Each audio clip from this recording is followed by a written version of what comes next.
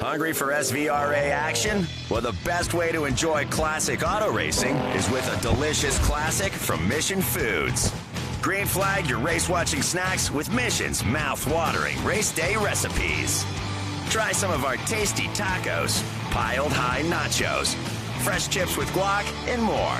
So gear up your ride and fuel up those stomachs with delicious Mission Foods. Now that's too fast, too tasty.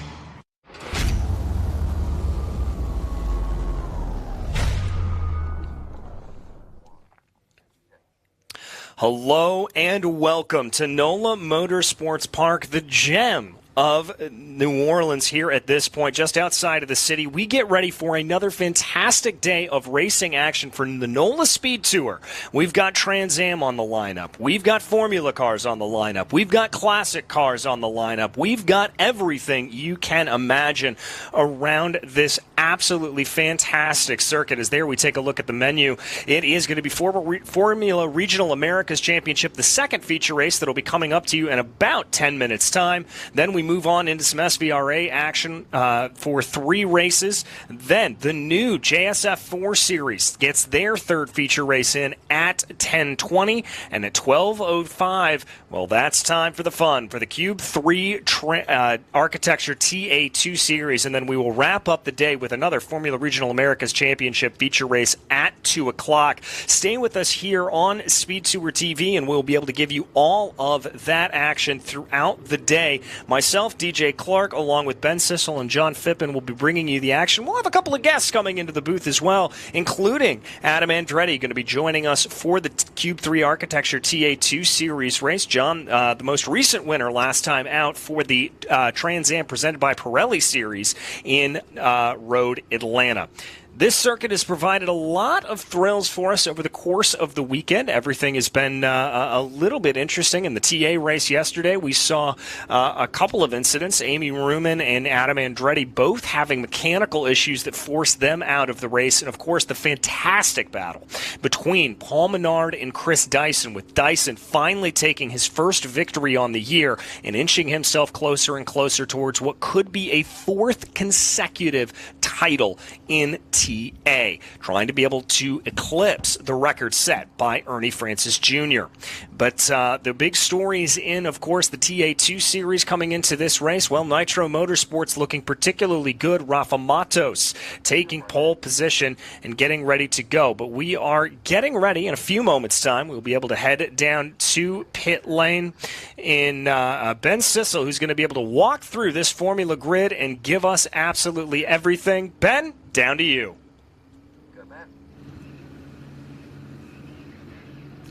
Yeah, thank you, gentlemen. I'm here at FR Americas. This is the grid walk, the grid for the first race. The sun has just come up. It's a little bit chilly out there on the track, but this right here is an illustration of the ladder system at work. Kolklek won yesterday's feature race 1. He also got pole, which means he got the fastest time. Last year, he started the season in F4 and moved up, I believe, at Mid-Ohio into the FR. Really fast driver, doing really well. Then talking about that ladder system, our scholarship winner from last year's F4 champion, here now starting out in Formula Regional Americas in FR, doing really well. Still with Ron Fellows, always known as the nicest man in any paddock. Patrick Woods-Toth doing really well from Canada. Like I said, last year's champion in F4 moved up to FR and obviously doing really well, finishing second yesterday. Then Nicholas Ambiato, all the way from Santiago, Chile. He raced with us just a little bit last year, also with SVRA in this car, I believe, at Road America. But look for Nicholas to move up, doing really well. Then we have last year's runner-up in FR, Ryan Sheehan, I believe from Austin, Texas, doing really well in the FR car. Our runner-up last year, a really hard-fought championship. So it's really cool to see him back. We have, I think, 5 competitors back in FR. We've got 2 Masters this year. Kevin Jansen over there is our Masters from probably 3-4 seasons. And then we have Titus Sherlock, what I would say the most recognizable helmet last year in F4, still running that same helmet, but has moved up. Now, one thing to talk about, Patrick Woods-Toth, Ryan Sheehan, Jet Bowling all competed in the offseason in the New Zealand series down in New Zealand with Kiwi Motorsports and did really well. So look for Titus Sherlock to move up, a really fast F4 driver. But I have to brag about Jet Bowling. Jet Bowling was with us last year in F4, went down to New Zealand with Kiwi Motorsports, and he got the most improved driver down there last year, or in the offseason in New Zealand. So look for him to move up. I'm loving that helmet, Jet. Then Hayden Bowlesby, the hometown hero with IGY6 here from New Orleans. We heard him yesterday commentating in the Ligier JS F4 Series, so it's so cool to have Hayden Bowlesby back. And then Ashley was telling me that there is a new tire compound this year with the hand-cooked tires. You can see that he's running brand new tires, so we'll see how that compound does. We've heard great things about it, that it's very competitive. So it's always cool when we make these kind of little changes in the off-season. Then Nicole, she says Haverda. I spoke to her dad, I spoke to her mom, and her. All three of them pronounced their last name differently, which I found very interesting. But Nicole, all the way from Vancouver, British Columbia, Vancouver Island. You can see the maple leaves all over her car. A nice, really nice touch there. So Nicole is in the pink helmet out there. And then another thing I want to talk about is Mountoon. These Mountoon engines, and they're doing all the servicing for these engines. That's another change this year. It's so cool to have Mountoon out here with us. These engines in these cars are so great. They're very quick, but the greatest thing about them, with all the power that they deliver, they are so reliable. So we love that. So happy to have Mountoon out here. Rico, I'm not familiar with Rico. Rico seems to be a little bit new to the series, another Crosslink Kiwi, but I love the livery here. It's unbelievable. Now we're going to talk to his mechanic, who I've known for a long time. So you were telling me how to say his last name. I forget, so tell us how to say his last name. Schlauman. Rico Schlauman. And is this his first time with us in FR? I believe so, yes. Nice. So we're getting 1 minute. So, gentlemen, I'm going to send it back to you, and I only got through about halfway through the grid. This is going to be a fantastic FR race at the NOLA SpeedTour. Thank you, Ben Sissel, for that grid walk, introducing our fans on the stream to some of the drivers that we're going to be seeing. We've got a total of 15 drivers, one of our biggest fields ever in the Formula Regional Americas Championship. Good morning. My name's John Phippen. I'm the spokesman for this series, as well as the new Ligier JS F4 Series, which we'll have the finale of a little later today, as DJ gave the rundown to you. So just to back up what Ben said, it's great to have Rico back with us. He did compete with us in the F4 Series way back in 2018. Did a partial season with the Group A team and finished 44th in the championship. His best finish was an 18th back at pit race, and then he's kind of taken a little hiatus from racing and has come back with us in the FR Series. So we're so glad to have Rico back in the grid. So let's run the starting grid for you. We'll introduce all the drivers officially. Starting in 15th spot after kind of a rough day in the first race yesterday, the 73 of Landon Matriano Lim out of Shreveport, Louisiana, local driver. He drives for Crosslink Kiwi Motorsport. In row number 7 on the outside, another new driver. He'll be competing for the Masters Cup. That's the 07 of Anthony Autiello out of Cranston, Rhode Island, for Momentum Motorsports.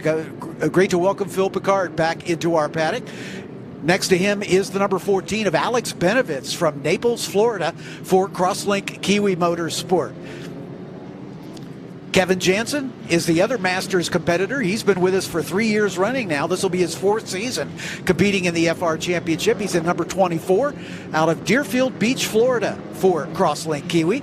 Next to him, the number 17 of Justin Garrett, finished 8th in the first race yesterday out of Miami, Florida for the Speed Factory. Now for the top 10, outside of row 5, car number 77, James Lawley, another Canadian out of Halifax, Canada. He's sponsored by Cartbahn Racing, and he's with the Atlantic Racing team. Rico Slauman in the number 25 from Crosslink Kiwi out of Los Angeles, California, is in the ninth starting position. In row 4 on the outside, car number 6, Nicole Haverda out of Courtenay, Canada, in British Columbia. She's also for Crosslink Kiwi. Nicole shared the commentary booth with me yesterday. Another co-commentator was the 22 of Hayden Bowlesby. Ben talked about him. Hayden's from Folsom, Louisiana, just up the road for IGY6 Motorsports. In row 3, you saw the 02 of Jet Bowling from Dallas, Texas. He's with Crosslink Kiwi. Next to him, the 31 of Titus Sherlock from Prosper, Texas. We have a lot of Texas-based drivers in the field, also with Crosslink Kiwi. Ryan Sheehan, the vice champion a season ago in this championship, in number 66 out of Horseshoe Bay. That's a suburb of Austin for Crosslink Kiwi. Ryan finished 5th in the race yesterday. Nico Ambiato, the number 55, although he lives in Davenport, Florida during the racing season, he is all the way from Santiago, Chile for the new Velox USA team, and he finished 3rd on the podium in the race yesterday. Patrick Woods-Toth, the reigning F4 U.S. champion in the number 27 out of Saint-Lazare, Quebec for Crosslink Kiwi, was on the podium yesterday with a 2nd place finish. And yesterday's winner, Cole Kleck, in the number 11 out of San Antonio, Texas for the new DD Autosport team, was a dominant force yesterday. Started the outside of the front row, got the jump, and moved up into that top spot. And Cole Kleck starting from the jump this morning. We'll see what he's got for us. Tire strategy. Ben mentioned it. Hankook has brought a slightly softer compound to the series this year, and that has made the tire strategy much more of a factor, because these teams are limited to 2 sets of tires, 2 sets of fronts, 2 sets of rears for the entirety of the weekend, starting with qualifying. So they basically got 4 on-track sessions that they've got to make those 2 sets of tires work. And at a track like NOLA here, which is a little on the abrasive side, managing those tires is is one of the keys. And so when we're into the middle point of the weekend, this is the 2nd of 3 races for these drivers. They have to make decisions. Do we start with new tires on this race, or do we wait and save that set of new tires for round number 3? Joining me in the commentary booth all the way from Uruguay is Maite Caceres. And Maite, I want to congratulate you.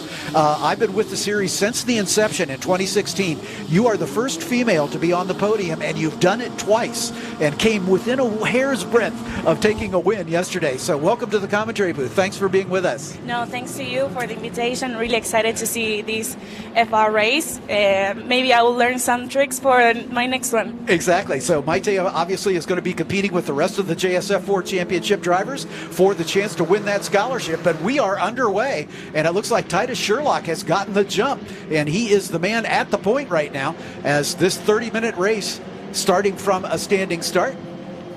Right behind Titus is the number 11 of Cole Kleck, who was the winner in the first race. 3 and 4 wide as they make it through turn number 3.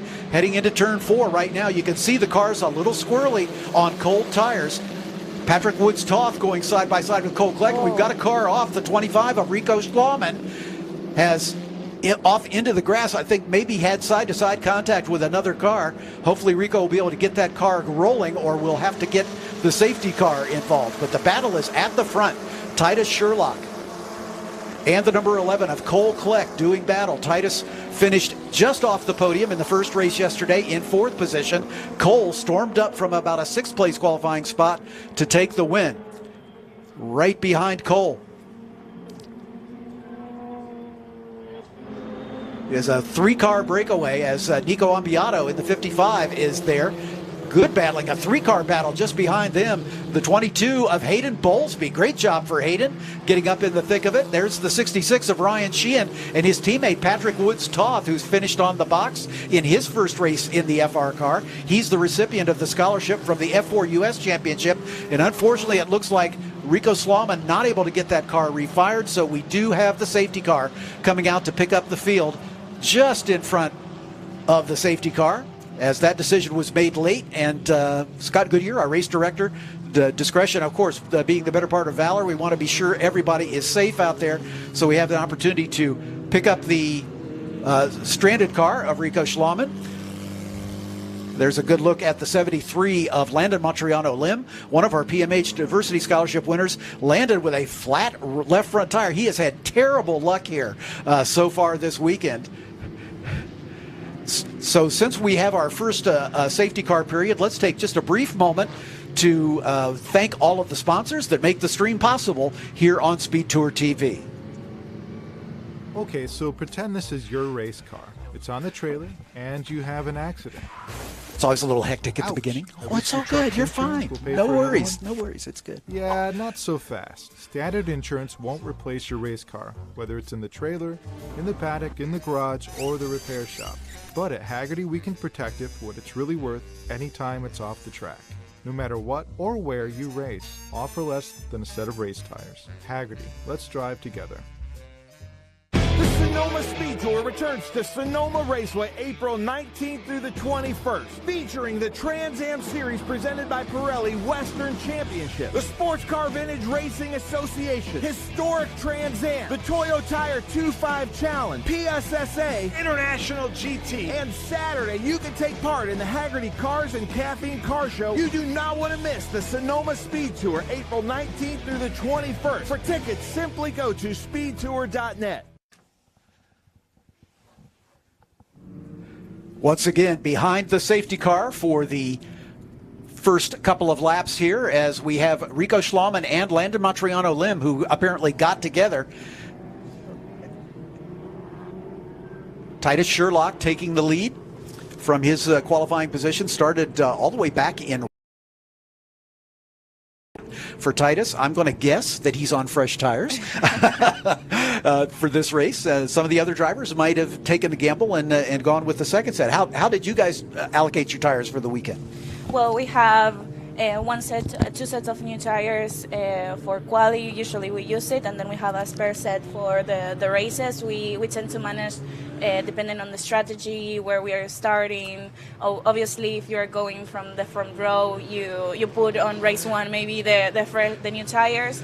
So yeah, it's really important on this track to manage all the tire management, because we have a lot of high-speed corners. Maite raced with us in the F4 Series 2 years ago, and then this last year you were honored to be part of the Formula One Academy. Tell us a little bit about that experience.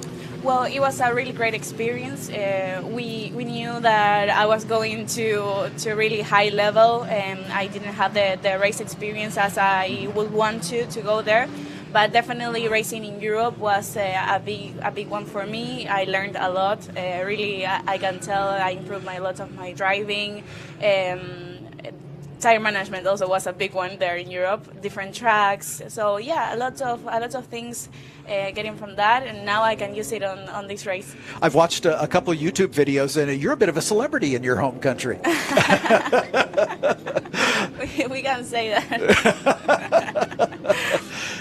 That's great to see. Nonetheless, so great to have Maite with us here in the commentary booth. We'll see her on track coming up at 10:20 for the third and final race, but she is currently second in the points championship, and so a great start to the weekend. So we're holding out for good things here.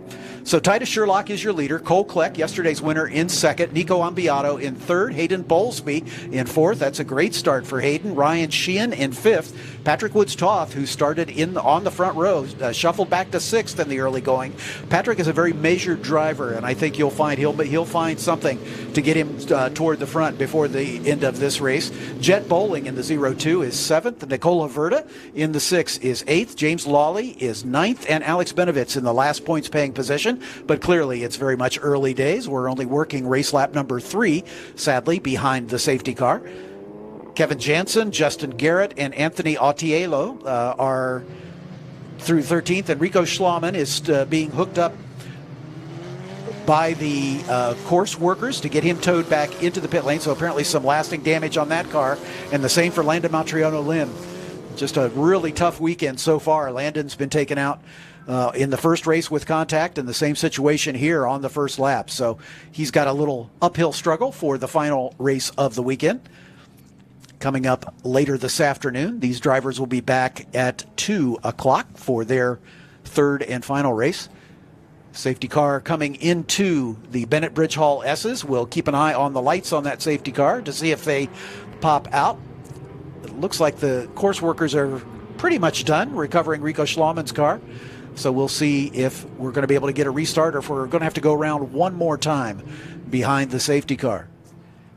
These Formula Regional Americas drivers, minimum age is 16. Most of them graduates from our previous series, the F4 US Championship, or the brand new Ligier JS F4 Championship for the existing first generation car. Looks like we're going to go around one more time. Lights are still on the safety car. We're debuting the Ligier JS F4 Championship this weekend, where Maite is competing. It's an opportunity to use that first generation car beyond the time that it was supplanted by the new second generation car, which we're going to be introducing at our next race meeting at Road America coming up in just about a month's time.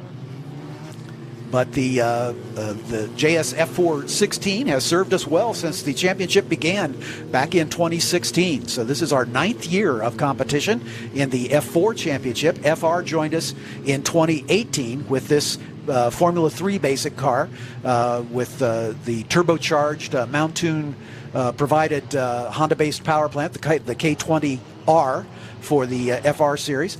Makes about 303 horsepower in race trim. It's fitted with a dry sump lubrication system and a race-ready ECU, but the internals are pretty much stock. So that's a testament to the work that Mountoon does on those motors to make them reliable and make them fast as well. So that's what it's all about. Again, looking at the points championship, Cole Kleck, your points leader. Patrick Woods-Toth in second. Nico Ambiato third. Titus Sherlock fourth. Ryan Sheehan, the vice champion a year ago, is fifth. Hayden Bowlesby, sixth so far. Nicola Verda, seventh. Justin Garrett, eighth. And Rico Schlauman and Anthony Autiello round out the points-paying positions so far. Alex Benovitz, Kevin Jansen, Landon Matriano Lim, James Lawley, and Jet Bowling have yet to score, but that certainly looks like it might change before this day is over. The beautiful Janetta pace car, new to us here this season. James Rogerson is our safety car driver. Has been for a number of years. James from Texas does a lot of vintage and SCCA club racing in his off time, but he spends a lot of time in that safety car here at these racers, because it's always the first weekend is always full of incidents because everybody's anxious and you're not quite familiar with the car and whatever, but you have demonstrated what it takes to run near the front, because you take a measured look at the weekend and don't put the car in harm's way, basically. Definitely, it's a lot of emotions. We all come from a lot of months of preparing ourselves for this moment, and it comes to races, and sometimes there are things that not planned for it. Yesterday was one of my big ones, catching P1. I overtake him, and I made a mistake on the last lap and last corner. So yeah, definitely those hurt. Right. But it builds the character. So yeah, definitely I'm going to learn from that. That's great. It's great to see. Maite has definitely shown us that she's got the pace to run at the front. As we said yesterday, I didn't want to bring it up, but since you did, I will. Maite made a pass for the lead on the penultimate lap of yesterday's race. And later on in that lap, unfortunately made a mistake in the final corner and fell back to third. We were all heartbroken for you, as you were as well. But I know you'll come back strong. So now we start from pole. So now we have a better chance also. Exactly, we have the pace, so yeah, definitely fighting for that win. Lights are out on the safety car. James Rogerson has pulled into the pit lane. Titus Sherlock will bring the field around the final turn, the Mission Foods turn 16. He can accelerate any time after he reaches the apex of that turn. He's already done it. The green flag is out, and we are back underway. Titus Sherlock weaving, trying to break the draft with Cole Kleck right in his wheel tracks. Nico Ambiato stays in single file. Side-by-side racing just behind, though, there's Ryan Sheehan. Big lockup for Titus Sherlock. He goes straight at turn one. That's a huge mistake, and he is going to have to wait for the field to get by. He will not be able to improve his position by taking that shortcut. And we have another car off. The 24 is off into the outside of turn 4, I believe that is. That's Kevin Jansen in the number 24 for Crosslink Kiwi. as we got side-by-side racing between Nico Ambiato and Cole Kleck. And Landon Montriano-Lim's going to get back in the race. He is a couple laps down, sadly. 3 laps down, actually, but at least he's going to get some experience. Titus Sherlock, again, after having made that mistake, is going to have to serve, I'm guessing, a drive-through to get things back. So the lead of the race is Cole Kleck and Nico Ambiato as we're watching that battle. Titus is well out in front, but he'll not be able to keep that position. We'll see how the race director is going to address that. But sadly, I see the safety car leaving the pit lane once again. So it looks like trouble recovering the car of Kevin Jansen, and he's going to need some help. Looks like the car is high-centered on the curbing. We saw him spinning the wheels trying to get that car.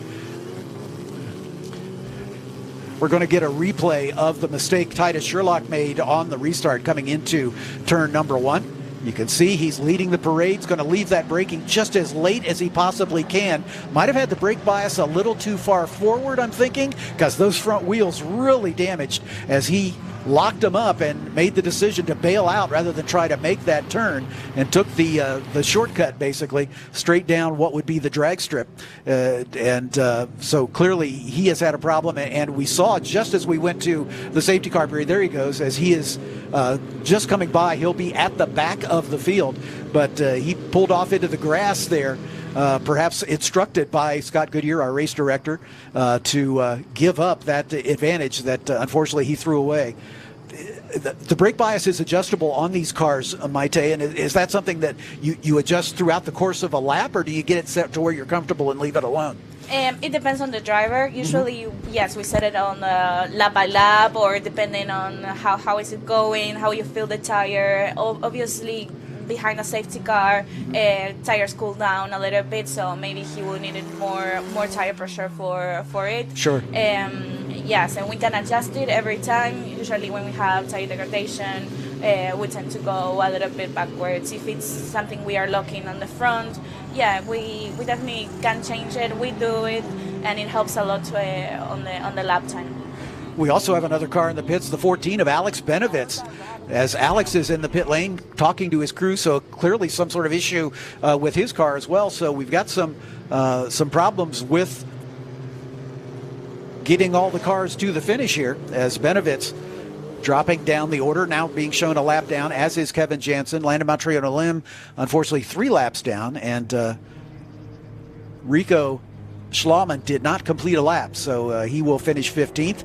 And it looks like we're going to go to a red flag. The reason for that is that by regulations, if the red flag is declared, the race clock stops, basically. So Scott Goodyear, again, our race director, will make the decision to bring the field into the pit lane, let them sit with the engines off, to give the track crews the time they need to get the disabled cars out of harm's way. And that way we don't eat into the race time.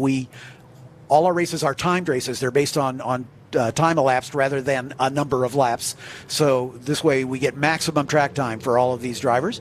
So the decision has been made to red flag this one, to stop the clock just about halfway through. In fact, we've got 15 minutes, 48 seconds remaining when we get the restart. It looks like it'll be a pretty quick recovery of Kevin Jansen's car, so I doubt if they'll be stationary long.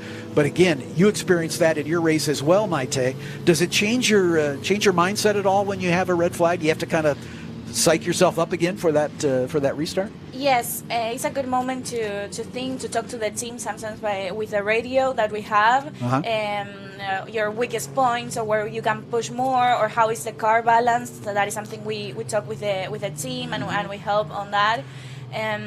So yeah, it's a really important moment. You cool down, the car cools down, so sure. You tend to think, okay, where I can improve. He's doing some maneuver that I need to really think, and that is a good moment. Sometimes a lot of pressure because there's another restart. Sure. So you need to prepare for that. Yeah. And definitely it cools down everything on the race, but you need to think on a strategy. Sure, absolutely right. Of course, the teams are not permitted to work on the cars during these red flag periods. They can't even take tire pressures. Basically, the team can offer you an umbrella or a drink. We call that driver comfort in the regulations, but that's it. That's the extent of what the teams can do. They're not permitted to make any adjustments to the car. So if say, oh gosh, I wish I had a little more rear wing or whatever, unfortunately they can't do it during a red flag period. No, but we can change the brake bias. That is one. Go to the front, go to the back. What they see after the race. NOLA is a great track to see all the race, what is happening. So that is good for teams also to give you some advice or your coach. Yeah, I'll ask you the question that I ask every driver when we have an opportunity. Is there a particular portion of this track, a particular turn or a particular area that is most challenging for you, to the last place where you learn to go fast here at NOLA? NOLA has a really technical fast corners, and I believe like turn 6 is one of those that you say, okay, you need to be very precise, because with not the minimum speed that you need, you're going to be slow and lost a lot of lap time. So you need to be consistent on that and not making any mistake, because you have the grass there and it's really high speed. Exactly. Yeah. Turn 6. Scott Goodyear at all the drivers' briefings says, stay out of the gravel at turn 6. It's a turn that can really catch you out if you get a little too over exuberant because you want to carry as much minimum speed through there as you can. You go a little bit too wide, and there's the gravel trap to catch the car. And it's really tough because it's a sequence of corners. It's come from turn 5, 6, and 7. You are turning and you need to go fast, and that is one of the technicals. Also, the last sector is really good. So As we guessed, this is going to be a short red flag period because the engines have been fired once again, and we'll wait for James Rogerson to pull away, but we'll have a single file restart, just as if it were a safety car period. They'll follow one lap around. The clock now starts, and we'll make one lap around behind the safety car, and then we'll have another single file restart. Maite, tell us a little bit about your journey. Did you start in go-karting in your native Uruguay, or how did you become a race car driver? Yes, I started go-karting in Uruguay. Well, my family is in motorsport world. My father rally driver. Your father's a rally driver? Yes. Yeah. Your brother is as well, right? Yeah. No, he tested for Minardi F1. He did Formula cars in Europe. And when I was 8 years old, I told them that I wanted to race, but they didn't let me until I was like 17. So I started 5 years ago go-karting. I did 2 years in Uruguay. Then I jumped into Formula 4 in Uruguay. And then I came from the F4 US Championship in 2022. So and not so much of race experience like I would love to, but I'm really grateful to be doing this. Tell me if this is apocryphal, but I heard that there was that in your second Formula 4 race, it was in the rain. You had to start from the pit lane and you finished second. Is that true? Yes, one of my favorite races of my life. Yeah, I couldn't believe it because I had a good starting position. I was P5, well, for my second race in Formula 4. Yeah. Really happy. And then it started to rain when we were on the grid, and we had to change tires, so we get a penalization because my team ran out of time when they put the 3-minute board. Right. So we needed to go to the pit lane, and we waited everyone to start, and I went, and it was my first time on the rain, so that was like amazing. Last corner, I overtake P2, so I finished second, my first podium. It was amazing. Awesome. Do you like to race in the rain? Yes, it was pretty fun. Yeah, a lot of drivers hate it. A lot of drivers love it. It depends on how your mindset is, I guess. Yes, it depends on your also abilities. Sure. Which one is better, but I prefer not to, but I don't mind. Got it. That's a great thing. We saw a good shot of Landon Matriano Lim, and again, he has had a star-crossed weekend so far, certainly belying the talent that young driver has.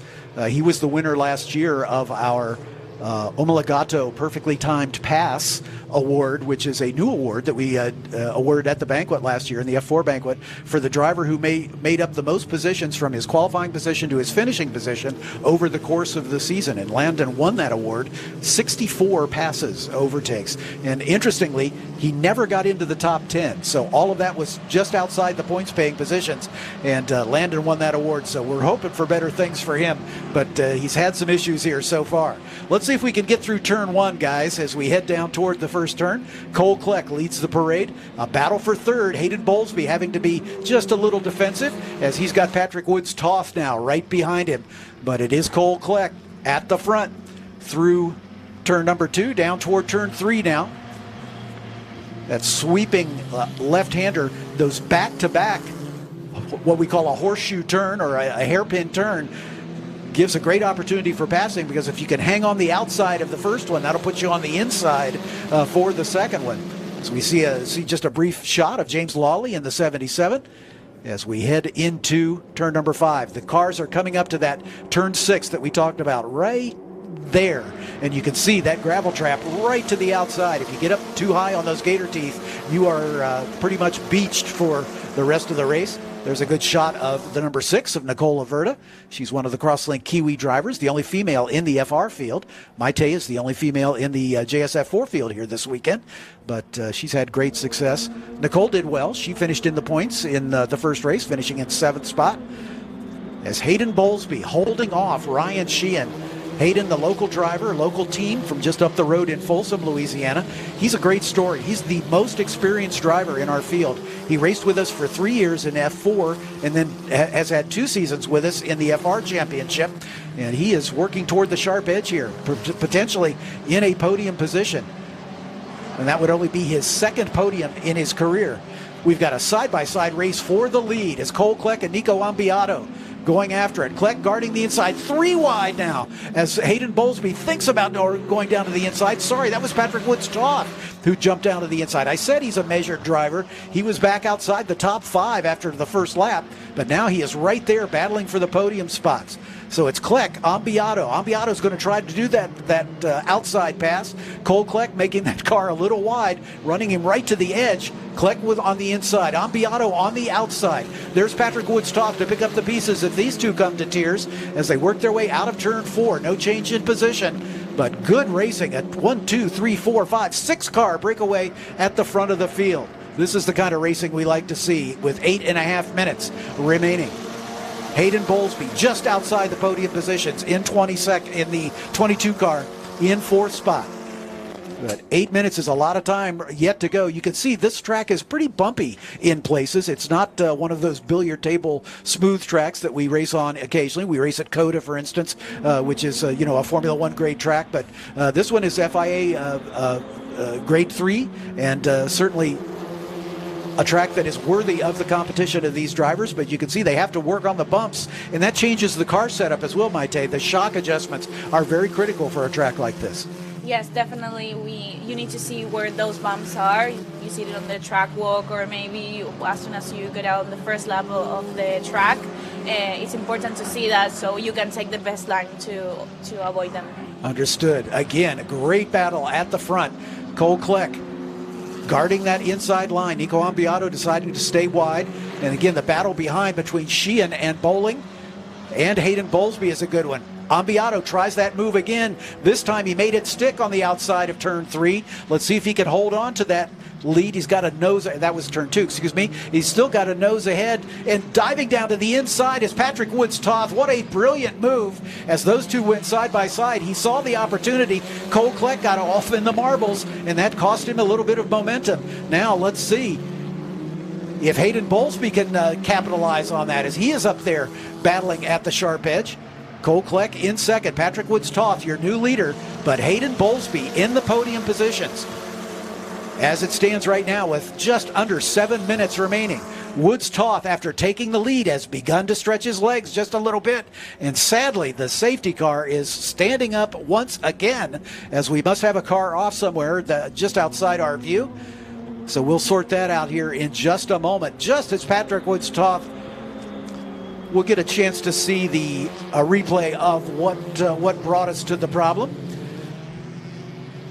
And we can see the side-by-side racing just a little deeper in the pack. There's Nico Ambiato side-by-side with Cole Kleck. They both went wide. Patrick Woods-Toth dived down to the inside. Kleck getting a little squirrely. They touched right there. That was the issue. Nico Ambiato, unfortunately, got shunted off as they made contact with Cole Kleck.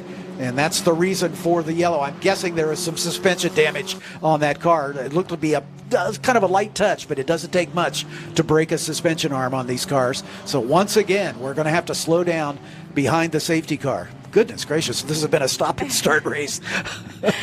Yeah, definitely Cole did protect his first place, wanted him and pushed him a little bit, but Patrick was just behind. Yep. Patrick Woods-Toth, an Australian driver or Canadian driver, not Australian, from Saint-Nazaire, Quebec. After winning the F4 championship, he took advantage of the PMH scholarship to move up into the Formula Regional Americas Championship. He gets the use of a Ligier JS F4 chassis, or JS FR chassis, as well as Hankook tires and entry fees, and it's a scholarship in the neighborhood of $180,000 that he won to move up into the FR Series, and glad that Patrick was able to take advantage of that. We've had a number of champions over the course of the season that have won the F4 championship and then won the FR championship in the following year, but we've also had some champions that weren't able to make that jump. As this FR, I don't know, have you had any seat time in the FR car? I didn't know if you've had any testing or. Yes, I did one test in the FR car. Really, really powerful car. Yeah. 300 HP. Horsepower. It was really good. The downforce, you feel it. Yeah. It's a lot to compare to the F4 car. Yeah, it requires a little different driving style, obviously, because you've got to learn to trust that downforce, obviously, and you've got a lot more power, so you have to modulate the throttle to keep from spinning up the rear tires. And sometimes making that transition from the normally aspirated F4 car to the more powerful, more downforce-heavy FR car is not one that some drivers can master quickly. And I think that was part of the problem for some of these drivers, but obviously Patrick Woods-Toth seems to have taken to it pretty well. He finished second in his first race in this car, and right now he's leading this one. But sadly, one more time we have to go behind the safety car to get Nico Ambiato's car recovered.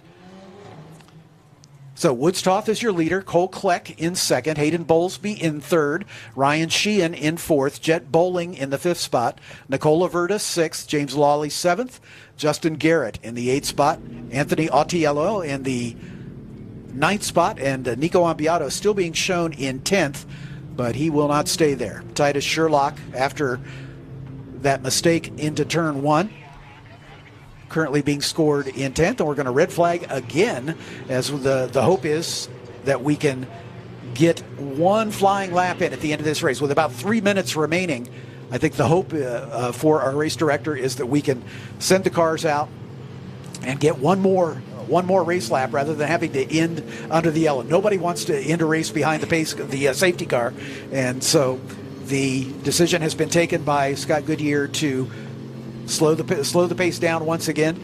I think he's going to have he's going to call an emergency drivers meeting for these drivers after this race. I think the expectation for these FR drivers, they should be more experienced and a little more race ready. And I think these guys are letting their exuberance get the better of them. So I'm sure Scott will have a chance to sit them down and say, "Hey guys, let's calm down. We're heading to Road America, which is a very, very high speed track, 4 miles long, and we certainly don't want to see this kind of thing up there." So.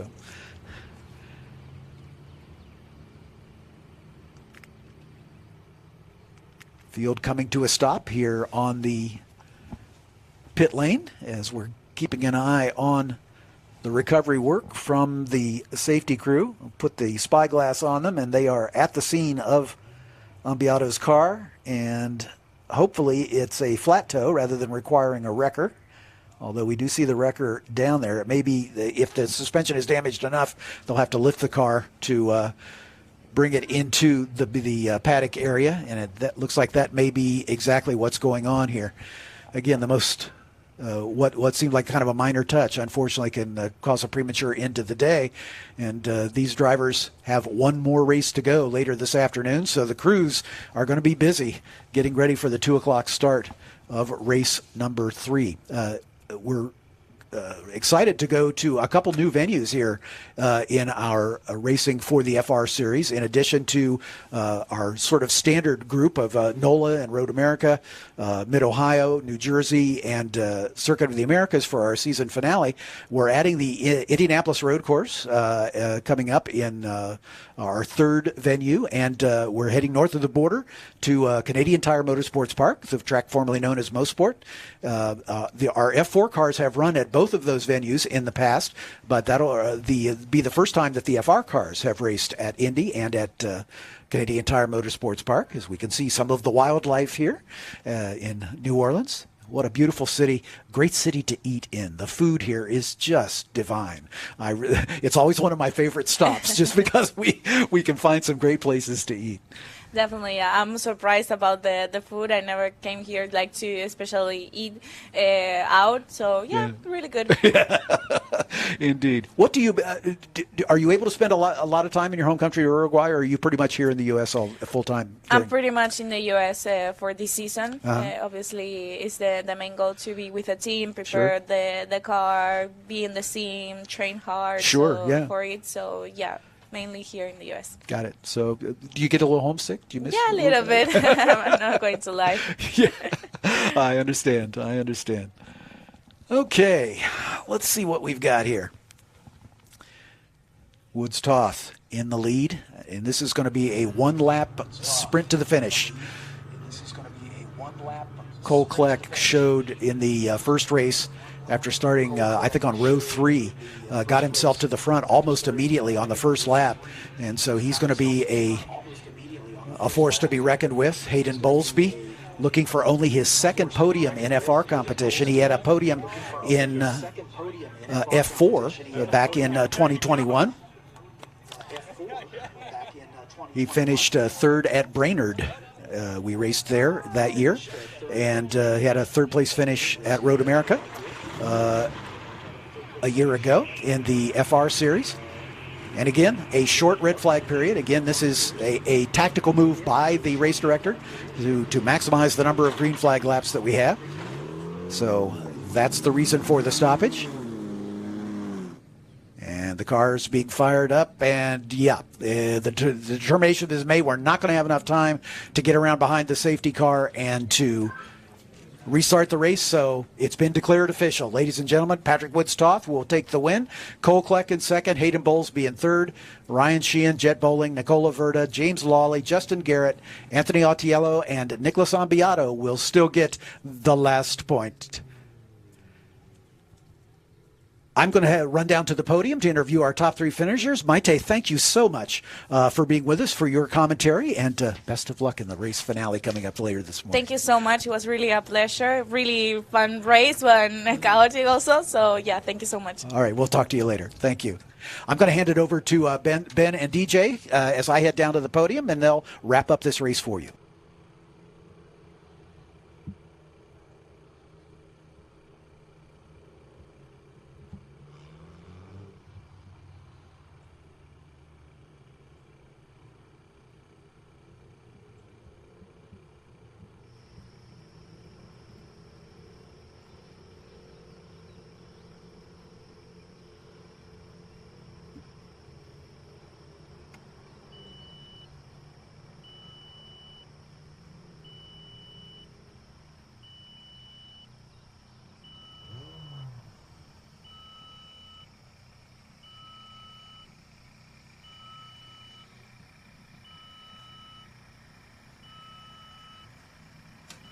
Hello and welcome back to NOLA Motorsport Park. As you heard there, that was John Phippen heading on out here at this point, but it is DJ Clark and Ben Sissel back up in the booth with you.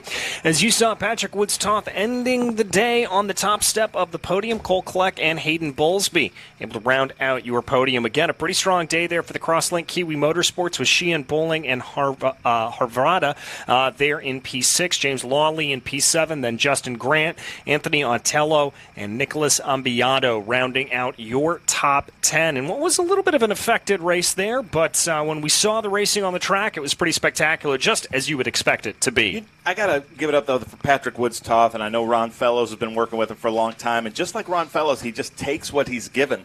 Was back there kind of in third, waiting for something to happen.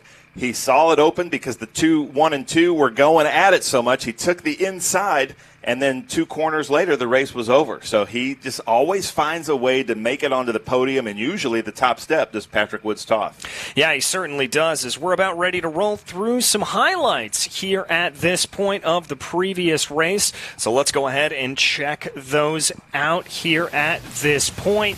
It was a very, very wide start as things got going. Then a couple of cars getting a little bit squirrely coming down through the infield section. More drivers trying to duke it out there. A great pass by the 66 as the safety car was then headed out on the last restart. Then on the next restart, the 31 blowing past by and then ending up out in the grass as there was the weaving coming down the main straightaway, as we've seen a couple of times there. Big moves to the inside for the 11 going around the outside trying to get it, but getting themselves out onto the marbles. And Patrick Woods-Toth ending up in the top spot after a red flag affected session. That's going to wrap things up here for the Formula Racing, but stick with us as we get ready to go racing for SVRA here in just a few minutes. Okay, so pretend this is your race car. It's on the trailer, and you have an accident. Ouch! At least your truck's insurance will pay for another one?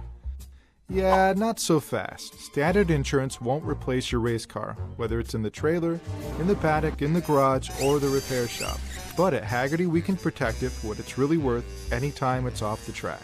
No matter what or where you race, offer less than a set of race tires. Hagerty, let's drive together.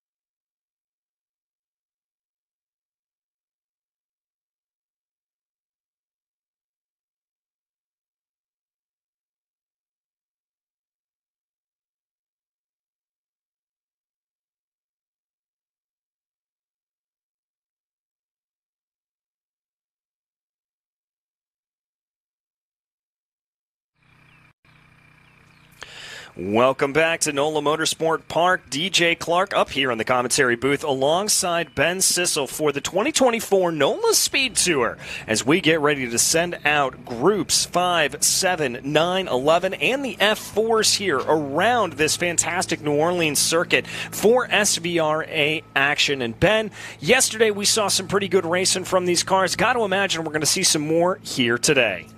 Yeah, you can see there they're setting up on the grid at the NOLA SpeedTour. You can see also to our right that the water just quite hasn't drained out, and that's something to be aware of because if cars do go off there, they are stuck. As we just saw in last race in FR, one of the tow trucks got stuck in the mud. That was a part of the delay. They had to send out more tow trucks to pull out that tow truck. But this is our grid here. We're getting some great shots from Tony Garcia. And look at, I love looking at the different helmets in this series. It's really cool to see how much attention they put into that, and they have these custom paint jobs, and that's really been kind of a fashion just in the Steven LaManna in that 2004 Mazda Pro Mazda. Yeah, great car. Steve able to take that victory yesterday. Probably going to be on cue to do it again here today with just the differences. But then again, that 07 driven by Jacek Muka, that's a very, very fantastic Cadillac DPI. One of my personal favorites in the field. I absolutely love that car, and I love the noise that it makes. Yeah, and this car, to me, these cars are basically designed to be reverse airplanes. Like everything on their bodywork is made to suck that car down to the ground. And then we go to another prototype. That is Paul Reed in that 2019 Revolution 500 SC. These Revolutions part of our PSSA championship, the Prototype Sprint Series Association, and then that's the Revolution car. And you can see how the rear end of that car, everything about that car is they're made for like track day club days and for racing in their series. They race against like the Revolutions and the Wolves and the Sebecos and Sebeco, sorry. And it's a really cool series. We look to have about 30 of those cars with us at Road America this season. I'm excited for that. I'll be back with you guys at Road America. That's going to be really fantastic to be able to see all of those out on the track. And we did see a good showing from PSSA when we were back out in Road Atlanta last time. They put on a good show. I was lucky enough to be able to be on the mic for that broadcast. So always good to see. And some other cars that are headed out, including a few of the new. But not that white Chevy Silverado. That's not in this group. We saw that going out. No, that I think, not to confuse you. It doesn't have numbers on it, so it's not legal. Yeah, and I think it just have a little bit of a speed disadvantage. Not much, but just a little bit. Maybe not with that Bobsy. Probably give that Bobsy a good run for his money. Yeah, I certainly might. But also we have in this group, we've got, of course, a classic Ligier F4 as well as the JS F4 kind of making its debut here this weekend. And then that Bobsy that you mentioned earlier. Ooh, little bit of dirt. On an apex of a corner. That could be an issue. There's that Bobsy. If I had to pick a favorite in this group, it would be that Bobsy there that's driven by Dr. John Roger Smith. And we're missing Barrett Wolf. Didn't see Barrett Wolf out there in that number 55. But if you don't mind, I'm going to go through the grid real quick. So it's Steven LaManna in that Mazda Pro Mazda. Barrett Wolf, who's not out there. Then Jacek Muka in that 2019 Cadillac DPI Delara. Paul Reed is a 2019 Revolution 500 SC. Lincoln Day, we saw him out there. He's in the really colorful 2024 Ligier F4 22. Rafael Wallace in the 2016 Ligier JS F4. I apologize for not getting your name right. And then Dr. John Roger Smith rounding it out in that Bobsy.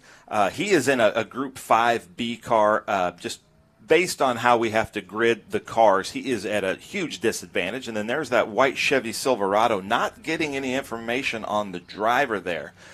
Not sure if that car is legal for this group, but just following him around, hopefully going to sweep up some of that dirt.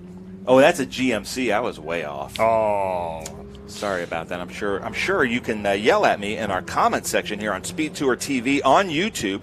Feel free to not be nice. Let's Sunday, it's the last day. Let's get in some fights in here and YouTube and tell us where we get it wrong and who you're out there rooting for. We had a lot of family members join us yesterday, but DJ, they're coming to, what is that, a GMC Sierra? Looks like a 2500, not sure. But there is that number 2 of our leader, and they're coming around to take the green, so I'm going to hand it over to DJ. Yeah, they're going to bring their way around here. As we said, Stephen LaMotta going to be the one that brings us to green. Jacek Muka, probably maybe a little bit more straight line speed, but we'll have to see. It does look like there's Stephen LaMotta starting to get almost a little bit of a jump on the field as they come out of Mission Foods turn 16. There, we're going to get a nice formation as they come back through.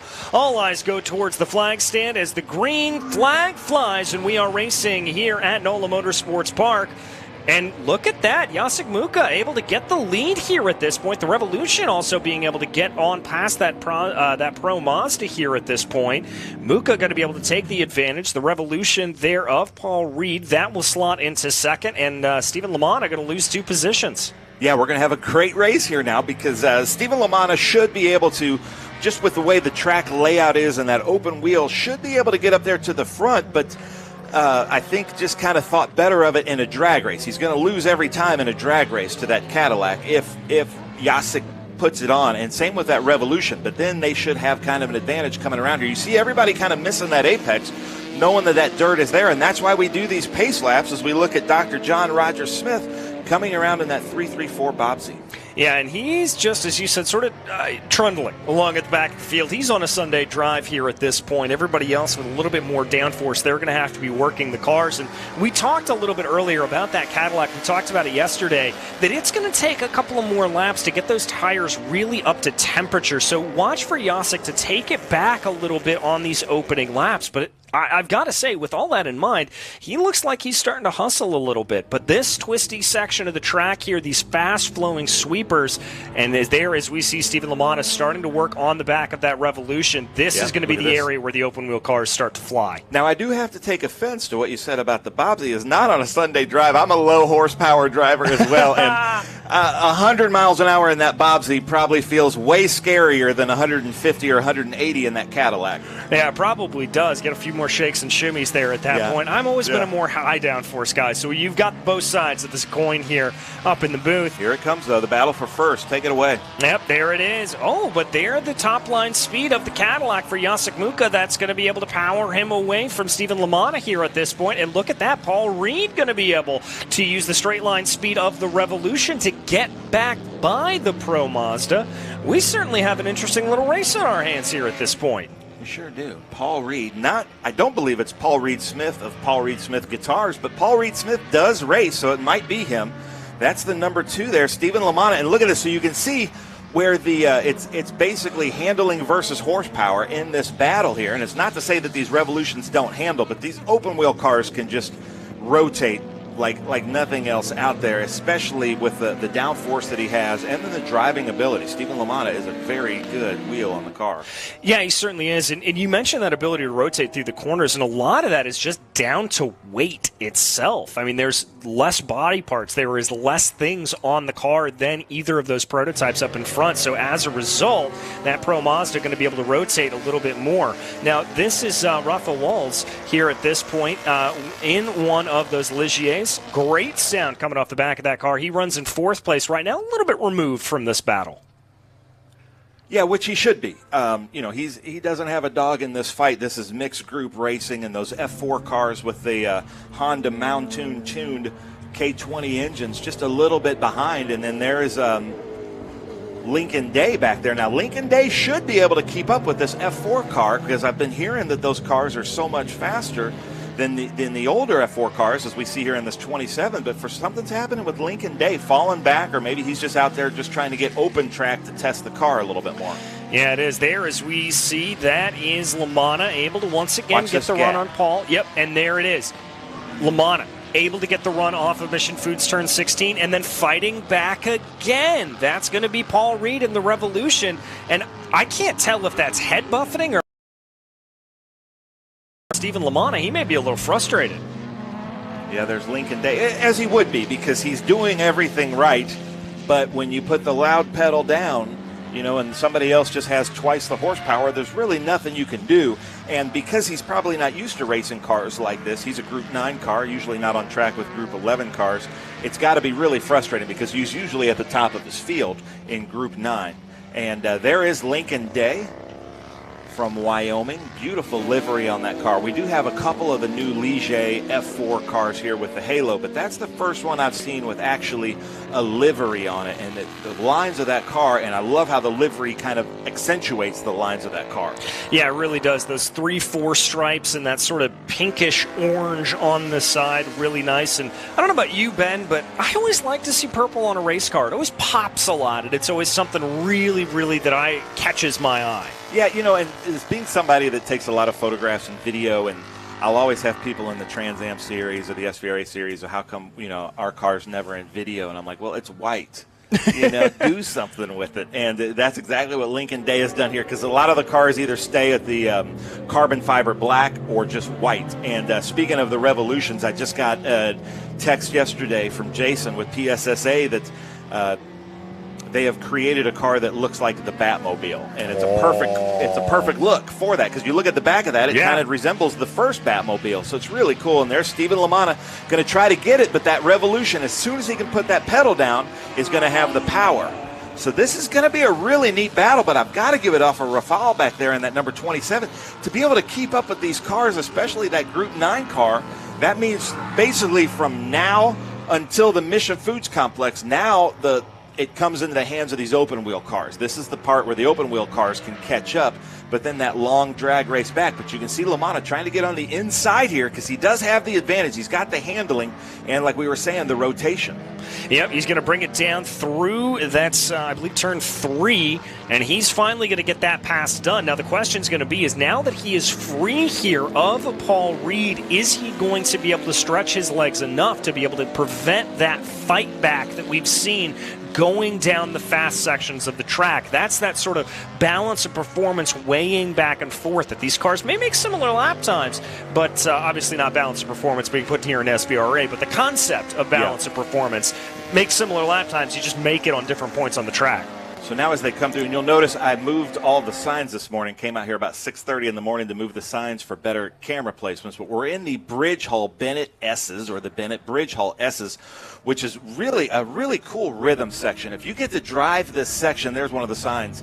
It really is fun because it's kind of an increasing radius as you go through the rhythm section. And LaManna right back there on the back of Jacek Mucha. And Jacek Mucha, you know, the visibility of these cars from the rearview mirror is not great. So I hope he's aware as they come through that Mission Foods section of the track. Yeah, and I'm not sure exactly. I don't know my rule set well enough to know if that Cadillac has a rear-facing camera or if it is strictly old school by mirrors at this point. But it does look like here that LaManna has done enough to be able to keep Paul Reed behind him. So that's going to be a sigh of relief. Mucha does get the advantage going down the front straightaway, but LaManna now is going to have the track come back to him. Yeah, watch how quickly LaManna is able to get to him. And now without having to worry about Paul Reed, he is going to be able to get up right behind him. And somewhere, look at that, somewhere you're hoping, you know, it just, where he has the advantage is not good passing on this track. So he's basically going to have to make it happen. I don't know the name of the corner, but the corner right out there is probably the only pass on the twisty bit section of the track. Yeah, it's going to be turn 13 that he's going to have to try to make that move. Love the flames coming out of the back there of that Pro Mazda. It does look like Paul Reed has been able to grow a little bit of a gap between himself and the number 27, so that'll be good news for the Revolution. But once again, got to give credit here to Rafael Willoz. Really, really good running here. On paper, he should not be able to keep up and keep pace with this Revolution, but he's certainly doing it. Yeah, and I wonder why he's not in our F4 or FR group. Obviously, there's some talent there. Yeah. Because he is definitely driving that above his means. And you can see at the top of your screen there, they almost go side by side into turn 13. And LaManna thinks better of it, but now he's right behind. And now if he can do what he can to kind of suck behind Jacek, we might have a fight here coming to the end of the race. Yeah, we very well could, and we could have a fight here as well between Willoz and Reed, as once again, just as we saw with the Pro Mazda and the Cadillac DPI, going to see these two come together. Wide run there for Reed. This could be the opportunity. We take a big look down the main straightaway as Mucha starts to pull away a little bit, and there you see Willoz losing a little bit of time as a result of the straight line speed there of the Revolution, but he's showed his nose. He knows he's got the ability, he's got the opportunity to put up that fight. I love the rear wing of these Revolutions with that kind of reverse dihedral. You don't really see that too much, but with the way they engineered that car, like I said, I don't know the name, so hopefully you can tell me in the comments section, but the person that basically started Radicals, then moved on, sold that, and went on to Revolution. And now it's funny because in our series, it's basically Revolutions versus Radicals. Yeah, it is. And what better way to be able to showcase modern-day prototype talent than that, having two of these fantastic storied manufacturers making a great noise, it has to be said. Those Radicals, everybody that I've ever talked to, when they get out of them, just always has a big grin on their face as, oh my goodness, this is such a fun car to drive. And they just look so cool. Just really sharp lines on the car, very modern looking. But here we go. Look at this as they come through the S's. This is the section that LaManna should have the advantage, but there's really no passing where he is. Yeah, there really isn't. He's going to have to try to work his way. Is he going to get that run down to the inside? LaManna late on the binders. He's got it. Wow, nice job from both drivers. I think Jacek was aware of him coming up behind him. Jacek knowing it's not really his battle. Jacek's in a group 11, LaManna in a group 9, but still knowing Jacek and LaManna a little bit, they're just out there to win overall. And then you can see there, acknowledging something from the just kind of giving out the one, because he is in first place in Group 5B. That's John Rogers Smith. In Group 5B, the Bobsy SR4 from 1967, the number 334. Some cool shots. It's like you know when Opel came out and they had those like baby Stingray Corvette-looking cars? Mm-hmm. This to me is like a baby McLaren. Yeah, kind of that McLaren Can-Am look. Yeah, that M8B kind of looking vibe to it, the wedge of cheese, basically, and it's almost that Can-Am McLaren orange. Yeah, it's got a little bit. I think it's almost like the old Lotuses and McLaren had a baby, and that's sort of what it looks like in that color. Yeah, cool car there, and there's our leaders making a good pass. Great drive in there from John Roger Smith, aware that they're here, and he's not in their race, but aware that he's got a race behind him, and just gets out of their way and just makes, like we said, for some very predictable driving, and we really appreciate that because he's in the lead right now in our Group 5B.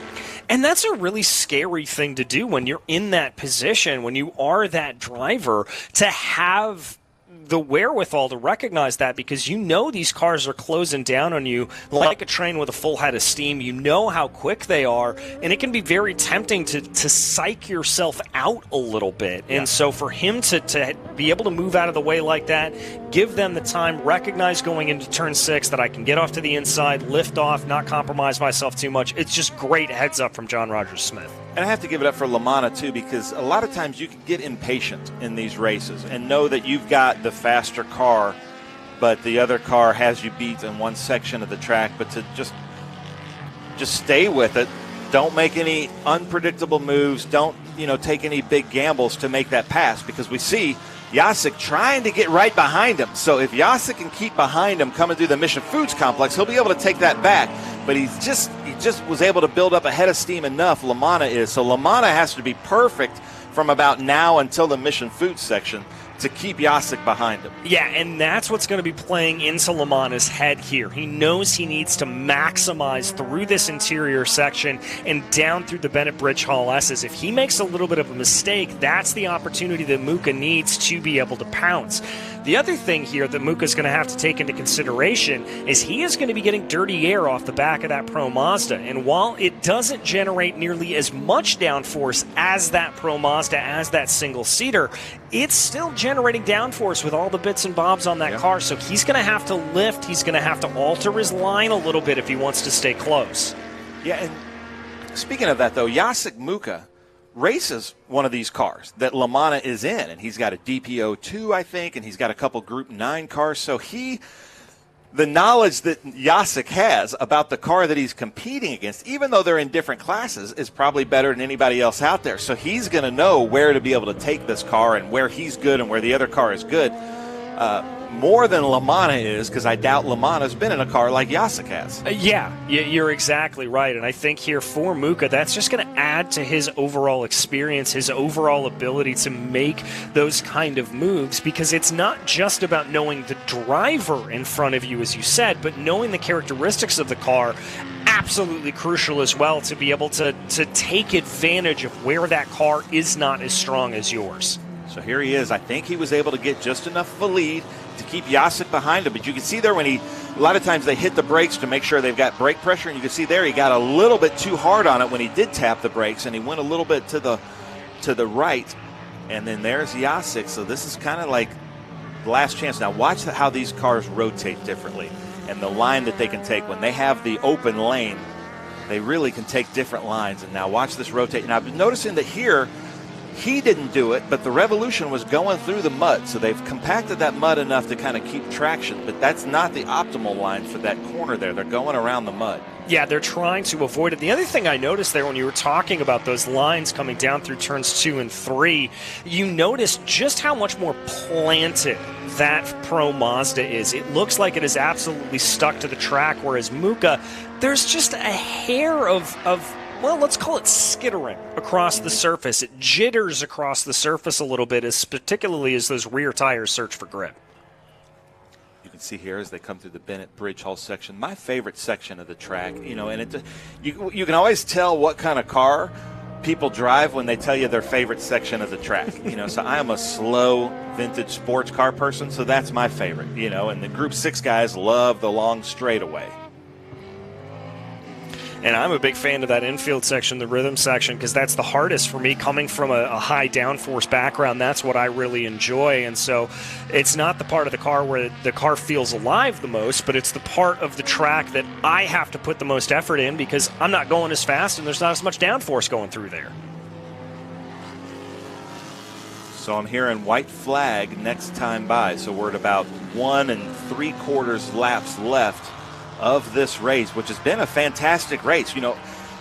Limited number of cars on track, and I'm sorry for that if you're tuning in, and this is not a normal SVRA weekend, but they're still putting on a great show. And sometimes, I love the times that we have 50 cars on track, but sometimes 50 cars on track brings out double yellows.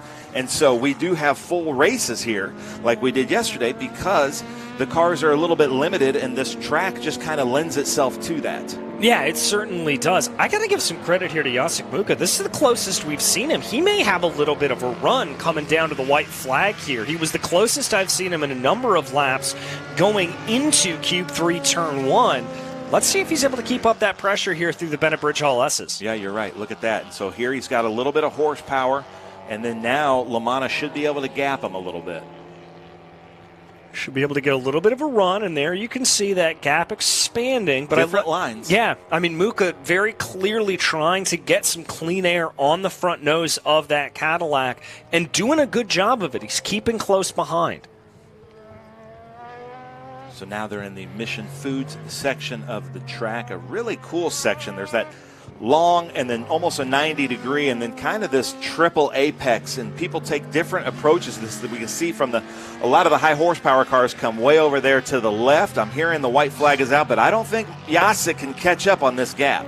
No, I don't think so either. It looks like it's over that, but look at that closing speed for Jacek. The high horsepower of the Cadillac DPI coming into play, but just doesn't quite have the straight to make it work. So now the pressure. This is a race to lose for LaManna. Now remember, they're in different classes. This is a Group 9 car that we're on in camera. That's Stephen LaManna there. That's a 9F3. Jacek Muka in a Group 11 car, but everybody wants to win overall. No, they certainly do. They want to be on the top step of the podium no matter what it is. You want to have that overall victory, but Jacek can certainly hang his hat on what was a fantastic race. If he's not able to close, he does look like he's a little bit farther back than he was on the last lap, I have to say. Jacek is a really fantastic race car driver. Races, I follow all the other vintage racing and all the other kind of club racing on Facebook, and it seems like Jacek's probably 30 weekends a year is out there racing something. So he just loves doing it. Guys living the dream. I always talk about this, but a couple years ago he came to one of our events at Roebling Road with a sling on his wrist, and I said, "What's that from?" And he says, "A pinball injury." He's a large pinball machine collector, so he has a pinball injury. So you know you're living right if you have a pinball injury. Yeah, that's a sign of a life well lived there, I certainly would have to say, but a race well driven here for Stephen LaManna as he comes down through Mission Foods, turn 16 for the final time, checkered flag waving in the air, and just as it was yesterday, Stephen LaManna will come to victory here at NOLA Motorsports Park, and Jacek Muka will be P2 overall. Now, where is the Paul Reed and Wallace ending up? You know, here it is. Oh, this is Lincoln Day and Paul Reed here coming through. Last chance. So Lincoln Day has really turned it on here late in the race. Yeah, certainly has. We said that car looked like it was struggling for speed a little bit early on, but he's able to hold on to a P4 overall, with Reed able to take P3, and there is Rafal coming in behind. But look at that front left tire. Yeah. It looked like the camber was off, so I wonder if something got bent in the suspension there. But some great shots here. I'm not sure what body of water that is. That's not Lake Pontchartrain, is it? I think it is, actually. I believe it is Lake Pontchartrain. If we're wrong, correct us in the comments. Yes. If you are familiar with the New Orleans area. Well, there is our leader. Beautiful car. You know, these Pro Mazdas, they have really cool lines to them. And I hear that they are just an absolute blast to drive. I've actually had the chance to drive one, and they are indeed an absolute blast and a half. Really feel the car under you. Good suspension setup.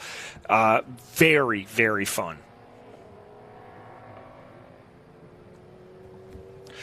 Well, as LaManna and Music bring us back around here at this point, we are on the victory lap for our drivers. Make sure to stick with us through the rest of the day. Not only do we have the Cube 3 Architecture TA2 Series coming up, but the next two rounds that we have will be some more SVRA action with groups 1, 2, 3, 4 in Formula V, followed by groups 6, 8, 10, and 12. Both of those feature races coming to you here shortly. But there is LaManna bringing everything back around and coming down into pit lane for the final time on what was a not dominant performance as we saw yesterday, but a measured and a calculated drive, taking high percentage moves around the track and doing an absolutely phenomenal job to be able to get his way forward. Getting ready to take a look at the highlights of the race here in a moment as we make that transition over here at this point. It was a not great getaway for Stephen LaManna, but Jacek Muka able to take advantage of it. The real battle early on was between Paul Reed and Stephen LaManna. LaManna trying multiple times through that infield section to be able to get a run, get something to play for. Finally got on by, and then finally got by Jacek Muka himself.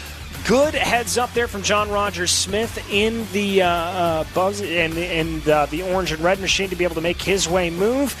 As they had at this point another close battle, but it was LaManna at the line that was able to take victory here over Jacek Muka. The same with Paul Reed over Lincoln Day. And that's going to lead us right into a quick break here, but hold out with us. We will be back again with more action with some open-wheel cars coming up in just a few moments.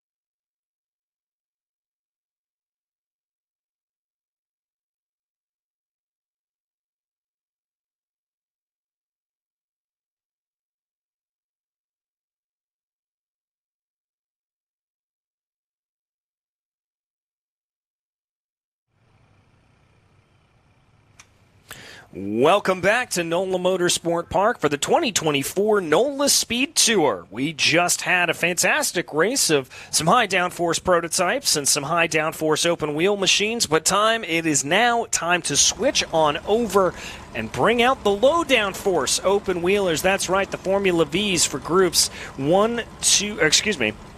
Let me make sure 1, 2, 3, 4, and Formula V. So we're looking at a Group 2 car. We don't have any Group 4 cars here. That is Patrick Flynn, the winner of yesterday's race, a Formula Ford.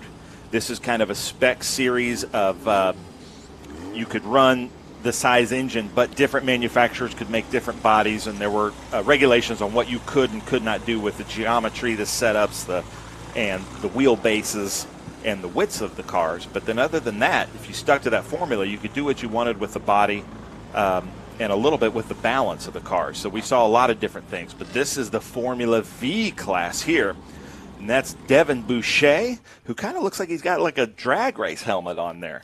Yeah, shades of, I'm blanking on the names right now, but also IndyCar back in the 70s and 80s. I know Rick Mears very famously had a helmet like that with the, I think they called it the Stormtrooper helmet back in the day.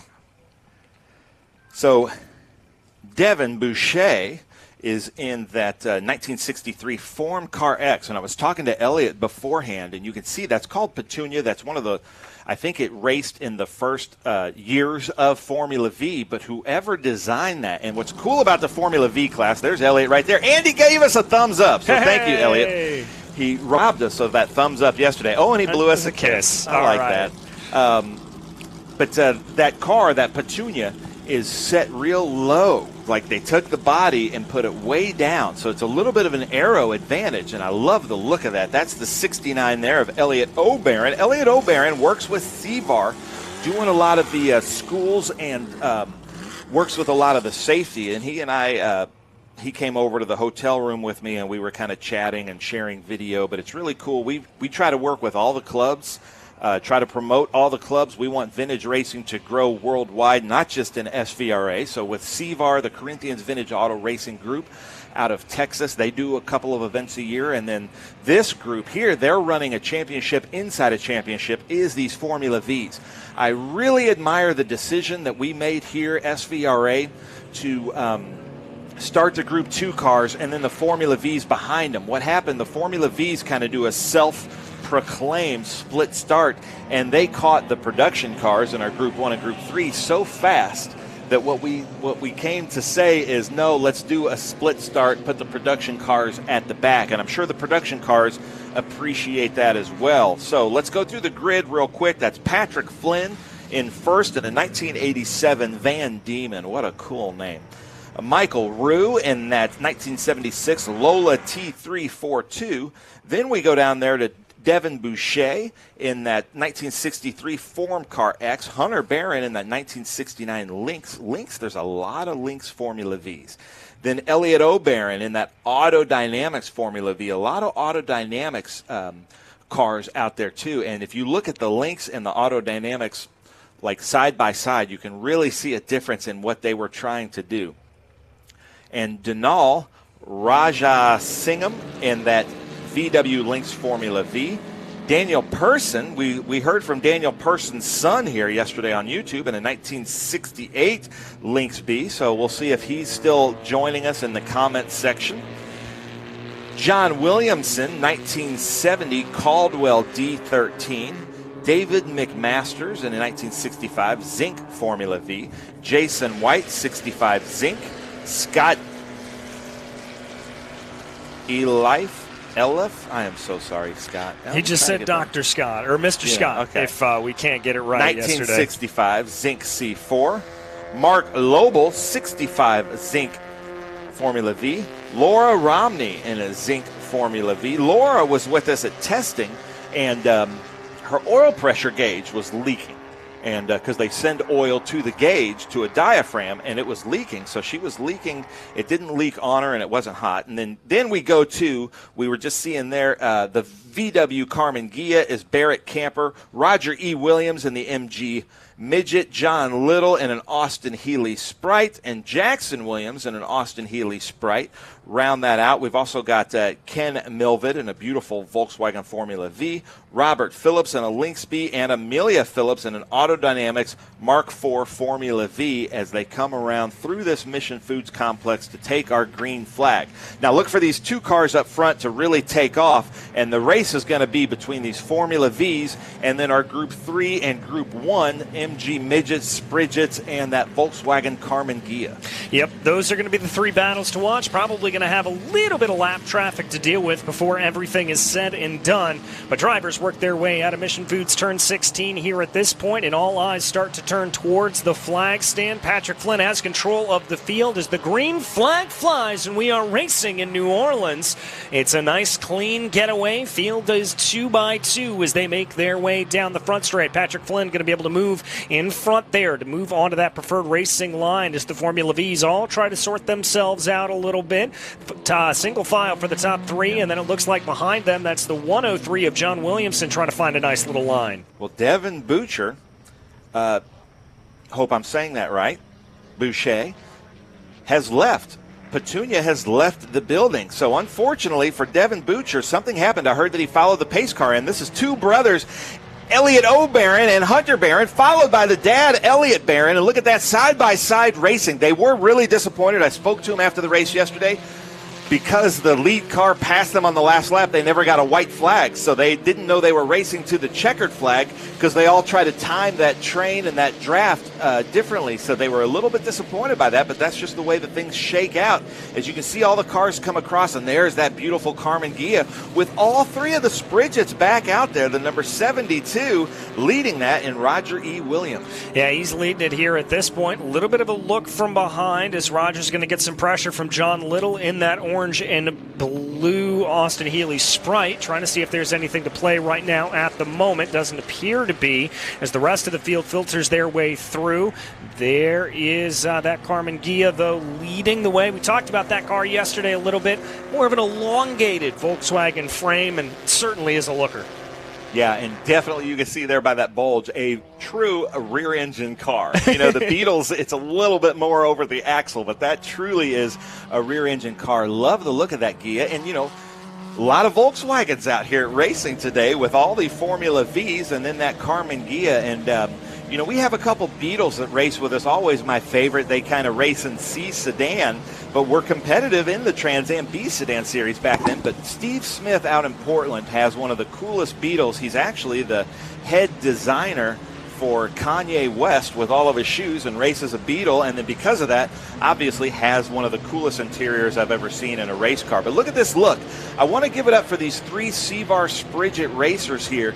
These cars are all set up almost identically. They all have the same mechanical parts, so it is a very good kind of spec race here in our Spridgets. The one difference is the car with, and you can see the same paint schemes too, but the car with the Jackson Williams, the number 13, has the purple roof, hardtop on his car, but that's just a piece of fiberglass basically. Yeah, just a piece of fiberglass there. Petunia's back. Oh, hey! Welcome back, Petunia. So something happened there, but she is back out on the track and running. Big problem, though, for Petunia is going to be the benefit of the draft going down these long straightaways. Not a lot of aero on these cars, almost no aero on these cars, actually. And so that really means that the slipstream is the best way to try to get on by another driver. And it looks like there that Petunia probably going to be suffering with a little bit of loss of that. So that's John Little in the orange car. The 72 car, Roger E. Williams, won yesterday in their race for Group 1. And then Jackson Williams behind in the purple car, but not far behind in drafting. That's a pretty wide line there from the 72, but drafting does come to play with these Spridgets as well. It helps in any form of racing, so if they can keep in some kind of a draft like that, coming to the last turn, it will be a drag race to the start-finish line. Yeah, exactly, and I think that's what we're going to be looking at a lot of these drivers to do is as we said yesterday in that battle up with Hunter Barron and Elliot O'Barron yesterday, that it's all going to be about timing your run coming through the Mission Foods complex of corners and coming onto the main straightaway. Are you going to be able to time that run, get the right throttle application down to be able to make the pass by the time you cross over start finish. Look at that. So, ladies and gentlemen, another great race. Even though we're in mixed group racing, this battle for Group 1, the battle for Group 2, and the battle for Formula V is just unbelievable. And then we have that lone Group 3 car, but still out there in a battle of his own with the Formula V and these Group 1 cars. Yeah, I mean, it's good stuff up and down the field. It's exactly what we love to see here from classic auto racing and vintage sports car racing. Looks like very, very wide lines there being taken by Roger E. Williams. Not sure if he's just trying to get a feel for the track a little bit or what. But the number 13 of Jackson Williams looks like he's got a really soft suspension setup. You can see him really bouncing a lot more than the other cars, which might be an advantage over the what I call waves. I don't really call them bumps here. They seem to be a little bit wavier. Sebring is bumpy. This track is wavy, in my opinion. Yeah, we had a chance to talk to Josh Hurley about it yesterday, and he said really where it upsets you most is, yes, through the high-speed corners you're going to feel it, but it's in the braking zones that you feel those waves in particular, because there's the way that the track undulates underneath your tires. As you try to get on the brakes, you're not getting that perfect grip level all the way across, and it can really throw you out, so you have to be able to be constantly modulating those brakes.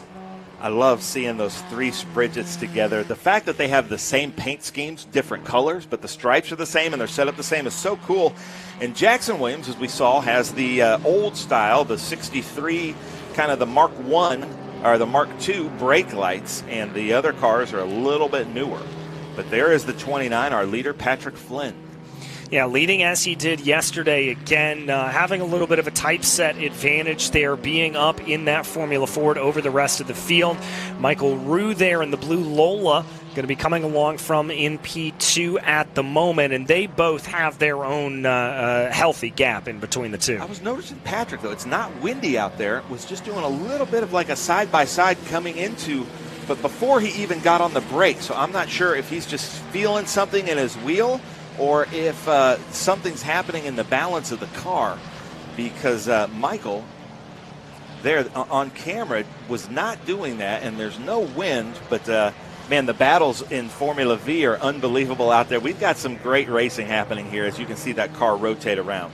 Yeah, and again, like we talked about a little bit with that Pro Mod,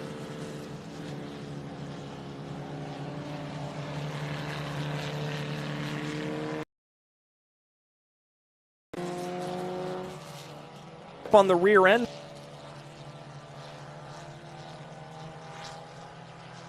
the power down, slide ever so bit.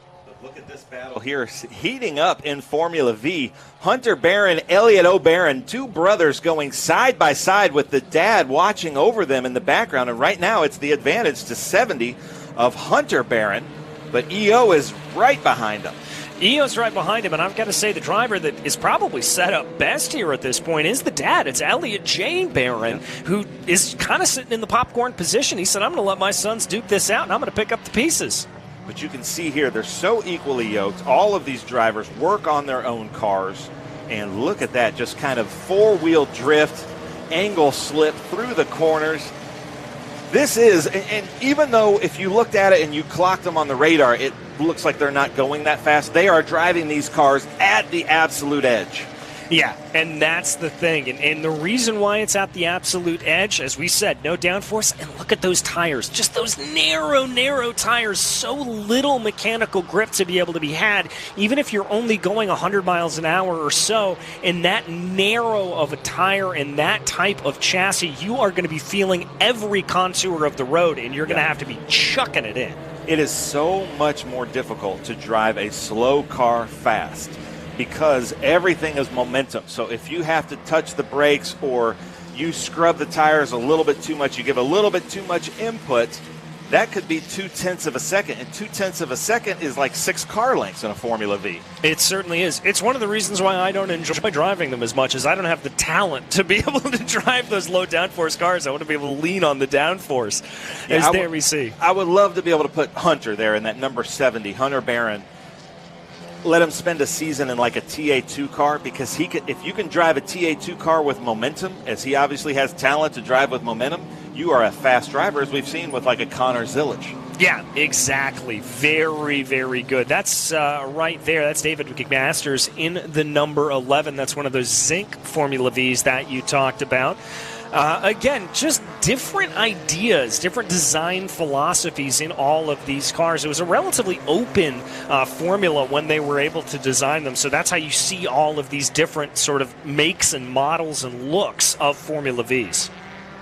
Yeah, it's really cool to see. We had a bunch with us at Circuit of the Americas, and Elliot, who's out there on the track, walked me through all of them. It was kind of showing all the different innovations, because a lot of just shade tree guys that just developed and tried things over the years, and they could just go to like their boat friends and make a fiberglass body however they wanted, and it was really cool to see. So there were some like actual manufacturers, but there were also people that just had a MIG and a TIG welder in their garage and put the things together and went out racing and somehow found a fast formula. And then as soon as you do that, as soon as you win a race in Formula V at SCCA, there's 3 other people like, well, make me one of those. And then all of a sudden there's people that did not plan on being car manufacturers that were now professional car manufacturers.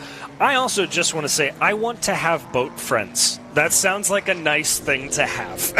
Yeah, it always is. But look at this. Now Dad has taken the lead in the Formula V as they come through the Bennett Bridge Hall S's. So quite a battle here in Formula V, as it always is. So much fun to watch. If you want to get involved in a form of racing and not have to spend a lot of money, but the dollars per fun is unmatched in Formula V. Yeah, it really is. You're able to get a lot of these cars for relatively good prices out, and you're going to be able to have so much fun with them, as we said. You really have to have a good fundamental understanding of driving to drive these cars well, and they're going to teach you. If you've got aspirations to be driving some more powerful cars, this is where to start. This is the place to be, because it's going to teach you those fundamentals and how to carry that momentum, and then if you make this step up to a bigger, more powerful car, you're going to be able to do better. Yeah, like if we took the 20 drivers from the starting Formula One grid today and put them in these cars, by the end of the weekend, we could tell you who are the best drivers in Formula One. Exactly. If you can drive one of these cars fast, that's where the talent is. Exactly, and that's always been the case, whether we talk about the junior formula coming up, whether we talk about the Skip Barber opening formula coming up.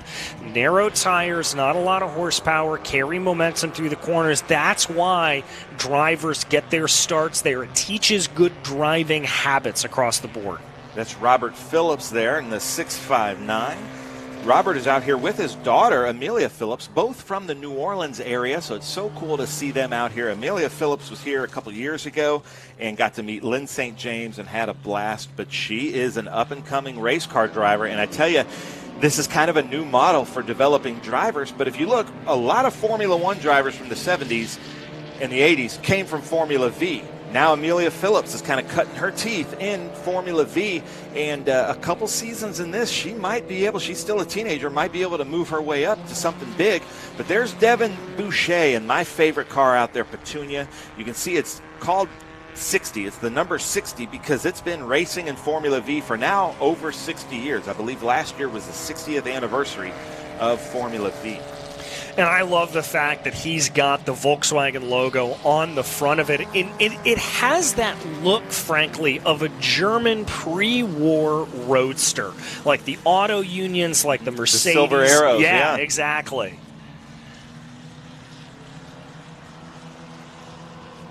Looking here at this point, Patrick Flynn continues to lead overall. Hunter Barron and Daniel Person, both setting personal best laps on the last time of asking. John Williamson, though, going to be able to insert himself in that battle up for the top of the Formula V category. But yeah, there we come back to Petunia herself, working their way on through. Just picking their way through the Sprigget traffic. Now that is how that car was raced back in the day. We see a smoker right in front of them here. That might be one of the Spriggets, which is pretty normal. That is, yeah, that is Sprigget. I'm going to have to get off here and tell race control we're seeing that. That looks like an engine. As here at this point, they're all working their way on through, getting their way back on in, and it does look like some pretty hefty smoke coming off the back there of that Sprigget. but hopefully not laying down too much on the track. At least it looks like it's offline here at this point, so it's not going to cause too many problems for them. Sorry, ladies and gentlemen. Doing double duty and talking to RC because he can't see some of the things, or race control, that we can see. And being an MG person, that looks like engine, not tire rub.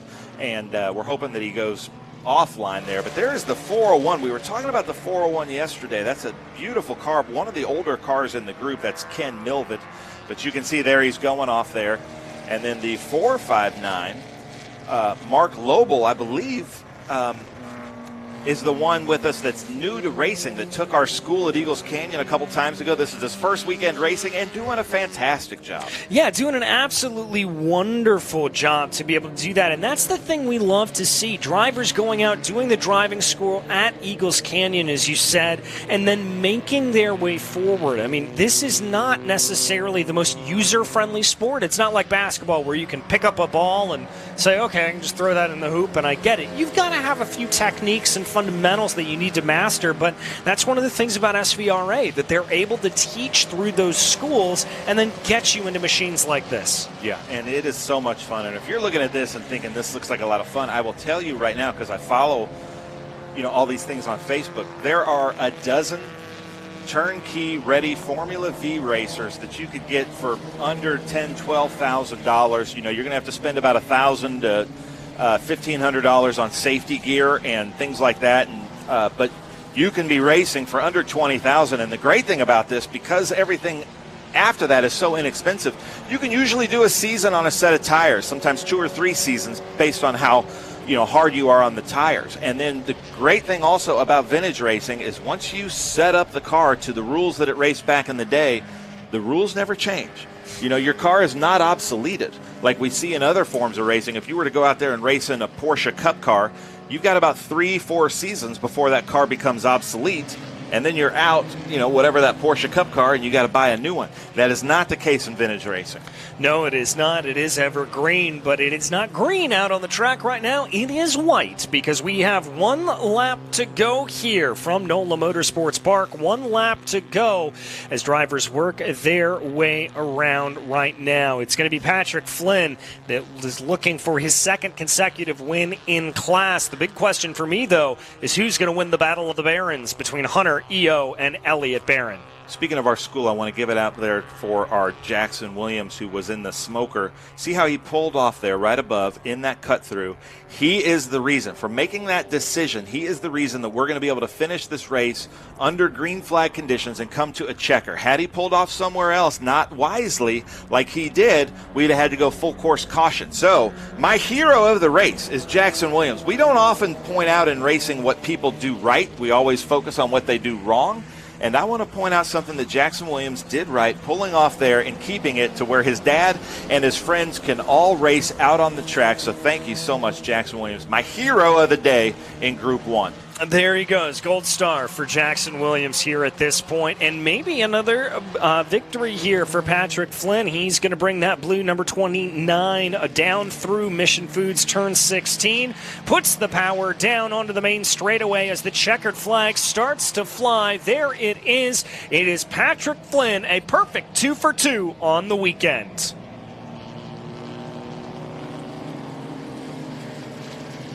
Yeah, good to see. I hope we can go back, though, to this lead of the Formula V race, because that's going to be the race to watch with E.O. Barron, Hunter Barron, and Elliott Barron.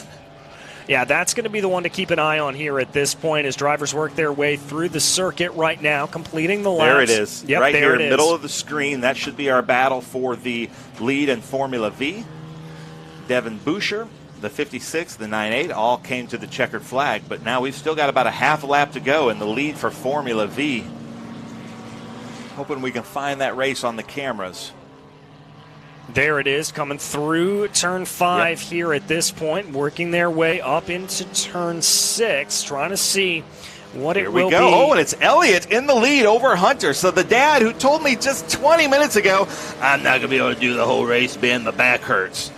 That might have been a little bit of a fake out there. Or as my wife would say, then take 3 Advil and you'll be fine. So look at that. Hunter going straight in, side by side on Elliott. Look at this father-son racing here. And Elliott now set up for this one, but Hunter set up for the next one, and that is the beauty of these S's. But really, EO may be in the catbird seat there in the black car. How cool is this? Yeah, this is exactly what you want to see coming down out of 12. Very defensive line there for the 70 as he's going to be able to hold that in. Here comes Dad looking to be able to get a run right now, but there's going to be Elliott seeing if he can get a run on Dad. Not going to be able to do it. Defensive line taken by EO. Again, though, it's going to be a run to the line here, and can Hunter Barron be able to hold this out? Got it. They're not close enough. Yeah, I think Hunter's got it, but who's going to come second? Is it going to be EO or is it going to be Elliott J? Let's see. They're in flying formation here at this point. Coming across the line. Here's the pop out. Did he get it? I love that. Look at both of them partying up there. And it was Elliott Barron by the merest of margins. Man. Look at that. Experience over youth every time. Elliott told me, oh, man, my back hurts. I'm not going to be able to finish the race. And then there he is winning the Formula V race with Barron Racing from Texas.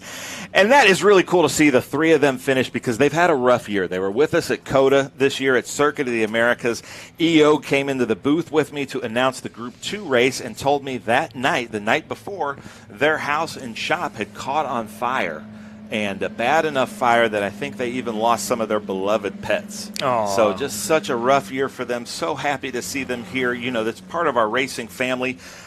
This year, we had a break between Indy and Mid-Ohio, and we all went canoeing together. So, like, these are some of my best friends in vintage racing. But we've got highlights coming of a great race here, DJ. We do indeed, from an absolutely fantastic race here at this point. It was indeed a good start for Patrick Flynn as he was able to lead from the drop of the green flag, pulling away there at this point. But the best battles to be had was the Battle of the Barons. Elliott J, EO, and Hunter Barron swapping back and forth. There we saw a big move from EO to the outside as he made things work. Petunia, the number 60, had to start from the back of the field but worked his way forward.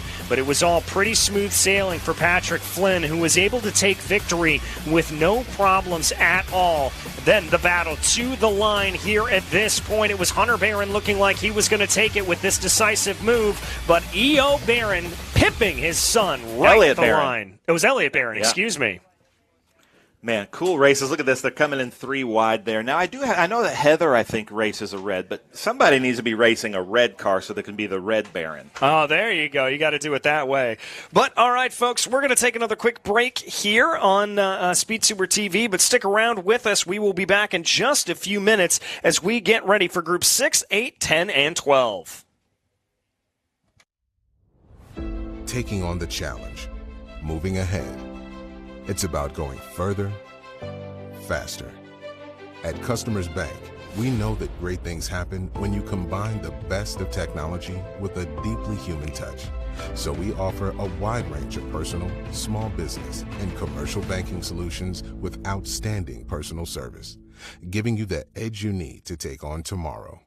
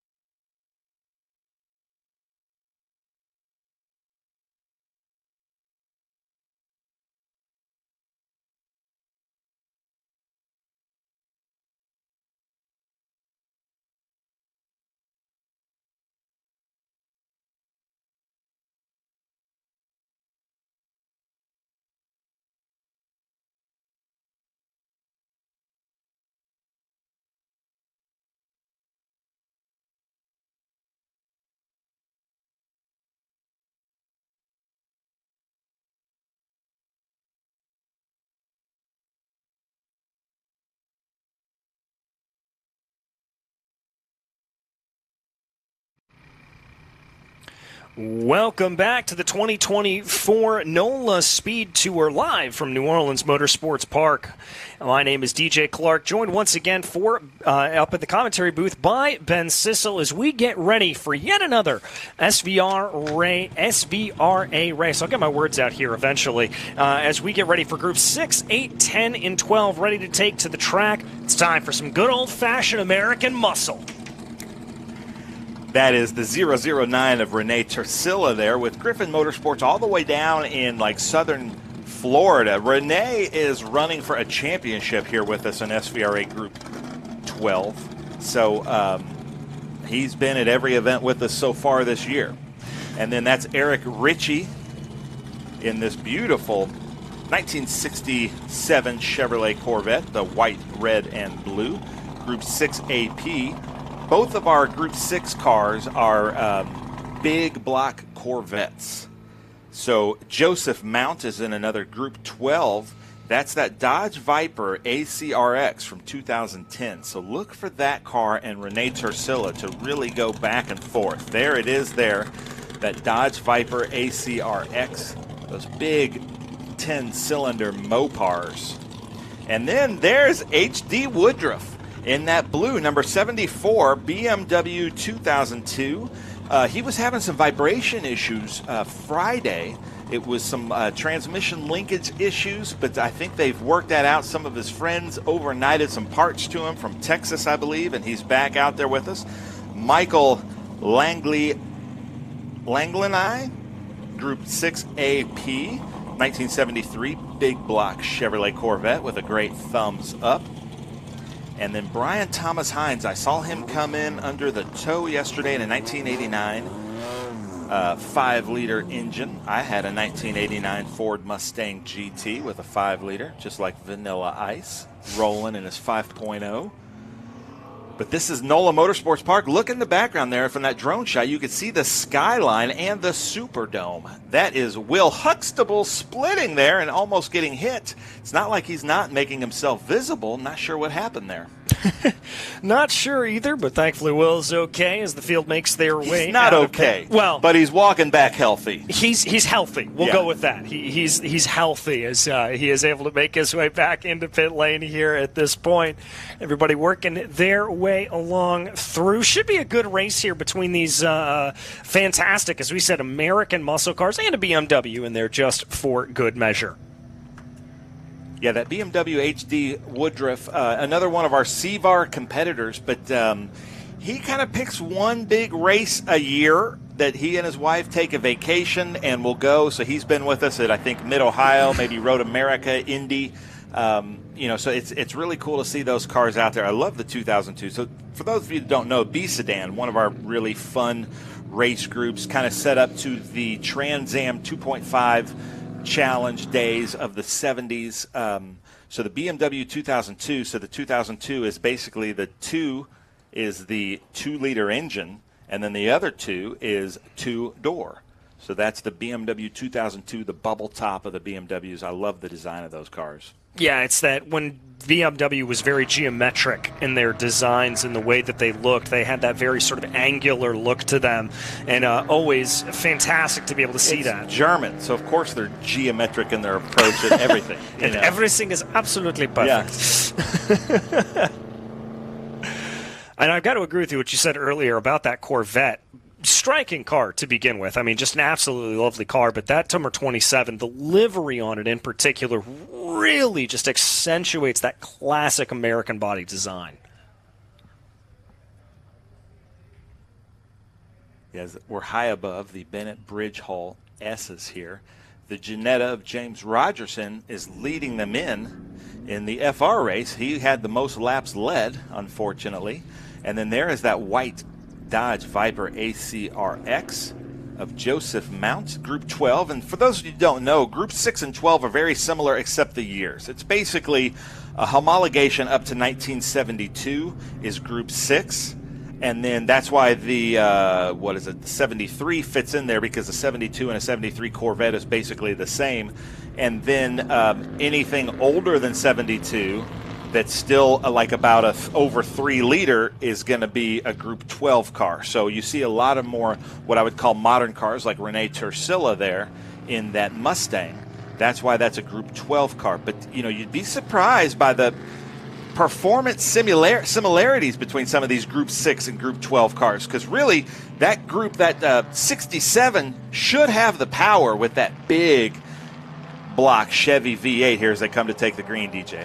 Yeah, it should, but we'll see how it does here at this point as all eyes go to the flag stand at the green. Flag flies from NOLA Motorsport Park. We are racing once more as everyone gets out and underway, and it does indeed look like it's a straight drag race between Ford and Chevrolet. He's basically saying, I had you on the power, but you've got me on the brakes, so take the corner. Yeah, and he's actually indicating over there to a couple of drivers saying, take the corner, take the corner. I think that was to Joseph Mount in that Dodge Viper that he was saying, you've got it, take it away. So Rene Tursilla with Griffin Motorsports out of South Florida takes the lead here, running for our Group 12 championship overall. Been with us the last 3 events. Really great car. That's a 2017 Ford FP350S. I believe that was the second car that was factory-built race car that was delivered to a privateer. I think it's car number 2, basically. Very nice there for him as we watch right now. H.D. Woodruff in that BMW holding on to 4th place, and Michael Lagnay, I think is how we'll go with that pronunciation maybe, works his way along in that Corvette there in the back. Surely H.D. Woodruff is surprised to be ahead of that Corvette coming into the corner. That Corvette may be taking it a little bit slow, not sure what's happening there, but H.D. Woodruff, you know, is a really good driver. Something must be happening, maybe missing a gear in that Corvette. It should not be back there. Yeah, it just looks a little bit off, as I agree with you. It should be able to power by that BMW. Not entirely sure what is going on there with that, but as we take a look right there at Eric Ritchie. And where'd the Viper go? There it is. There it is. Okay. So they're coming through the Bennett Bridge Hall S's. Eric Ritchie in the 1967 Corvette. Sounds like the Viper might have locked up its brakes a little bit. Yes. Yep. Very much did, and had to gather it back up underneath them there. Hopefully that's nothing too bad, and then that's just a brake lockup. I don't see anything wrong with the car, just from a quick visual look. Might have something wrong with the race suits, but not the car at this point. May have been a little bit of what we like to call in the business of a Code Brown moment. Yes. Those are mean-looking cars, those Vipers. Oh, they're fantastic. It's one of the regrets that I have is that, you know, that car kind of got phased out right about the time I started driving. And so I never really got to experience them on the road in their full production era. Yeah, that was a Carroll Shelby of Shelby fame kind of designed car back in the day when he was with Dodge from Ford. And I believe when they came out, they were like 488 horsepower from the factory, just super. They were like the exotic cars when I was growing up in the early 90s. Yeah, and they were always the stuff of legend, I think, when I was coming up and through, as were those Corvettes as well. Obviously, that very, very striking design, so very familiar to all of us in the automotive world. High body here with the roll cage on it and the convertible way. Those cars always, I associate it with NASA. You just associate that car with astronauts. I think it may have just been from watching Apollo 13 around the same time when I was coming of age, but I think of astronauts when I see those particular bodies of Corvettes. There's the Dodge Viper going through. This is where he was having problems last time on the approach into turn 13. Let's see if he's got it right this time. Looks like he was able to navigate through the corner cleanly. Ritchie's going to be able to do the same thing. Nice turn in there. Nice and smooth on the hands. I love when you can see drivers that have those kind of brighter gloves to really be able to get a better idea of what it looks like behind the wheel of the car. And you can really see from Ritchie just how smooth he's taking these corners. Now you can see that little strap at the back there, and you may be wondering what that is. That is actually the tow strap. We are aware of that. Some people will put a tow hook. Some people use a tow strap. But that is in case he does end up in the water in one of these lakes on the side of the track because of the rain or in some dirt. They can put a hook on that, and that should be able to take the weight of the car times 2 to pull him out of any kind of like kitty litter or gravel or anything that he may or may not be in. There's a live look there at HD Woodruff in that blue BMW 2002. Little squirrely. We've seen that a couple of times. There's just some fidgety movement coming down the main straightaway.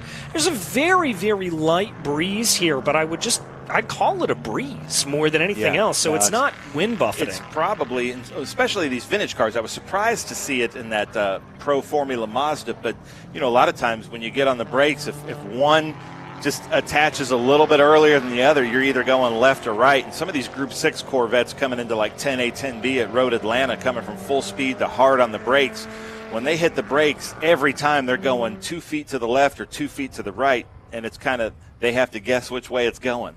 Yeah, exactly. You've got to be a little bit careful on it and make sure you're up on the wheel to make sure there are no problems. And that's one of the things we got to remember here, that for a lot of these cars, like the BMW, the Corvettes, things like that, we're not dealing with any sort of driver aid on these cars. So you don't have ABS to fall back on. You're not having a whole lot of anything. And so if you jump on the brakes there, it's going to pitch and roll a little bit as those calipers really try to lock on.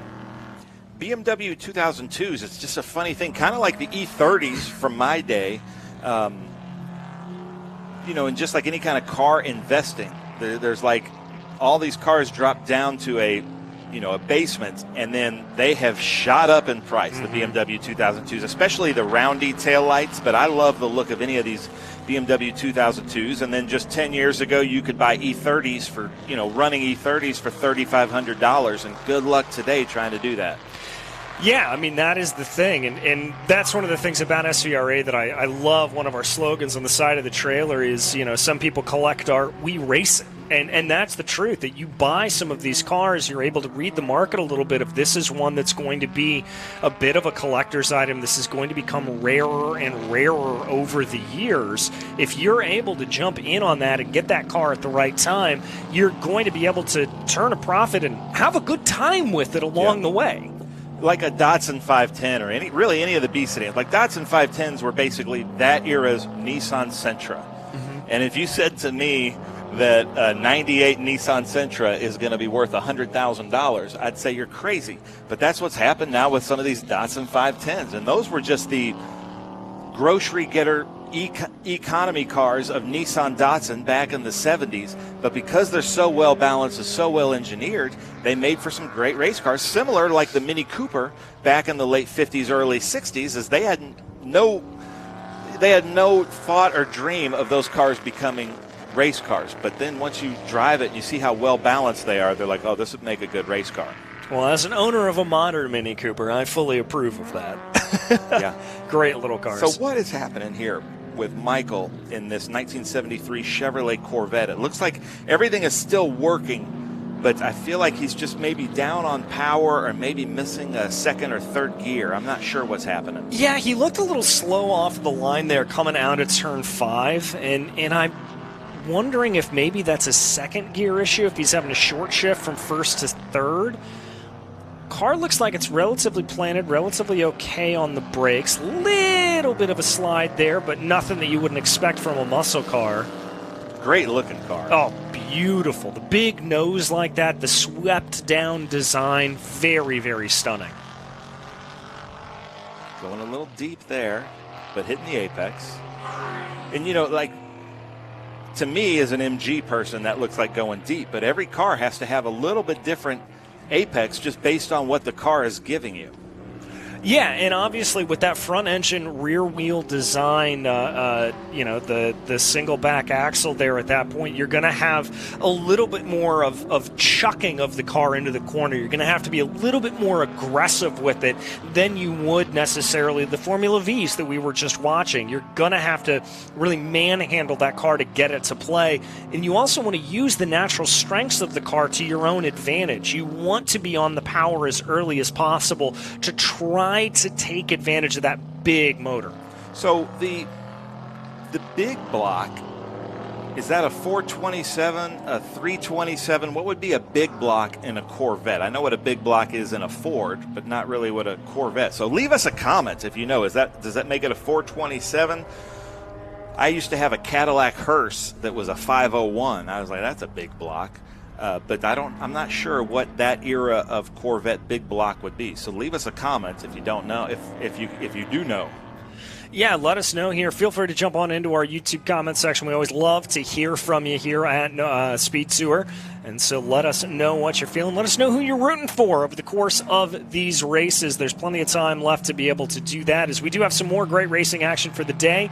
We've got coming up next, we have JS F4, then a little bit of a lunch break, and then, of course, TA2 heads out to the track as we watch Renee Tercella working his way around. Gotta give credit here to Joseph Mount. He's not letting that Mustang run off into the distance. No, he fell back there at the hard lockup at turn 13, but that was early on, and now that V10 coming against this V8 of the American Muscle, he has the advantage up until about now, and now Renee Tercella does, but not too much. You wouldn't call either one of these cars super nimble. No, once again, these classes are dealing with a lot of that muscle car, that heavy weight about it. And, the single state rear axle as well. So it's a completely different driving style than anything else you would imagine. That locked rear suspension going to be a little bit different in the way that it runs. And so you've got to kind of know how to balance the car, how to make the car work a little bit more. And you've got to be a little bit more aggressive with it, as we said earlier. I love the look of these cars that they kind of came out, I believe, 2005 with the kind of retro-looking car. And this car kind of, if you took a 67 Mustang Fastback and this car, you could see the evolution to that. You know, they really took a departure there in the 70s with the gas prices, with those what I'd call pretty ugly Mustang 2s. Yep. You know, and in the 90s, even the one that I had, you know, it kind of made the Mustang 2 better with the Fox bodies and everything, but still it didn't look like a Mustang. Now these new cars do kind of resemble the Mustangs from the 60s and early 70s. They very much do. And I remember, Ben, when that new design of the Mustang first came out, and I was in high school at the time, which ages me, but I remember the groundswell of excitement about it, because it was the first time really in my, adolescence that a new car had been put out that people got excited about. Yeah. That really captured that sort of essence from the 60s and 70s about the new Corvettes and the new Camaros and the new Mustangs and all of that. It was the first time that really happened and grabbed the general public, not just the car culture. No, that was cool. I love that. And now, look at this. Joseph Mount is now a half a second on Renee Tercella, and that's the last 3 laps. He's put a half a second. So by the time 3 or 4 laps from now, they should be about side by side. Well, this could be a very interesting battle here. Dodge versus Ford, obviously. We'll have to see if Mount is able to keep up that pace over the course of the running. He's not quite within visual range coming out of turn 5 right now, but he's certainly starting to close in, as you said, 0.5 of a second. Nothing to shake a stick at.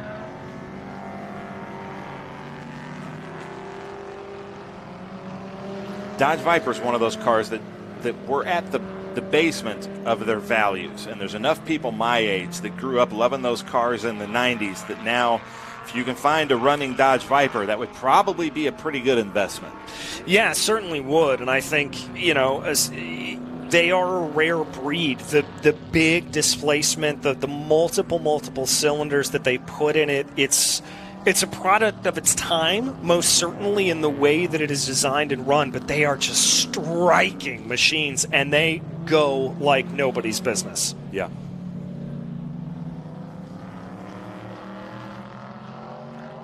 Okay, so we're going to see how he does coming out of the Mission Foods complex.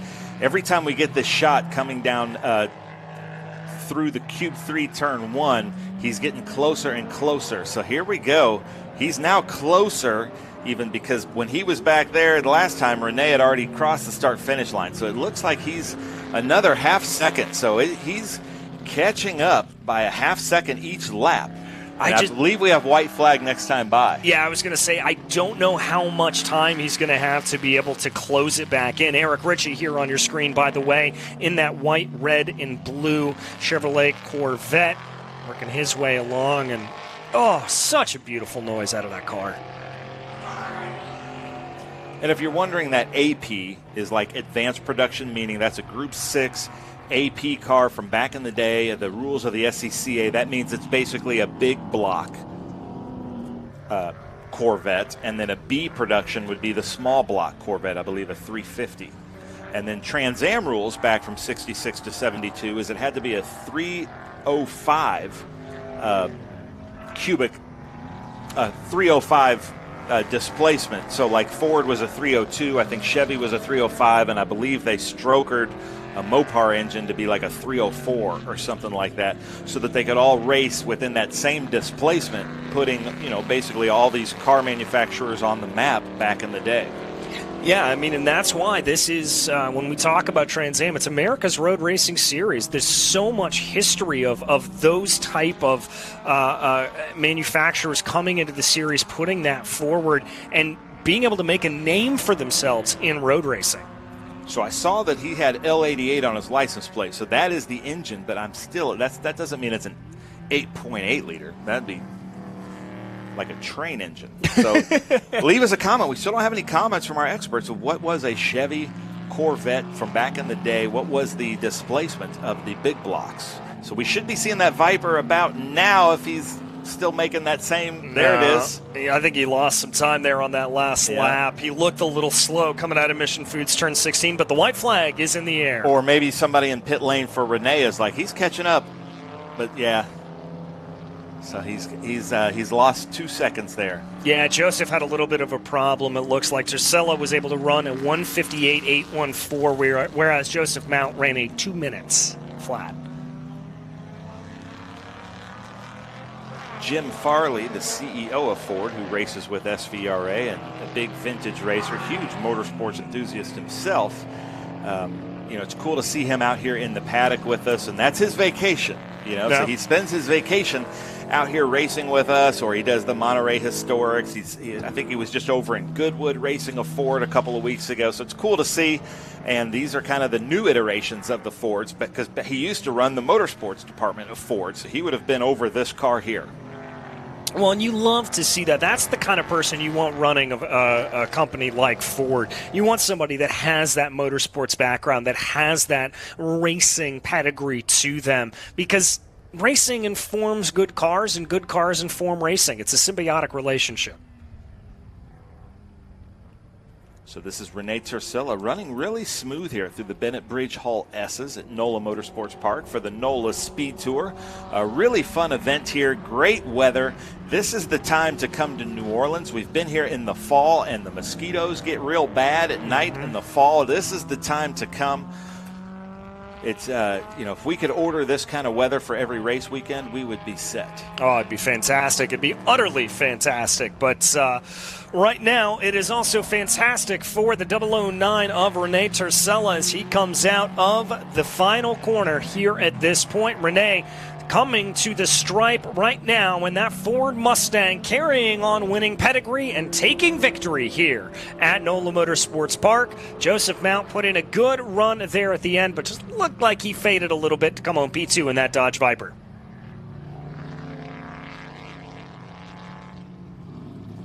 That's 27 of Ritchie, Eric Ritchie, doing really well here. 1967 Chevrolet Corvette is the 67. That's the last year of that body style, right? Which I believe is the C2 body style. Then they went to the C3, the more like that style there of Michael. Yeah, I believe that's right, although my Corvette history is not perfectly up to par. I'm from St. Louis. I should know Corvette history, but I just don't. Everybody's got a knowledge gap here and there. Last couple of drivers coming across the stripe right now, as it will be Renee Tercella able to take victory over Joseph Mount, Eric Ritchie, H.D. Woodruff, and Michael Langlanay able to round out your top orders. Sounds like we're getting ready to head over to highlights here of what was a pretty straightforward race, but some great sounds and some great racing nonetheless. It was a good start here off the drop of the green flag, but it was Rene Tercella that was able to absolutely pound away and bring his way forward. We thought there was going to be a little bit of a challenge from Joseph Mount in that number 53. H.D. Woodruff carrying on a good run behind here at this point, and the beautiful car of Michael Langlanet doing a good job to hold up the back of the pack. Eric Ritchie just motoring around here at this point. A couple of little bobbles here, but able to keep it together. A lockup early for Joseph Mount meant that he couldn't really apply any pressure to the back of Tercella, and it was Tercella at the end of the day that was able to take victory over Mount and Ritchie. And there, as we take a look at that final finishing order, final gap between Mount and Tercella was about 2.5 seconds. There we see the rest of everyone. Well, all right, everybody, we're going to take another quick break here on SpeedTour TV, but stick with us because we've got JS F4 coming up at approximately 10:20 Central Time.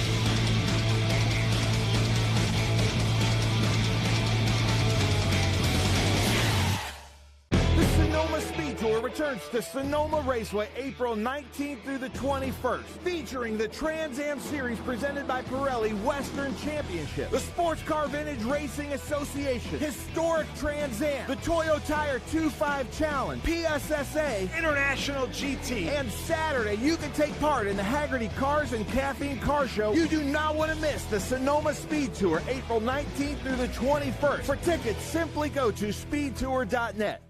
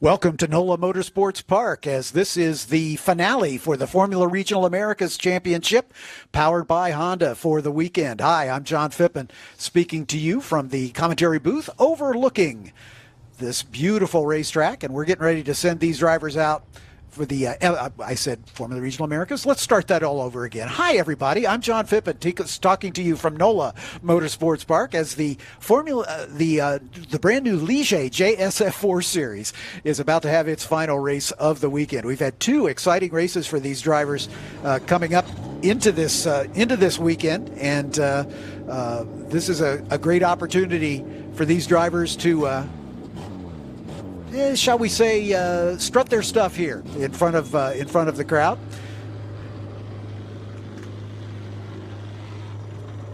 I'm joined in the commentary booth by Landon Matriano Lim. Landon is a driver in the Formula Regional Americas Series. And Landon, you've had a challenging weekend so far, but Absolutely. You got one more race to go. Yes, definitely not the way we wanted to go for a home race, but we've got ourselves in a better position than we've been in all weekend for the final race of the weekend. And we'll be starting P7, so best starting position yet, and looking to get all the bad out of the way in those first 2 races. Like I said, not how we wanted it to go, but we are working on it. Exactly right. And these cars are on their way out behind the safety car on their formation lap. Let's introduce the 13's car starting grid, as we have one car missing because they weren't able to make some repairs. Starting alone in row 7 is the number 1 of Jake Pollock out of San Antonio, Texas, for Jensen. On the outside of row 6, the 49 of Harbor Das out of Solon, Ohio, for Berg DMG Racing. Next to him is the number 24 of the Australian, one of 2 Australians in the field, Daniel Quimby out of Sydney, Australia. Daniel drives for the Atlantic Racing Team. In row 5 on the outside, car number 2, Parker Wallen. He shared the commentary booth with me yesterday from Medina, Minnesota for Jensen. Next to him, the 72 of Jacob Lauter out of Edmond, Oklahoma for the IGY6 Motorsports Team. In row 4 on the outside, car 28 is Drew Such out of St. Charles, Illinois for Such Racing. Next to him, the other Australian, the number 95 of Brad Majman out of Caulfield, South Australia for Crosslink Kiwi. In row 3, car number 44 is Pablo Benitez Jr. out of Port Orange, Florida. Although Pablo makes his home in Santiago, that's Nicholas. Anyway, Pablo is the son of the team principal at Scuderia Buell, Pablo Benitez Sr. Next to him, the 83 of Christopher Parrish, the other driver from IGY6. He makes his home in Terrell, Texas. In row number 2 on the outside, the 25 of Teddy Musella, a winner already this weekend out of Orlando, Florida for Scuderia Buell. Next to him, the 45 of Bacon Zelinka. He's been on the podium once already this weekend as well for Crosslink Kiwi. On the front row, car 29, Kekai Hawanio broke through for a win in the last round. Hawanio out of Plant City, Florida for Crosslink Kiwi, and your pole sitter. She shared the commentary booth with me earlier today, the number 6 of Maite Casaras from Miami, Florida. She is also from Punta del Este in Uruguay. But Maite takes the pole position on the strength of the fastest lap turned in the last race. And she has been on the podium twice, and she's being celebrated this weekend. She's the first female driver to finish on the podium in one of our races since we started in 2016. So we are expecting big things out of Maite. And she almost had her first win in the race yesterday, but had a mistake on the penultimate lap that cost her that opportunity. But she's starting from the front, so we'll see how that's going to shake out as they work their way around behind the new Janetta safety car. James Rogerson at the wheel.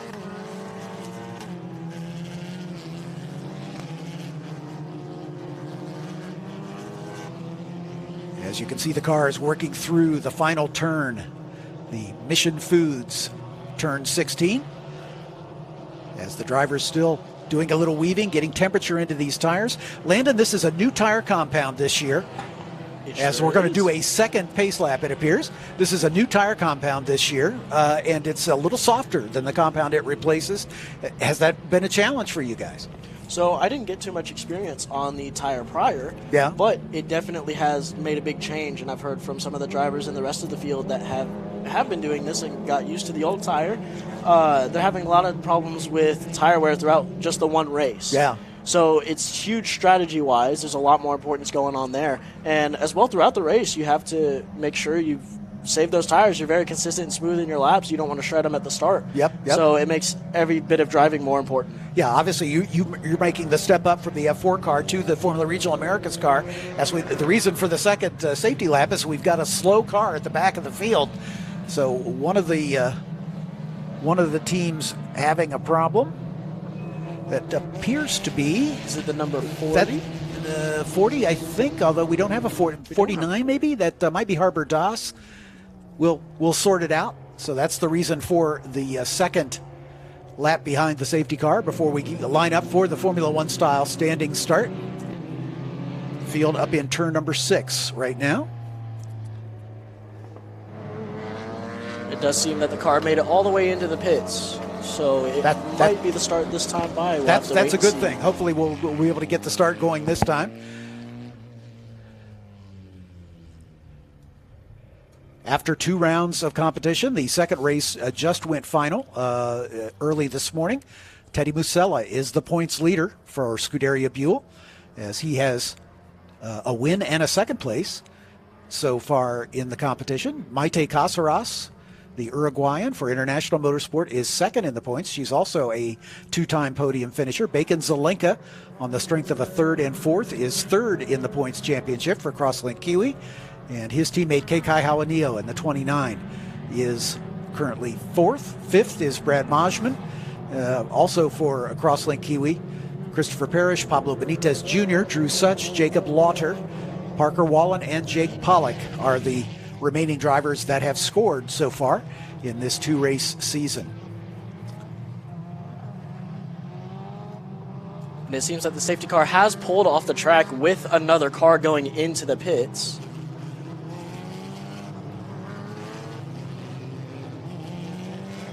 Yeah, so it looks like we have two cars who may be in trouble. We'll sort it out as they come through and begin to get set up here on the front straightaway.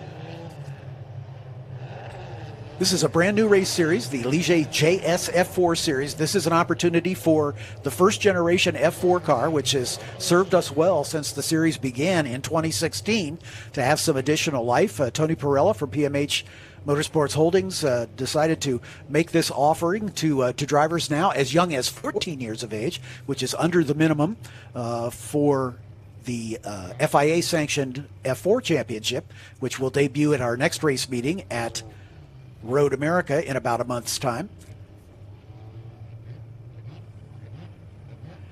And the field is set, waiting for the light sequence to begin.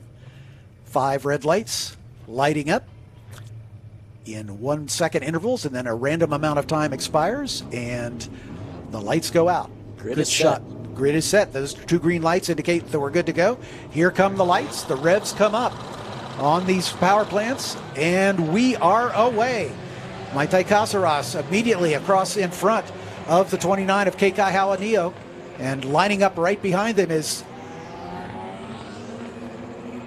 Bacon Zelenka. Now Hawanio dives to the inside. Maite's going to try to hang with him on the outside as they go through turn number 1, 2 abreast. Hawanio with a nose in front, but Maite is right there. Bacon Zelenka in third as they work their way out of turn 2 down into turn 3, the first of 2 180-degree horseshoe turns back to back here. Maite hanging on, but a good start for the 25 of Teddy Musella, already a winner and a podium finisher in the second race this weekend, and Teddy moves up into second. So Maite finds herself dropped back to third. She's got plenty of time to go, so we'll see how that sorts out. Oh, Maite tries to make a repass there at turn number 5, but thinks better of it. Falls back in single file. Lots of racing left to go for Maite Caceres, the youngster from Punta del Este, Uruguay. As she holds off the field, as getting away at the front is Kekai Hawanio. Kekai had a not the best race the first round of racing, as he had problems and did not score points in the first round, but came back with a vengeance in race number 2, taking the win. So we'll see how he can hold up as we continue. There is the 83 car of Christopher Parrish just behind Bacon Zelenka. Christopher Parrish from the local IGY6 team, currently in the 5th position, then a little bit of a gap behind him to Brad Majman in the 95 as they make their way through the Mission Foods turn 16 and on to the front straightaway to complete the first racing lap. And we made it all the way through the first lap. Yay! Good way to get started. See some 3-wide racing there at the back. Jake Pollock, Jacob Lauter, and Pablo Benitez down to the inside. You can see the 24 car of Daniel Quimby trying to make a move on his countryman, the 95 of Brad Majman, as the 2 Australians duking it out. That would be for 6th and 7th. Good look at the 28 car of Drew Such. Drew's had points in a couple races so far this weekend, so a good start for that single car team in this brand new championship. It does look like Pablo Benitez Jr. has been able to work his way around those top 2 cars, so Benitez now up into the points-paying positions in 10th. Teddy Musella sets the fastest lap of the race from 2nd position with a 1:48.874 on race lap number 1. Good look at the 24 of Daniel Quimby. The Australian Carter making the move into open wheels last year. He did a partial season, started in the F4 championship, and then moved up to FR about halfway through with a team change. And Daniel's looking strong here. Just in front of Teddy Musella in that red number 25 for Scuderia Buell. Quimby part of the... There's a lot of pressure on first. Yeah, on that battle for first now, so everything's going real hard. It seems like there's a lot of action on that first lap with Christopher Parrish as well, dropping wheels off on the main straight and coming out of turn 4. So interesting to see how his start's been going. And there you go, side by side into turn 1, the two leaders. So we'll have to see who comes out on top here. This will be very interesting. There might be a change of the lead. Yeah, Teddy Musella is going to try to ride it around the outside. Took the long way around at turn 1 and makes it stick. So Teddy Musella retakes the lead. He's a winner already this weekend, as is Kekai Hawanio, the second place runner. So those two duking it out at the front. Maite Casares there in the third spot, just biding her time, making it ready. Landon, we were talking in the pre-race off mic about this new tire compound that Hankook has brought to the series this season for both championships. It's a little softer than the compound we used before, and that makes this third race really critical for these drivers, because you got to manage how you're going to allocate those two sets of tires that you've got to work with all weekend long. Absolutely. I saw a bunch of drivers on the previous race were doing all 4 news. So I don't think anyone has any new sets left for this last race, so it should be very, very interesting. Yeah, so, you might start out strong with a used set, but then they start going away as the race wears on. We stayed green all the way through, and that's exactly what we want to see with 25 minutes of racing left to go. Both of our classes of racing here this weekend, the Formula Regional Americas class, which of course Landon races in, and the new Ligier JS F4 Series, have been blotched a bit, but we've had some red flags and lots of time behind the safety car. But we are looking to put that right here in this final race of the weekend. Teddy Musella trying to stretch his lead over Kekai Hawanio.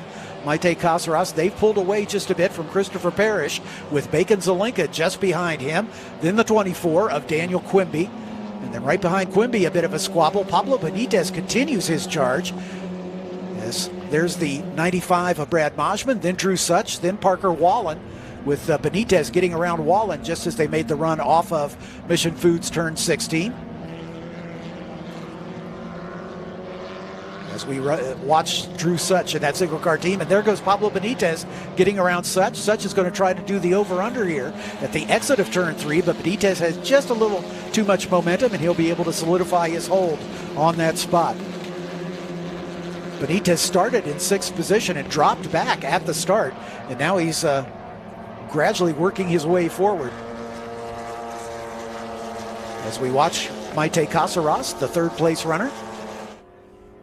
Seems like she's got quite the pace. She seems to be catching Kekai. Yeah. So it's very interesting to see the lead stretch away. I was wondering if they were going to battle a bit and give the third place a better chance to catch up. Yeah. These three clearly the class of the field, as they've opened up a gap over 4th place running Christopher Parrish. At the line, it was about 2 seconds. The top 3 are pretty much evenly spaced, about 3/4 of a second first to second, and about half a second second to third. So Maite Casares maybe biding her time here, trying to preserve the tires. She was very strong late in the race yesterday, and actually, like I said, overtook the then leader, which was Kekai Hawanio, overtook him on the penultimate lap, and looked to be on her way to her first victory, but made a slight mistake down at turn 16 and fell back to third. As this battle between Bacon Zelenka and the 83 of Christopher Parrish is a dandy, as is the intramural squabble between the two Australians, Daniel Quimby and Brad Mosman. We stick with that battle. That's for 6th and 7th. Again, the top 10 score points. There are no points for leading the most laps or qualifying on the pole. It's strictly finishing order, and we use the FIA standard point system with 25 for the win, 18 for second, 15 for third, all the way down to a single point for 10th place. Bacon Zelenka. Could really see him working at the wheel. Yeah, working those tires. I wonder if they're starting to fall off any. I'm thinking so. We're only working on race lap number 5 here. And again, these tires are going to be the oldest of the weekend. Certainly, I can't imagine anybody saved a new set for this race, so everybody's on old tires. It's just a question of how much life is left in these Hankook tires. The Hankooks heretofore have had a slightly more conservative tire compound, and there was still plenty of tire strategy, especially for a 3-way race weekend, as most of our weekends are. But with this softer compound, it makes it a little more of a challenge, and the drivers have to be on their toes to extract the most of it as those tires begin to go away. It's been really gratifying to see the success that the IGY6 team has had here this weekend. They started out years ago as a single car team with just Hayden Bowlesby driving for his father's team, and they've gradually added cars in the FR Series as well as in the F4 Championship. And it's great to see that locally based team in Folsom, Louisiana beginning to pay benefits. Hayden Bowlesby finished on the podium in the last race. Daniel Quimby, the Australian, a real karting phenom. He's got a bit of a star in the karting ranks in his Australian homeland. Bacon Zelenka moving on as now a teammate with you on the Crosslink Kiwi stable. He was in a single car team, a self-funded team a year ago, just as you were. And we already talked about the advantages you have to be with a big team like Crosslink Kiwi. They've got, I think, 13 cars here this weekend. Between the two championships. That's got to pay big benefits. Yeah, we've been running a lot, and it's really good to be with such a big team to see not only the data references we get, but all of the video, everything we have detail, not just from yourself. Mm-hmm. You're bettering yourself, but it's always good to see the top runners. Sure. And we're up there with the top runners on our team, so it's really good learning developmentally, and that's exactly where I'm at, is developing. So it couldn't be better with this team. Yeah, exactly right. And obviously the engineering support is unparalleled. They've won team championships for many, many years, and so clearly some of the best engineering minds in the sport on that team. So, I mean, since the cars are all equal, it's down to the skill of the driver and the skill of the team to extract the most out of this combination that you've got to work with. Kekai staying right with Teddy Musella. In fact, he's closed the gap down to under a second. It's about 0.8 at the line this time by. The closest battle on the racetrack is the one between Christopher Parrish and Bacon Zelenka. But a little further back, Pablo Benitez continues his charge toward the front. He's only half a second behind Brad Majman now, as Majman has fallen off the battle with his countryman Daniel Quimby by just about a second and a half. So Benitez is the mover here. It does seem like there's a couple of good battles out there, and there's a lot of switching back, and I see a lot of defensive moves, especially from Christopher Parrish and Bacon Zelenka going at it for that 4th place. So there's still plenty of action with this back crowd here, and it does seem that the top 3 have spaced out quite a bit. But pace will change throughout the race, there's no doubt about that, as the tires do.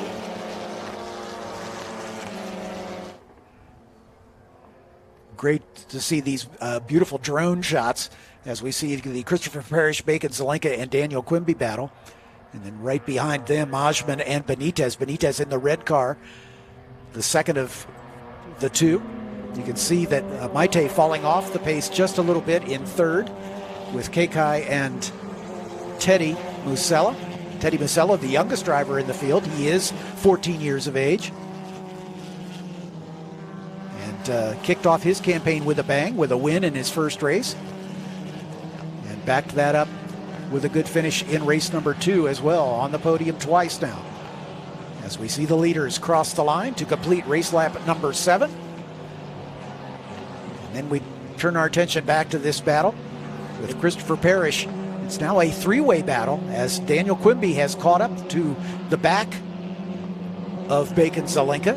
And then the 2-way battle we talked about behind them between Majman and Benitez. They're going to go side by side around turn 2, so that might give Quimby the opportunity if both of these guys don't get a good exit coming out of 3. Indeed, as Bacon trying to make the move.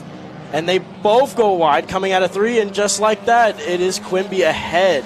But Bacon does have the inside line for turn 4, so can he make it work? And he does.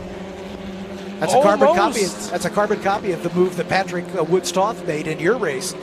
He did it at that same corner. As the guys were battling side by side, he was third in line and managed to get himself to the front. He was able to stretch away and take the victory from there. Absolutely, and it looks like it was Parrish that did lose out there completely, losing both positions. That is the trouble with battling. You have to pick your fights. You have to pick when to do it. Yep. And when there's a faster guy catching up to you after battling for a couple laps, you guys need to work together and get away from him first. And Christopher Parrish is battling right back as he is all over the back of Daniel Quimby. See if he can retake that position. But he's lost just a little bit of momentum through the S's, perhaps a little too aggressive in the early part. Oh, it looks like there's a spinner, and they just Bacon Zelenka. Yeah, Bacon goes around in the 45 car, spinning out of that 5th spot. But he gets it back under his own power, so that's good to see. Meanwhile, back at the front with all of this shuffling behind us, Musella and Juanio continue to lead 1 and 2. Maite Caceres still within striking distance, 1.4. But a great race there between Daniel Quimby. Christopher Parrish now back up into 5th spot. Brad Majman and Pablo Benitez inheriting 6th and 7th after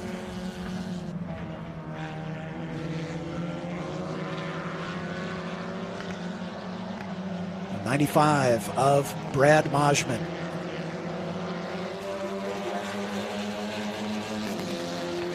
And it seems like they're actually catching Christopher Parrish for Majman, and who is it in that battle?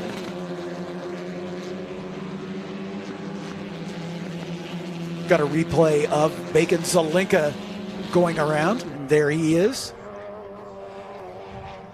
You can see Bacon coming out of the S's, heading toward turn 13, and clips a little too much curb, and around it goes.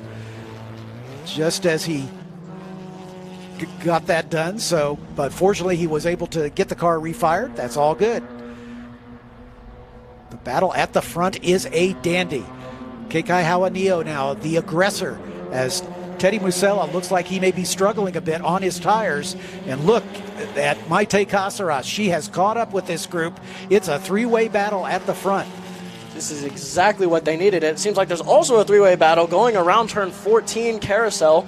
I believe that's the fight for 5th and 6th. 5th, 6th, and 7th. Yeah, exactly right. Looks like coming across the line, Kekai Huano does have the draft. We'll see if Hauanio can pop to the inside. He's going to try to go around the outside. Majman looking in his mirrors to see where he is. Maite is right there to pick up the pieces if these two come together. Majman goes just a little wide at the exit of turn 2 as they make the run down toward turn number 3. Musella with the advantage. Oh, he gets a little squirrely under braking. Definitely grip going away from that lead car, the 25. Hauanio a little better line through turn 3, now into turn 4, and there goes Maite. Just as I was bragging on Hauanio, he goes wide, and Maite's able to take that spot. Hauanio's going to try to fight back. Maite's going to crowd him just a little bit, but then gives him racing room. They're side by side through turn number 5. Maite's a little wide. Now they come into turn 6, a very tricky turn. And she does the mature thing. She backs out of the throttle. She could have forced it there and could have potentially taken them both out. Absolutely. So she did what she needed to do there to pull back behind him and not mess up both of their runs all through the S's and let the leader get away. Yeah, we're just barely past half distance, so she realizes, as all of these drivers should, we've got a lot of racing left to go. So survive to take another day here, as it were, as they work their way through the S's down toward turn 13. That sharp 90-degree right-hander leads into this combination of 14, 15, 16, which leads onto the longest straightaway. We'll get a replay on that overtake. There is our leader, Teddy Musella. And there goes Kekai going wide, but he keeps the momentum up in that car. Maite tried to encourage him to stay where he was, but Kekai stuffed it down in there. That was a pretty aggressive move on his part. Maite had to go wide to avoid. But they both did a good job at keeping the car on the racetrack. But I definitely think Kekai may be struggling a bit. Here goes Maite. She's going to try to take that pass back as she goes side by side down into turn 3 on this lap. She's going to try to hang in there. And there was a little bit of contact. Yeah, a little wheel-to-wheel contact. I won't play race director. We'll let the stewards sort that one out, but that is not exactly what we like to see. But they both survived it. They did. We'll just have to see if there's now a puncture, because that is exactly what happened to me in those other races. So we'll have to see how that goes for these guys later on in the lap, if there's a significant drop in the pace. And we're back to the battle of 6th and 7th still going on. Brad Moshman and Pablo Benitez. Benitez has just not been able to find. He's got that side pod loose again. That's been a problem for the 44 car of Benitez. In the first race, he had side-to-side contact with another car, and the side pod got damaged, and the radiator came loose from its moorings, and that's happened again. This happened to him. Yeah, this happened to him again. That's the exact same thing. Same thing yesterday in yesterday's race. So we'll have to see. Matchman has to defend going into that corner. Will he get a run? He will not. Yeah, that is certainly not going to be a good thing. It's going to be tough for Benitez to finish this one, because if that radiator comes loose, obviously the coolant's out of the engine and his day is done. But to say nothing of the aerodynamic disadvantage of that big radiator flopping out to the outside, and there's some body damage on. Is that Christopher Parrish? It looks like Christopher Parrish has either his side pod or his engine cover coming off right now off the top of it. Yeah, it looks like it. Yeah, let's hope that does not come off and come into one of these other cars. Yeah, that engine cover has come loose. Exactly right. As it's come loose on the right-hand side and is now flopping in the breeze.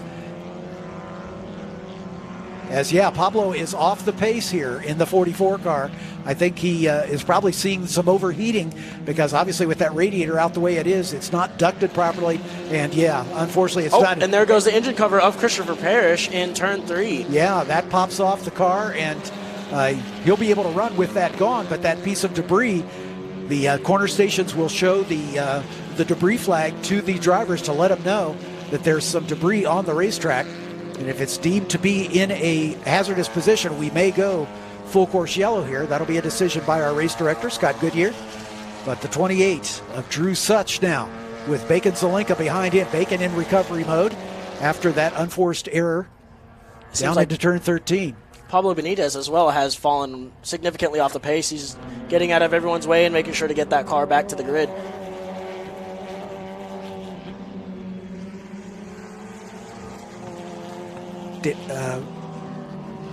Majman now up into 6th position,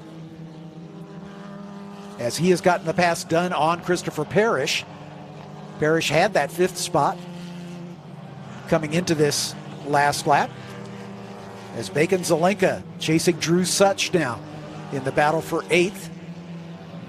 Bacon's been in the top 4 in both races so far, but he has dropped back to 9th, but is in a pretty good recovery mode here. Majman all by himself in 5th.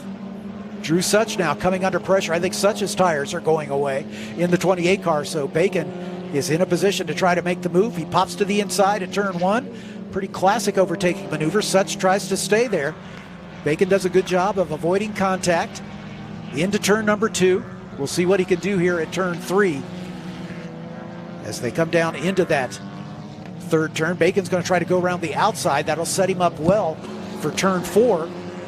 But Drew drifts a little bit wide. Bacon's going to try to stuff it in there at turn 4, and he does. And Drew does a good job of conceding the corner, because I think he saw it's kind of inevitable as his grip seems to be going away just a bit. So Bacon Zelenka picks up another spot up into 6th now. We haven't talked much about Parker Wallen in the 2 car for Jensen. He's just behind this battle in 8th spot. And his teammate Jake Pollock in 9th. Christopher Parrish with the missing engine cover still in the points, holding on to 10th. Here's the battle at the front, as Teddy Musella trying to hold off Kekai Hawanio.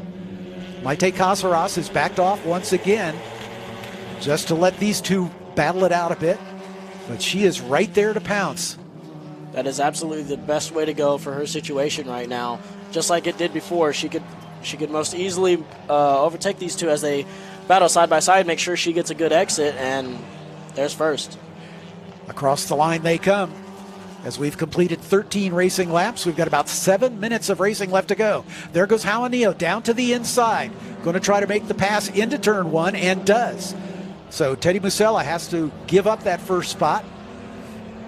Maite right there behind Musella as they work their way down to turn 3. Kekai making that car wide as Musella thought about going to the inside. Now he's going to try to go around the outside. There goes Maite. She might get them both again. That's a very popular move here. Side by side, Kekai will have the inside line. Maite's going to try to follow him through as Teddy Musella has to give way. So Kekai Halanino takes the lead for the first time. Right as the caution comes out, so we'll have to see where that caution was and what's happening here. Yeah, so far we don't know why, as Teddy Musella takes that spot back, and it may be that Kekai got a radio message that he has to give that spot back because the yellow had come out. If you pass under the yellow, obviously it has to be reversed. So the safety car pulling out of pit lane, going to pick up the field for the first time. We've had 23 minutes of good, clean racing. Plenty of action on the racetrack, but there's Pablo Benitez, wounded machine, with that side pod popping loose again. And unfortunately that allows the radiator to flop loose, and I'm sure that car was overheating, and that's the reason he had to bring it into the paddock.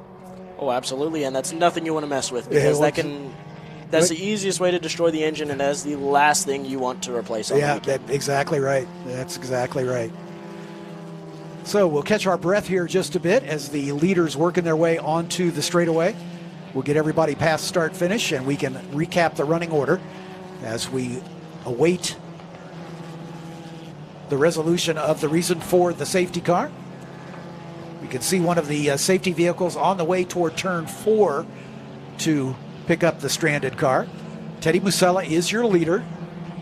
Kekai Halanio and Maite Casaras second and third.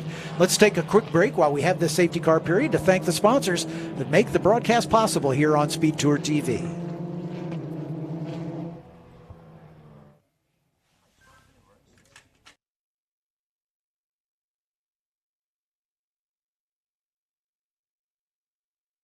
Okay, so pretend this is your race car. It's on the trailer, and you have an accident. Ouch! At least your truck's insurance will pay for another one?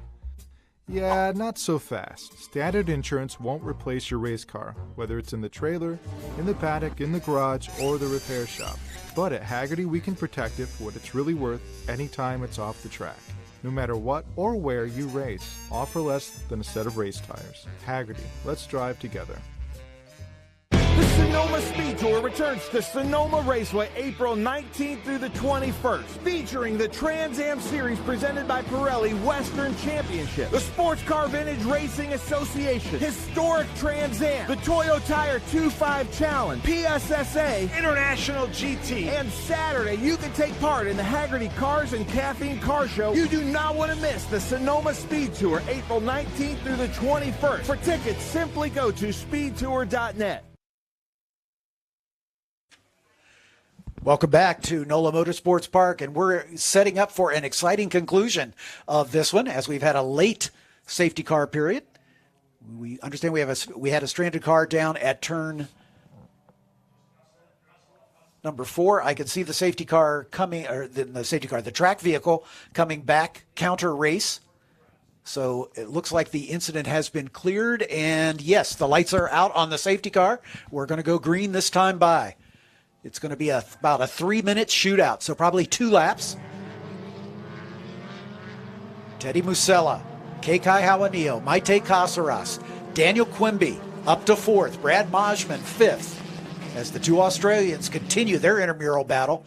Bacon Zelenka in recovery mode up into 6th spot. Drew Such, Parker Wallen, Jake Pollock, and Christopher Parrish in the points. Here we go. On this huge move on the restart from Brad Majman, diving in, joining in the battle for 3rd place. But first and second go side by side into turn 1 once again. Daniel Quimby battling with with Maite Casaras for 3rd.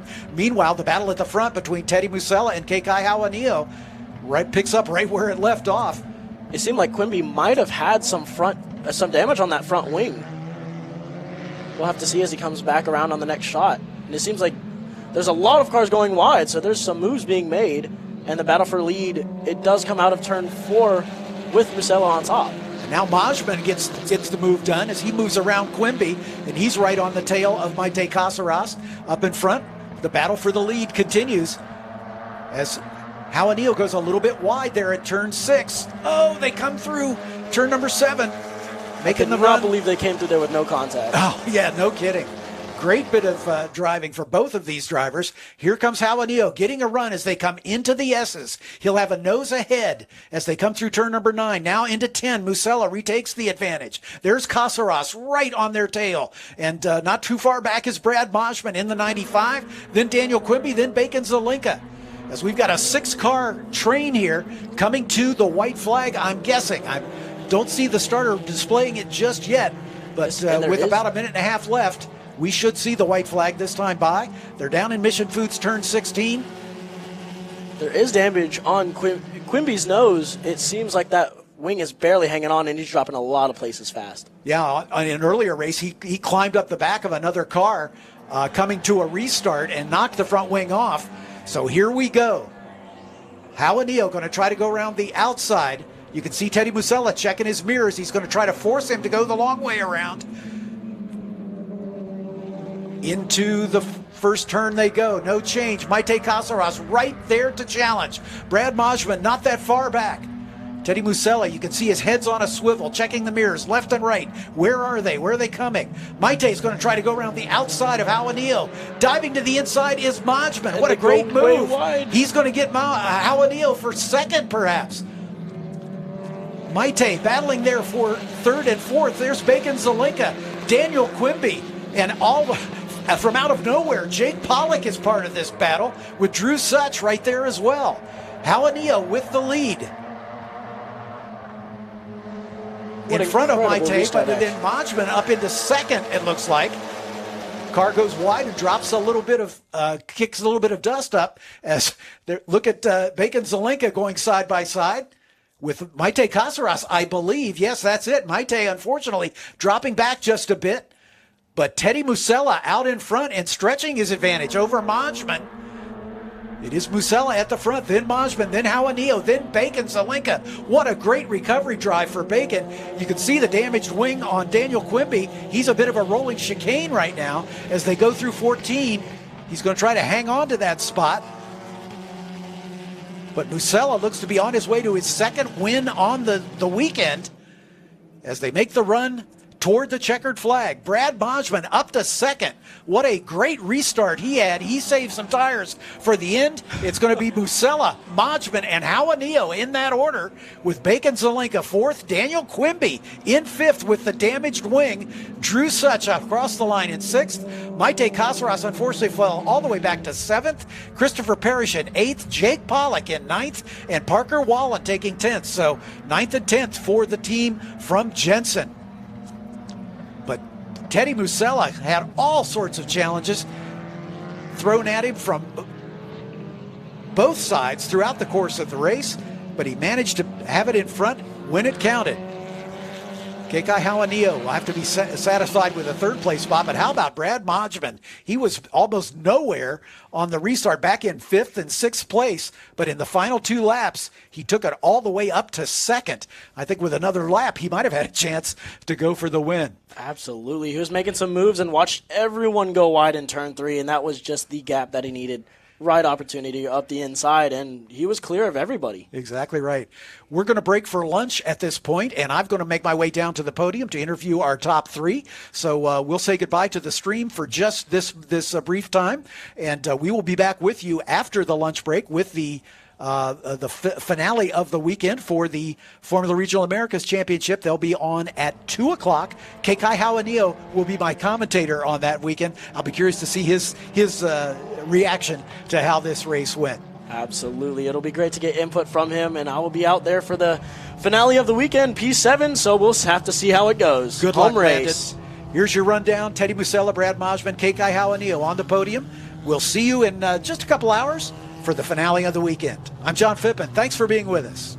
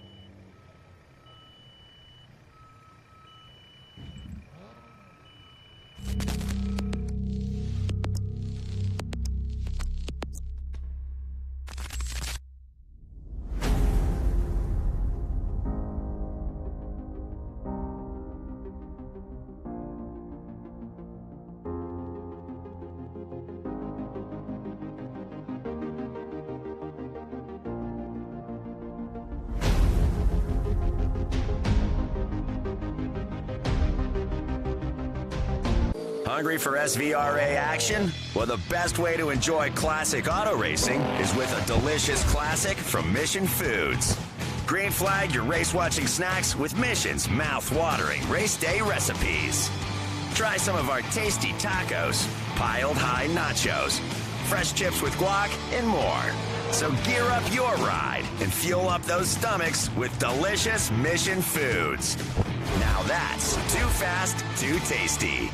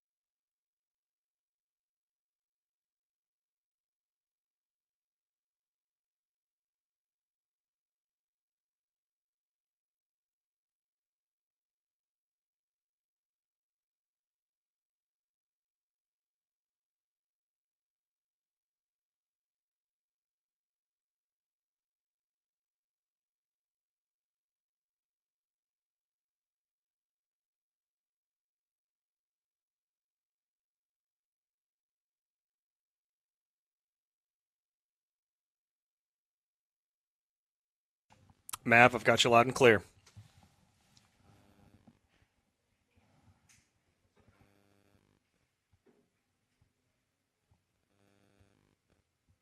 Talent in the booth, this is Mav TV doing a comms check. Mav, I've got you loud and clear. Can you hear me? This is DJ.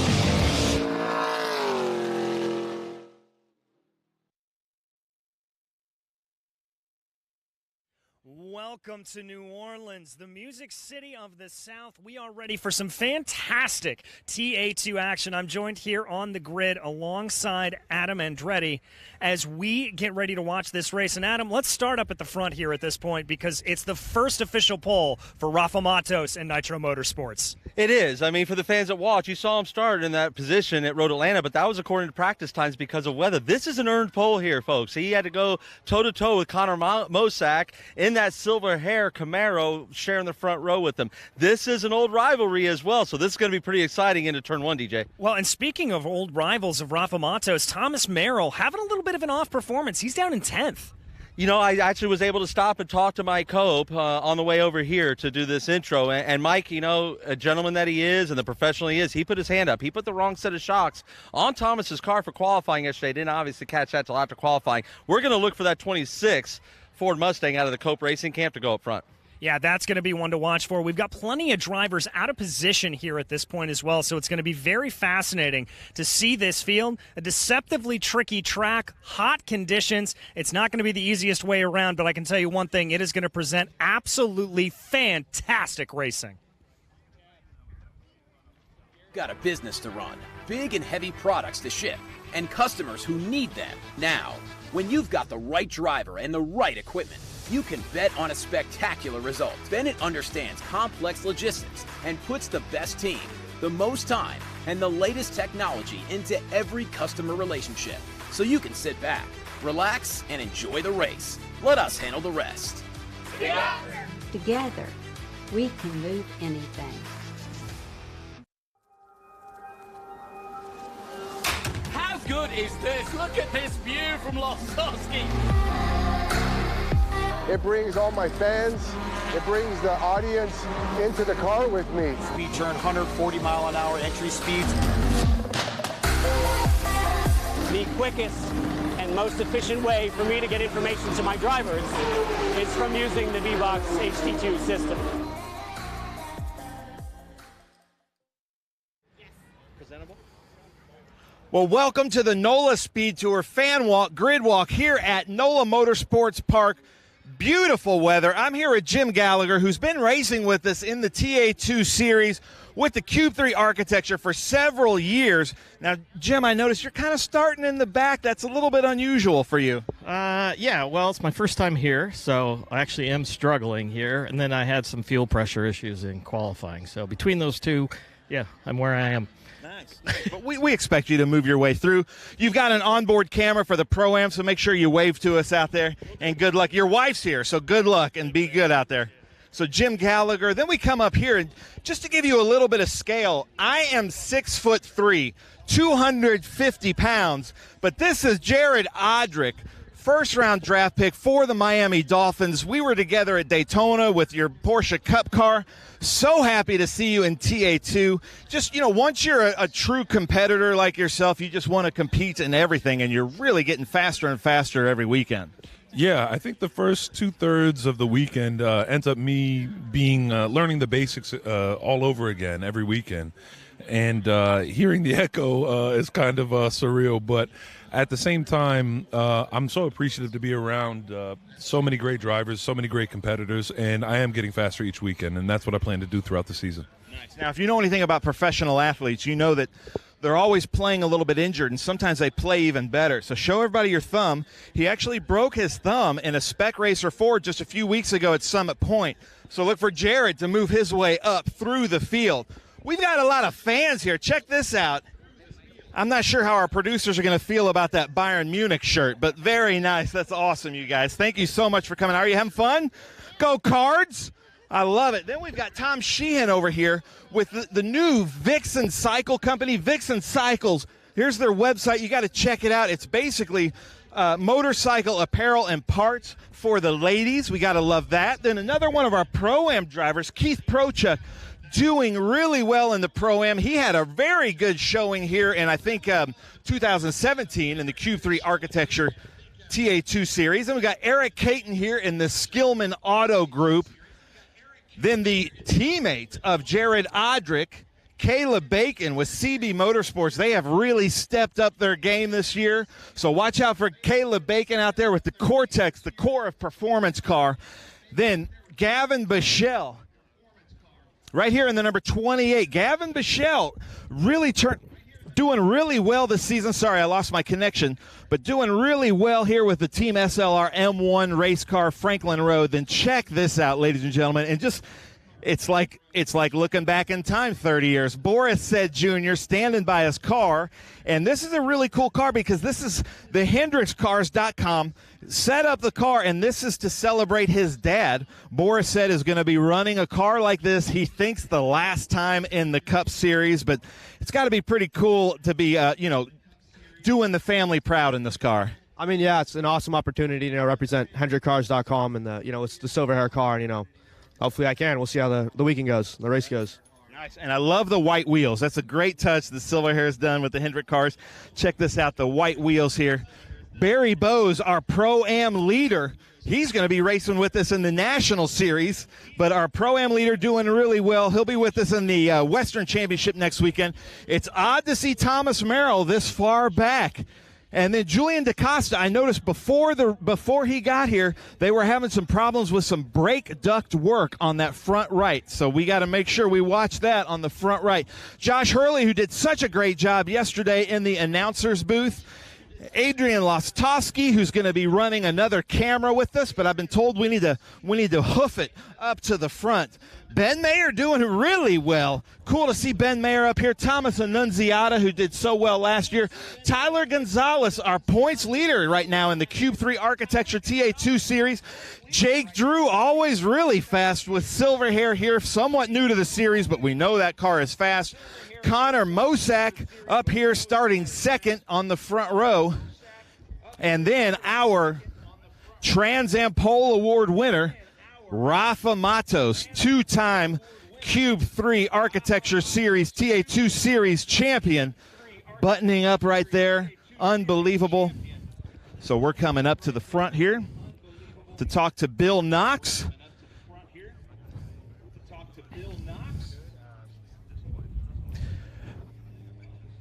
Bill Knox to lead us in our invocation. If you'll join me in prayer. Our Heavenly Father, we give you all the praise for this glorious day that we're having. And Father, we ask that you wrap your almighty's hands around the drivers. Father, that you keep them smart, patient, most of all, Father, that you keep them safe. And also in your hands, Father, we ask that you hold the first responders, our policemen, and our military, Father, that they too may come home to their families every day. In your Son's most precious name we pray. Amen. In your Son's most precious name we pray. Amen. Well, thank you, Bill. So great. Now, Ella Grace Francis, I've heard some great things about you and your voice to sing to. Actually, come on over here if you don't mind, to sing our national anthem from the New Orleans area. Ella Grace Francis, take it away. Oh, say, can you see by the dawn's early light what so proudly we hail at the twilight's last gleaming, whose broad stripes and bright stars through the perilous fight o'er the ramparts we watched were so gallantly streaming. And the rocket's red glare, the bombs bursting in air, gave proof through the night that our flag was still there. Oh, say, does that star-spangled banner yet wave o'er the land of the free and the home of the brave?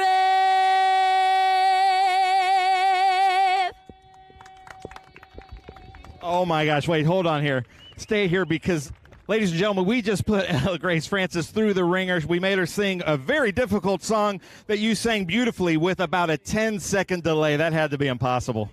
Well, I just tried to really sew it in, so thank you. Nice job. Well, nice job. Well, I'm going to send it back up to you to go through the grid up in the booth. That would have been impossible. Well, thank you, Ben, for that fantastic grid walk. It is DJ and Adam Andretti up here in the booth once again. We talked about a little bit of that battle that we're going to see coming up through the field here at this point, Adam. But as we take a look here at your starting grid, there's a lot of drivers sort of out of position coming to mind here. Ben Meyer, Thomas Annunziata, and Thomas Merrill coming to mind first and foremost. Yeah, I mean, and then we have the intangibles, too. We don't know about Julian DaCosta. He's our new guy in the field, too, and he's right back there. You don't think he's going to hitch onto that champion's rear bumper, do you, of Thomas Merrill and try and get to the front?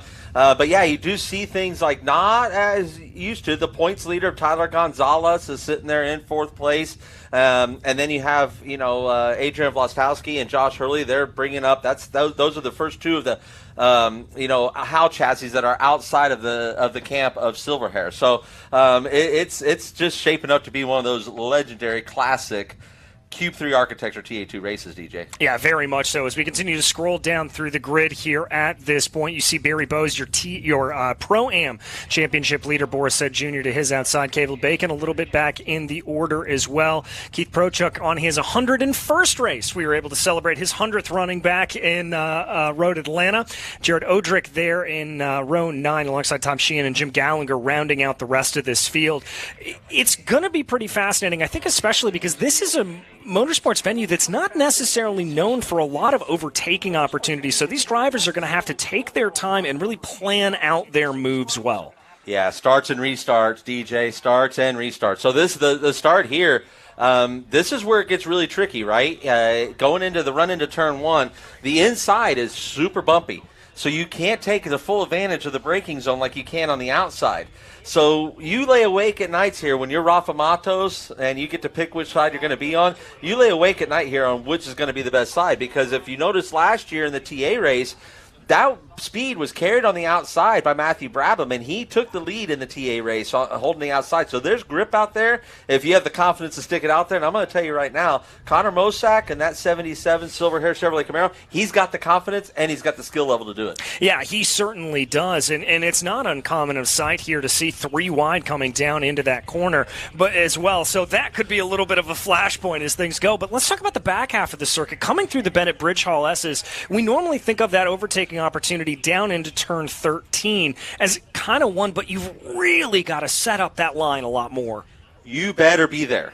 You better get that good run in the last 2 of the S's there in 11 and 12, especially 10 11. It really kind of starts back there in 10. If you can get to the power strong and carry that all the way through 11, you might, if the one in front of you wasn't able to do the same and had a little understeer, a little oversteer, and couldn't get to that throttle, that's the only time that door opens for you. Otherwise, you're kind of forcing something like we saw last year. And when it comes, desperate times comes for desperate measures, and those desperate times are when we're coming to that white flag and that checkered flag. Exactly. 37 laps here and 37 laps only to get things done. It's going to be very, very difficult. But another big storyline that we talked about yesterday and that Josh Hurley was giving us a lot of insight on was going to be tire wear, that you're going to have to watch your stuff. And that's exactly what we saw yesterday between Chris Dyson and Paul Menard.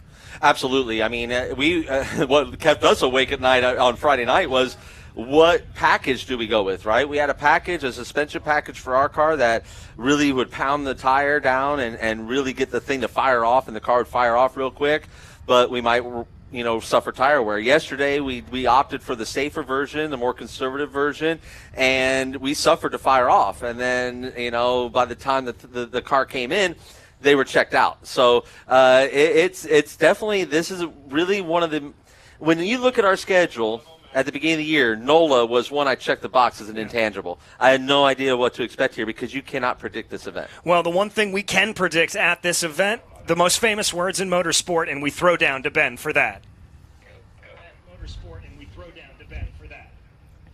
Well, thank you very much. I have the honor of being here with Estelle Labourgeois, who is a huge influencer. Now, Estelle, we were talking a little bit beforehand. I bet you my wife follows you, but tell everybody what your speciality is and how they can find you. Hello, I'm Estelle. I've been on TikTok and Instagram for a little while. I do a lot of lifestyle and beauty content and just my day-to-day, what it looks like. Well, you are about to deliver the most famous words in motorsports. Take the mic and take it away, Estelle. Drivers, start your engines. Drivers, start your engines. Nice. Hey, nice job. All right.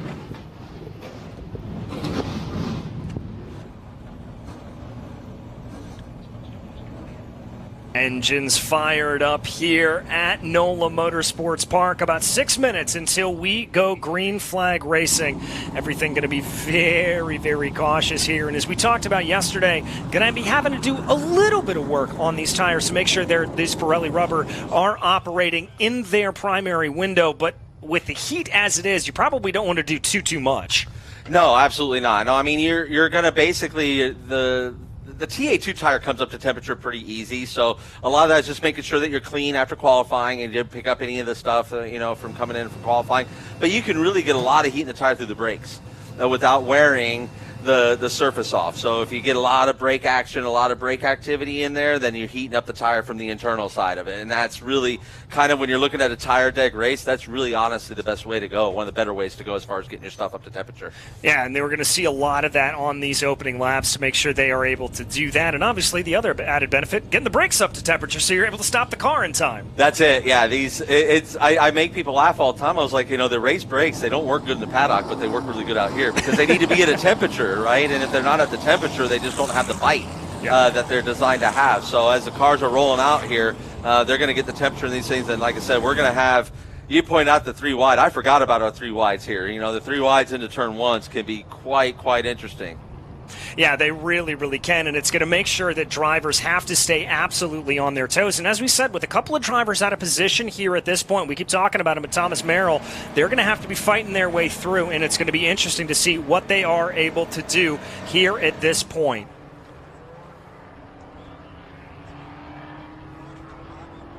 And welcome to our viewers from MAV TV. We are live at NOLA Motorsports Park for the TA2 Series, the Cube 3 TA2 Series, as we get everything ready to fire off. It is Rafa Matos starting on pole position with Connor Mozak to his outside.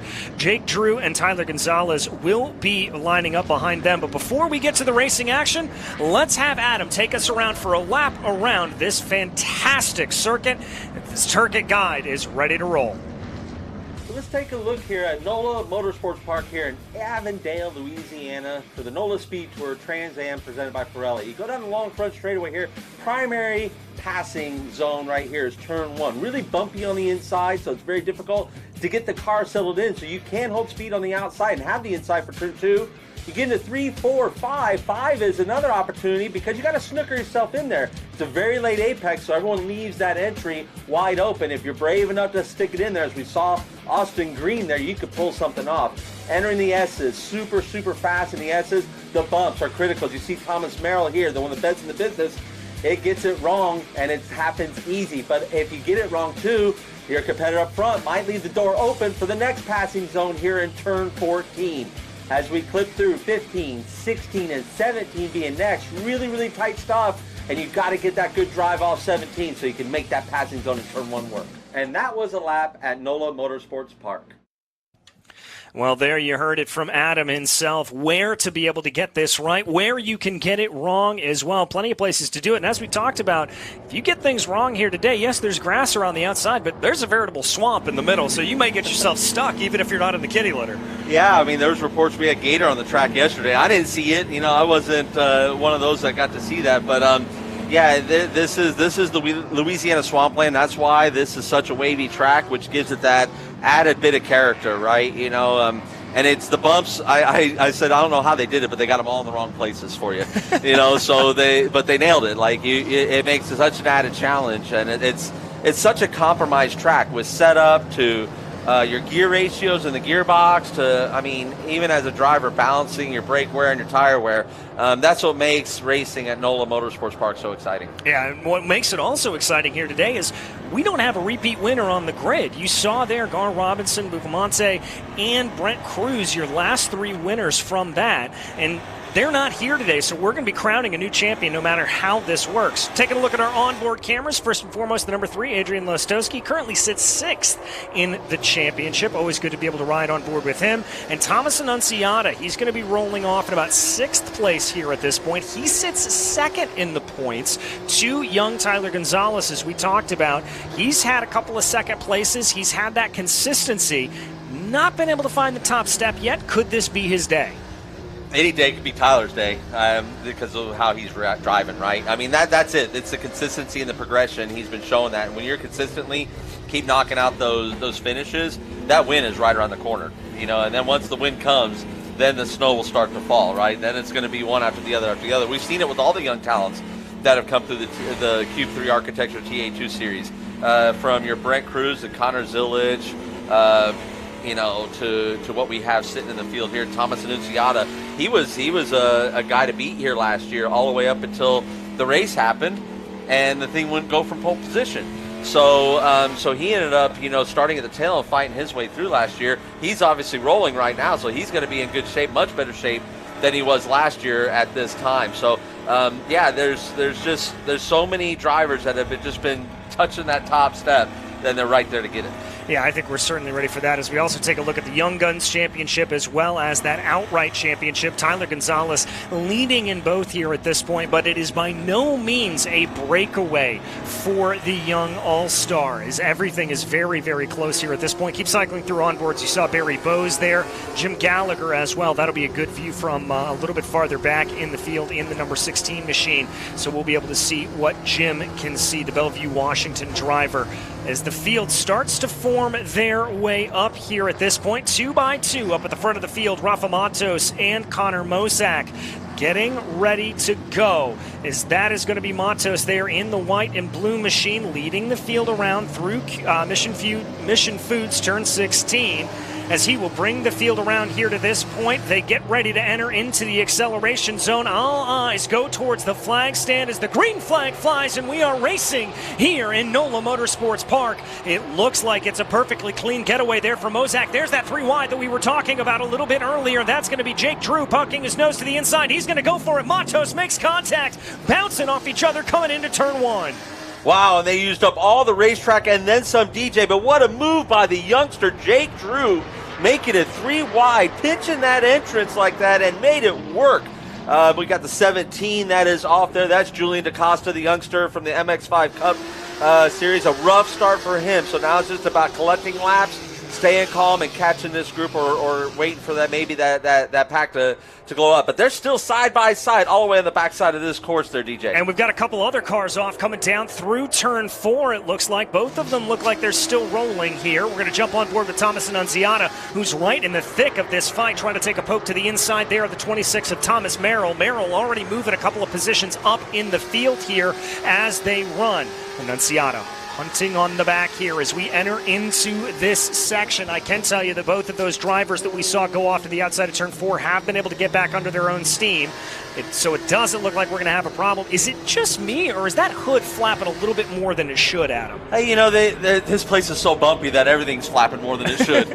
You know, so I doubt that they have anything loose, but these are really lightweight bodies on them, and everything is really soft. So I just think it's through the bumping, and the thing's been sitting out there in the sun, so it's a little bit more flexible. As we're on board here with Adrian Vlastowski, who looks like he's sitting right around P8 right now, which is pretty solid for him as we come around. And Thomas Merrill is making his way already. He is really kind of wasting no time, and he's already up into 6th place from P10 starting position. So just as his boss Mike Coe promised, we're going to see that the 2022 champion come towards the front. Yeah, he is already starting to get a move on there, and Jake Drew, as we said, leads at the front of the field with an absolutely inspired move to be able to get that position away from Rafa Matos. He and Matos banging doors coming down into the braking zone. Connor Mosak sits 3rd, then Meyer in 4th, and then it's Josh Hurley up into 5th place. 2 Chevrolets 1st and 3rd, and the rest of the top 8 are all Ford Mustangs here at this point. I mean, honestly, if we'd have closed our eyes, we'd have just thought that was Connor Zillage making that move, right? I mean, Jake Drew, hats off to you, young man. that we can make that comparison. I know that those two have been friends for lifelong, raced against each other, but to put a move like that on the veteran and the champ of Rafa Matos and to pull it off clean is just absolutely rather impressive. So great job. And the youngster like Jake Drew, this is the reason why Cube 3 Architecture is so jazzed about this TA2 series and why they wanted to be that title sponsor. It's the youngsters. It's the young talent. They want to feed that young talent, help that young talent get to the next step of their career. And our hats off to that group for bringing that in. But we got a flat left front tire here on the 40 of Tyler Gonzalez, our points leader. This is a huge hit, now, DJ. we talk about that championship changing around there. You can see the discarded rubber coming off of it. This is going to be a huge blow to Tyler Gonzalez. We couldn't exactly tell who those two cars were off to the inside of turn or the outside of turn 4, but now I think it's safe to assume that one of them was Gonzalez. He'll get back and on his way. He's going to be hoping for a yellow flag here to bunch the field back up. Absolutely. And what's tricky about turn 4 there, DJ, is the fast way around is a wide entry and a late apex. And when you're all bunched up at a start, you're best not to leave that a wide entry. You're best to try and keep that a tight apex. So a lot of times that'll converge and they'll bring together. And I think that's what happened down there. Not seeing it like we didn't see it, not seeing a replay. I'm just kind of speculating, knowing what the track delivers us over there. Well, you would be the expert on exactly how this would go, so I'm going to take your word for it there. A little bit of side-by-side farther back in the field here. That's Josh Early trying to make a move, going down to the inside here up in Mayer. See if he can get anything to play on the number 80, but good defense from Mayer. He's going to be able to hold that out and hold the line through the fast run of 6 and 7.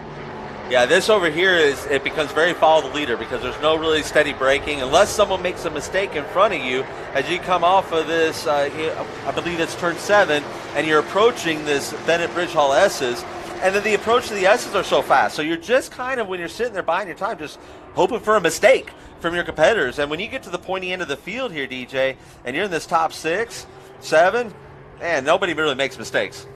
Yeah, nobody really does.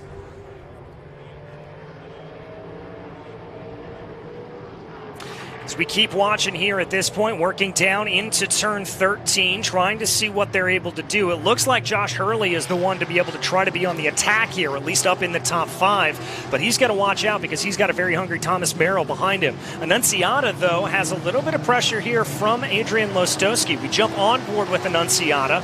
He's keeping his eyes ahead here and taking that wide line all the way out over those rumble strips on the exit of Mission Foods turn 16. Yeah, if you got a car that can handle those curves and you've set your ratios up that you're grabbing a gear past them, yeah, that is the line. That's where you have to go to keep the speed up and keep the momentum up in the car. It's like I was joking with DaCosta earlier. It comes from MX5 Cup, and we've had a lot of successful MX5 Cup drivers come in and transition to TA2 very easy. Wonderful pass. Adrian Vlastowski shoves it in, gets it underneath Annunciata, over-unders him, but will this be another? Nope. And Annunciata's going to go for that block to the inside. But this is what happens over there in turn 3 and 4, DJ, is it's such a wide entry that you can really dive bomb up, and you better be looking for the over-under. Yeah, you got to watch out for that. An absolutely brilliant defense, as you said, from Annunciata, just able to pick up what he was doing, look for that crossover, slow the car down, and get it to absolutely jump off of the line. Lostowski, though, as a result of that battle, now finds himself with a little bit of a sniff of pressure here from Caleb Bacon as well. As now they come through the Bennett Bridge Hall S's, you can hear that throttle starting to roll off, getting onto the brake, getting those cars to rotate through that very, very difficult section. Yeah, it's a very difficult section. You said it best right there, DJ. And I want to throw a shout out too. Jared Odrick is sitting there in P13. He started, almost like I think he started 16th, and he's already fought his way up and in a great battle with Keith Prochek and Tom Sheehan. Yeah, he's doing a really, really good job, and that's a driver that we've been waiting to have that breakaway with. I had a chance to talk to him in Sebring, and he said, I just felt a little overwhelmed. He'd done a lot of SCCA and club racing before that, never really felt like he had everything underneath him, and now we're finally seeing him come true because he is a quick, determined driver and athlete. Absolutely. I mean, anybody who's made it to the professional level of any sports, and obviously, him in the NFL, you're driven individual. You know how to train, you know how to get your mindset. I mean, all sports is 90% of what's going on between our ears. And he said it to me on the grid out there. He goes, yeah, it's not instinctful to me yet. I have to remind myself on driving techniques, and it's not up until like the last third of the weekend that I'm starting to make those second nature.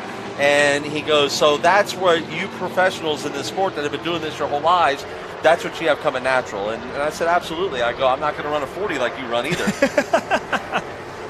Yeah, I think I would definitely struggle a little bit to run a 40 against him or do anything athletic. But as we promised, that's Caleb Bacon starting to make some moves on the back of Adrian Lostowski. You can see him make a little bit of a look in the mirror there. Lostowski looks like he's losing just a hair of touch with Annunziata, but able to gain it up there through the Bennett Bridge Hall S's. He's really starting to bring things in here at this point, and they're also bringing Gavin Beauchelet into this battle as well. So this is really starting to become a four-car train, and I'm a little surprised here. Thomas Annunziata kind of looking like the cork in the bottle. He really is. Like I feel like Adrian definitely has pace on him. If Adrian could go through those S's the way he wants to, that's where he's going to make up a lot of his time. It feels like he's got a very good car for the transition, for the back and forth. And, as we take a look back up front, as it's staring right at us in the face here, Rafa is playing the veteran game right here. Jake's never driven a race here at NOLA Motorsports Park. Rafa's driven at least here last year, so he knows what to expect at a tire deg. And I believe Rafa is just playing that long game, is going to let him set the pace, let him believe that he's being challenged so that he pushes his car a little bit more. And the name of the game in these races, as you well know, DJ, it's the last 25 miles and when we're getting there. As Beauchel here at this point also working his way forward in this battle as they continue to go right now. Bacon trying to close in on the back of Adrian Lostowski. And now welcome to the battle as well, Borisek Jr. It's now a 5-car train. This is on board with Thomas Annunziata as he makes his way through. And that's Merrill and Hurley starting to slip out of the mirror here of him. But yes, I mean, Annunziata is the cork in the bottle here at this point, but he's also doing a fantastic defensive drive, keeping Lostowski behind him.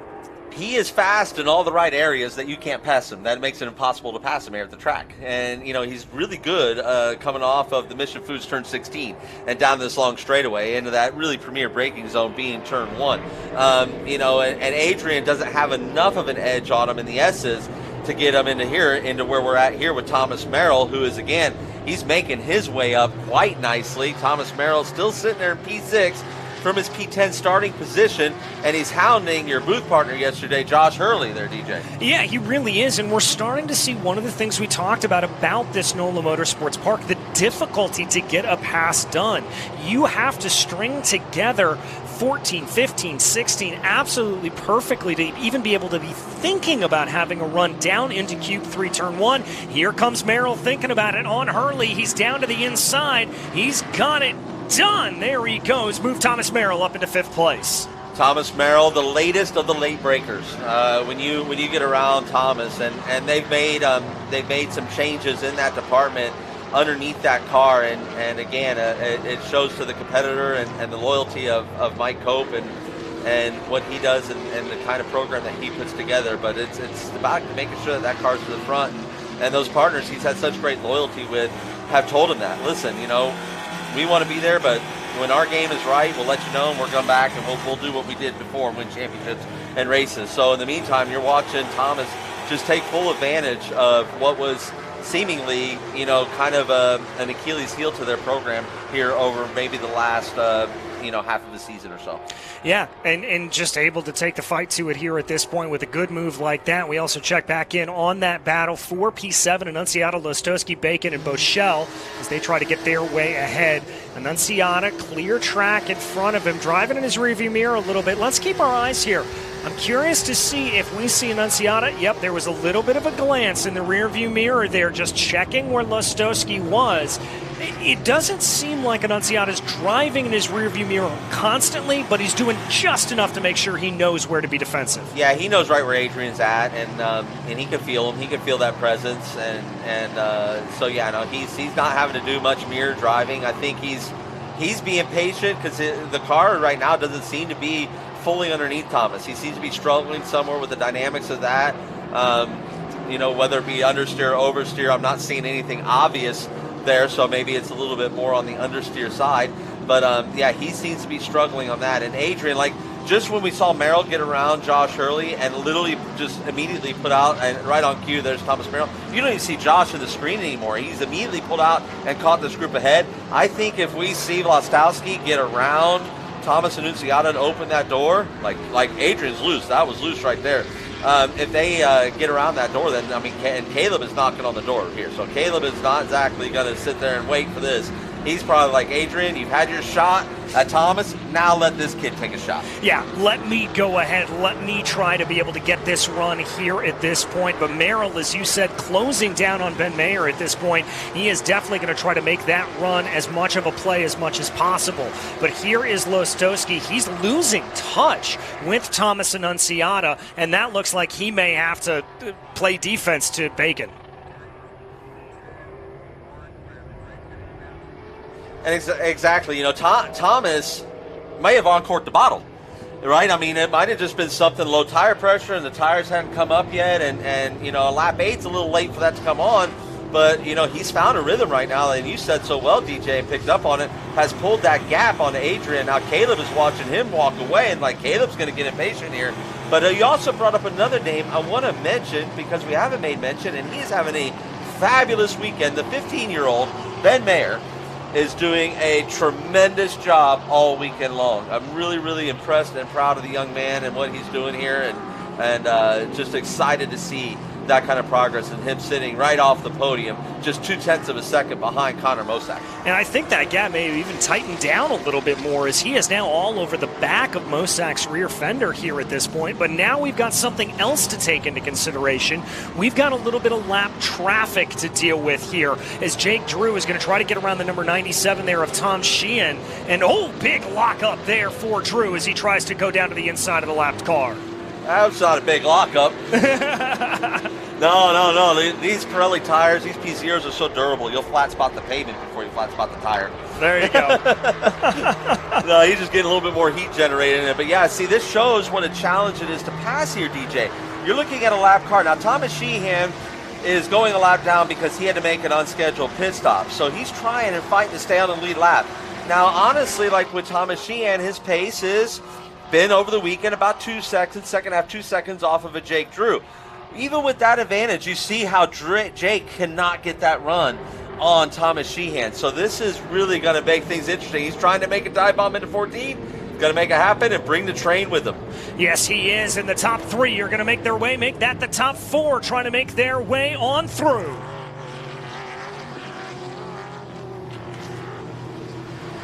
You just saw your leaders be able to work their way through Tom Sheehan, and here at this point, Jake Drew, Rafa Matos, Connor Mosak, and Ben Mayer are now all clear, but a little bit of a check up there for Thomas Merrill potentially as they come onto the front straightaway. Merrill's now been able to get clear. That's going to buy him even more time between himself and Josh Hurley. And look at that, that's Merrill kind of poking out a line there. I'm not sure if that was to get into the head there of Ben Mayer or if that was maybe just get a little bit of clean air on the car. Someone of Thomas's experience certainly knows he's got a 15-year-old in front of him, and through that you might get a little bit of vulnerability out of it. But at the same time, what I've learned about racing around these youngsters is they are super brave. They are super brave, and the consequences they have on the simulator is a reset button. So you know, it becomes very real out here, but they all race so good and clean and powerful, and it's just so fun to watch them come up through the ranks, and this has been that launching pad. The TA2 Series, is because of the talents that you have out there. You have to beat a Rafa Matos, you have to beat a Thomas Merrill, you have to beat Mike Skeen when he's here, you have to beat these drivers that are out there doing it and have been doing it for a long time, making their living, feeding their families with this sport and with that talent that they have. You've done something. You've done something impressive, and the motorsports world notices. The motorsports world knows how good Rafa Matos is. They know how good Thomas Merrill is, so when you beat him, yeah, they're going to try and hire you.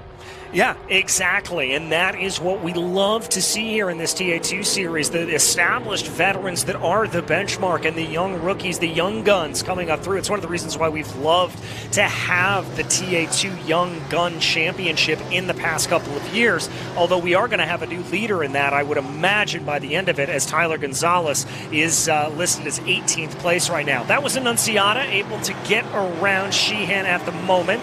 Lostowski's going to get a little bit bottled up here, and that could buy Annunziata even more breathing room as they power down the main straightaway right now. We take a look back up at the front of the field because Rafa Matos looked like he had half a mind to making a move on Jake Drew. Yeah, I tell you, Adrian got really good drive off the last corner to get around the lap car of Thomas Sheehan, which was good. It kept, now that Thomas is officially a lap down, he's going to not fight as hard for that because there's no dog in that fight. He was fighting hard when the leaders were around because if the caution comes out, he gets to come back around and like nothing ever happened.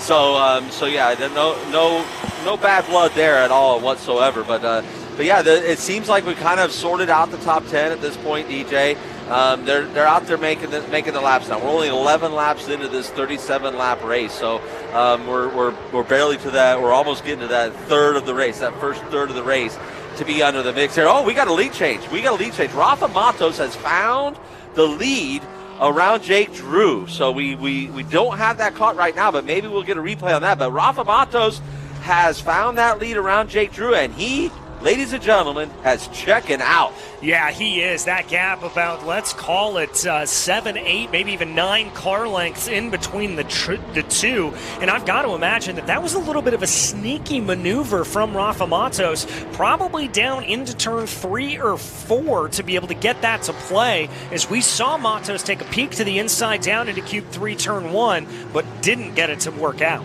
I got to, basically share a race team with Rafa Matos over at Peterson Racing, and he and I have been close for many, many years, but that all obviously brought us much closer. But one thing I always noticed and had such respect about Rafa is his understanding of tire, and that's simply could be where we're at, and what I was going back to referring to before. He was letting Jake run a pace, let him think that he's being threatened, and he's letting Jake slide around. So I'm suspect to what you're saying. Like, I think also that it was a little bit of a slate by Jake coming onto this front straightaway where Rafa's getting that maximum drive because he took care of his tires at the right time. Same thing you saw out of the veteran here, Thomas Merrill, as the 26 car just went out of our screen. Thomas is the same way. He probably could have jumped through that field really quick at the beginning, but that would have been so detrimental to his tires, he wouldn't have had anything to fight for this victory at the end, and that's what he wants. He wants the W. He doesn't necessarily care about how quick I passed all these cars. It's the W after 100 miles. Yeah, that's what he wants. That's what he's going for. And you saw that kind of collected approach in the way that he attacked it. Of course, he slips and slides there coming through the corner a little bit just to dispel our point maybe slightly. But at the same time, you saw that measured approach in the way that he attacked Josh Hurley. It was not an all-out blitz. It was much more of a calm, cool, collected way to get by. And we're seeing that again here as he tries to work his way on the number 80 of Meyer. Yeah, he's set up the youngster. You saw him set it right up back out there in 10. He's trying to leave a gap so he could get that run at the right time. Closes right up on the tail. Now, if he could get Ben looking in his mirror drive a little bit coming onto this front straightaway and make a little bit of a mistake, the door is going to open for the 2022 champ at Thomas Merrill. Yeah, let's see if he's able to do just that as they come through Mission Foods turn 16 onto the power here at this point. The draft going to be in full effect, and look at that gap for Rafa Matos, 1.6 seconds already. I think there's a little bit of pace in that Nitro Motorsports machine. Yeah, there's no question there. And there's a ton of pace left in Rafa Matos, I can promise you that. And he was feeling it this morning there on the grid. I had a nice conversation with my old friend, and he didn't have to tell me he's feeling it. I've known him long enough to know when he's got that laser look in his eye that he's not a guy you want to step in the ring with at that moment. Like he's here to deliver a victory for Nitro Motorsports because that's what Nick Tucker brought him into the camp to do. Bring me some victories, and also let's help these kids along the way. Let's show these kids that the cars we're giving them, the same car that you have, and let's look at that data. Let's see how we can make the drivers that we have in our camp better drivers for their future when they move on from the Q3 Architecture TA2 Series into the next journey on their career. Exactly. Somebody kicking up a little bit of dirt there, it looks like, on the exit of turn 6 and 7. But this is Thomas Annunziata still holding out ahead of Adrian Lostowski.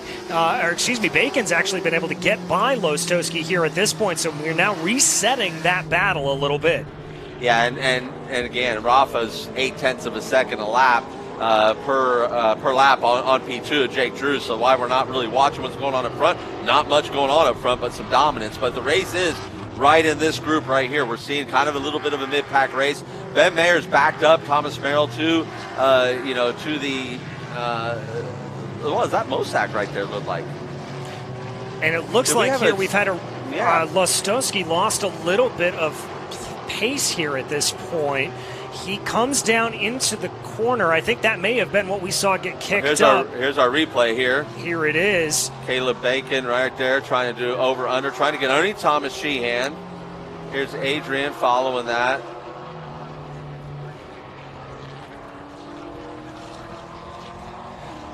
All right, well, there we saw a little bit of what that was, but nevertheless, the order has shuffled around here a little bit at this point as Connor Mosack has also fallen down through the order. He's in 5th. Now, at this point, that's going to promote Ben Mayer up into 3rd place, Thomas Merrill into 4th. So that battle that we were watching, that is now a battle for podium positions. Meanwhile, Thomas Annunziata looks like he has been able to break free a little bit, and he's now starting to close down on Josh Hurley.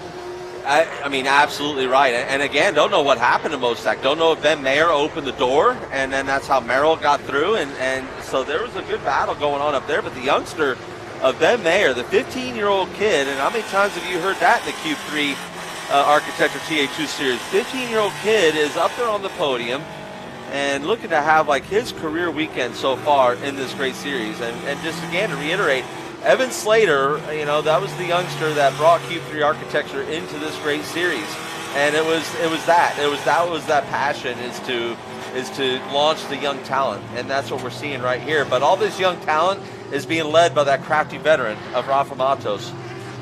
Yeah, it certainly is. And I mean, look at that gap. It's going to be nearly 2 seconds here at this point before everything is said and done. There you can see a visual representation of it. And look at Thomas Merrill there lurking in the background on Ben Mayer, really carrying that number 26 to the absolute limit of the track on the exit of Mission Foods 16. He takes a peek, but not quite enough as the youngster's hard on the brakes, protects it for probably another lap, right? Because it's not going to be much of an opportunity going through here, not one that isn't going to make Thomas vulnerable on the exit. I think the last thing Thomas would want to do is to try and maybe even leave himself vulnerable and give up that spot that he just got from Connor Mosack. So it's all about getting one to get clear of Ben Mayer. This youngster right here is an important move.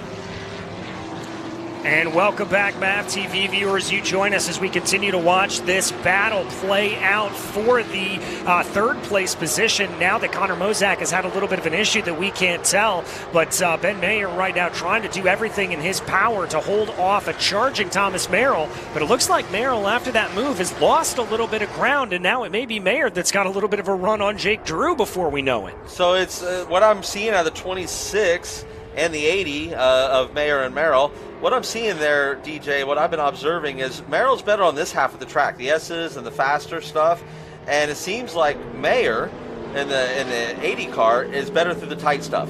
So the tight section over there, when we get past, right before our Bennett Bridge Hall S's, that 3, 4, 5-ish area, boy, I tell you what, that Ben Mayer is really getting through that section good. But as we get through those Bennett Bridge Hall S's, that's when this 26 car really starts to come alive. And also Thomas, being the veteran he is, and with so much race left, he might be backing off to cool down things a little bit. That's a good point. I mean, he has just come through a couple of cars. He may not want to be in full attack mode here at this point as he tries to get everything underneath him. So we'll have to see what his strategy exactly is. Someone got a lock up. Yep. Someone got a lock up. We both saw the same thing at the same time there, DJ. But yeah, absolutely. And I think that's what we're kind of seeing out of Thomas. One thing that when you've driven on these Pirelli P0s for some time, they'll hold a grudge. Like if you upset the tire as a driver, they'll let you know. It's going to keep holding that grudge on you. So you have to really – so I think that's where Thomas is at, if I'm going to speculate here, is he doesn't want that tire to hold a grudge on him when it's going to be real important and he's going to be asking a lot of it. Yeah, certainly is here as they run there. We see the positions after 15 laps. Everybody working their way on through right now, trying to see if they are able to get going as they run. Waiting for Jim Gallagher, working his way through the field. He runs in 16th right now, trying to see if he's got anything to push ahead with.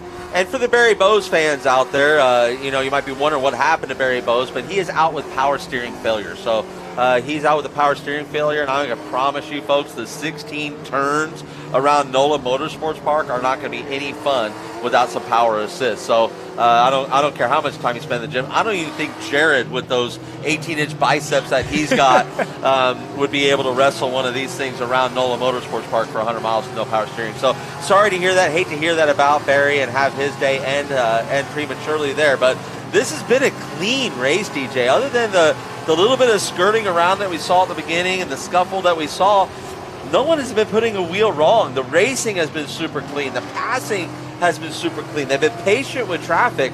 I've been thoroughly impressed, as I always am, with the talent level here in the Cube 3 Architecture TA2 Series. Well, it's not just, that it's been a processional race. We've seen bumping and banging. We've seen good side-by-side action and passes and storylines through this race. To your point, it is just the level of class in this field that has been able to carry us on through. Now, my next question is, as we do look back a little bit farther in the field there, like your Pro-Am leader, Jim Gallagher, DaCosta, those drivers, they're starting to run into that territory where it's going to be a lap down. When are we going to get into that lap traffic, and how much is that going to play an effect on the rest of these fields? No, that's the key, right? That's what the radio communication is coming from these leaders. While Rafa's sitting there asking, how quick we catching, what are their lap times, what am I doing, what's the gap? And then you're kind of doing the math in your head. What do I need to do? We all have a lap timer on our dash. It gives us a predictive on the dash, so we kind of know where we're going to be in our lap time. And that's really the art of finding traffic, is really timing it. That takes communication, because as a driver, you can't see everything that's going on out there. So Rafa, Matos, Thomas Merrill, the individuals that have been doing this. Whoa. That's getting tight between old Gallagher and Mayer there. And there's going to be friendly fire for Thomas Merrill, because that's another Cope car, is Jim Gallagher there.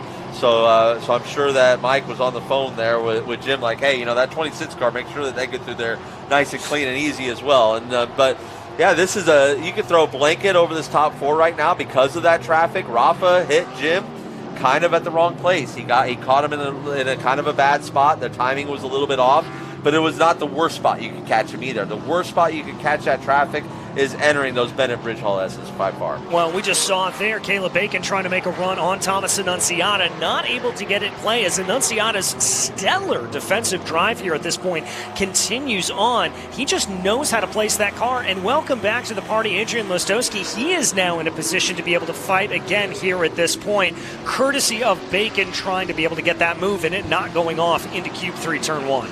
Yeah, absolutely. And back to your previous point, DJ, this has not just been like a procession. This hasn't been a parade here at NOLA down in the French Quarter. This has been real racing. And you don't got to look any further than we had lead changes right off the beginning, and then Rafa got it back. Ben Mayer has climbed through the field from a P5 starting spot up to a podium. Thomas Merrill has climbed from P10 on a track that we know is not the track for passing. And he's climbed from P10 to P4. And then you've seen Connor Mosack actually take the steps and be passed and lose the pace and be going the other way. So, yeah, to your point, DJ, far from a procession here. Yeah, it's absolutely incredible. Whoa, there's a little bit of tight running there, a little farther back down in the field. That was around Bacon, Lostowski, and Boschel here at this point.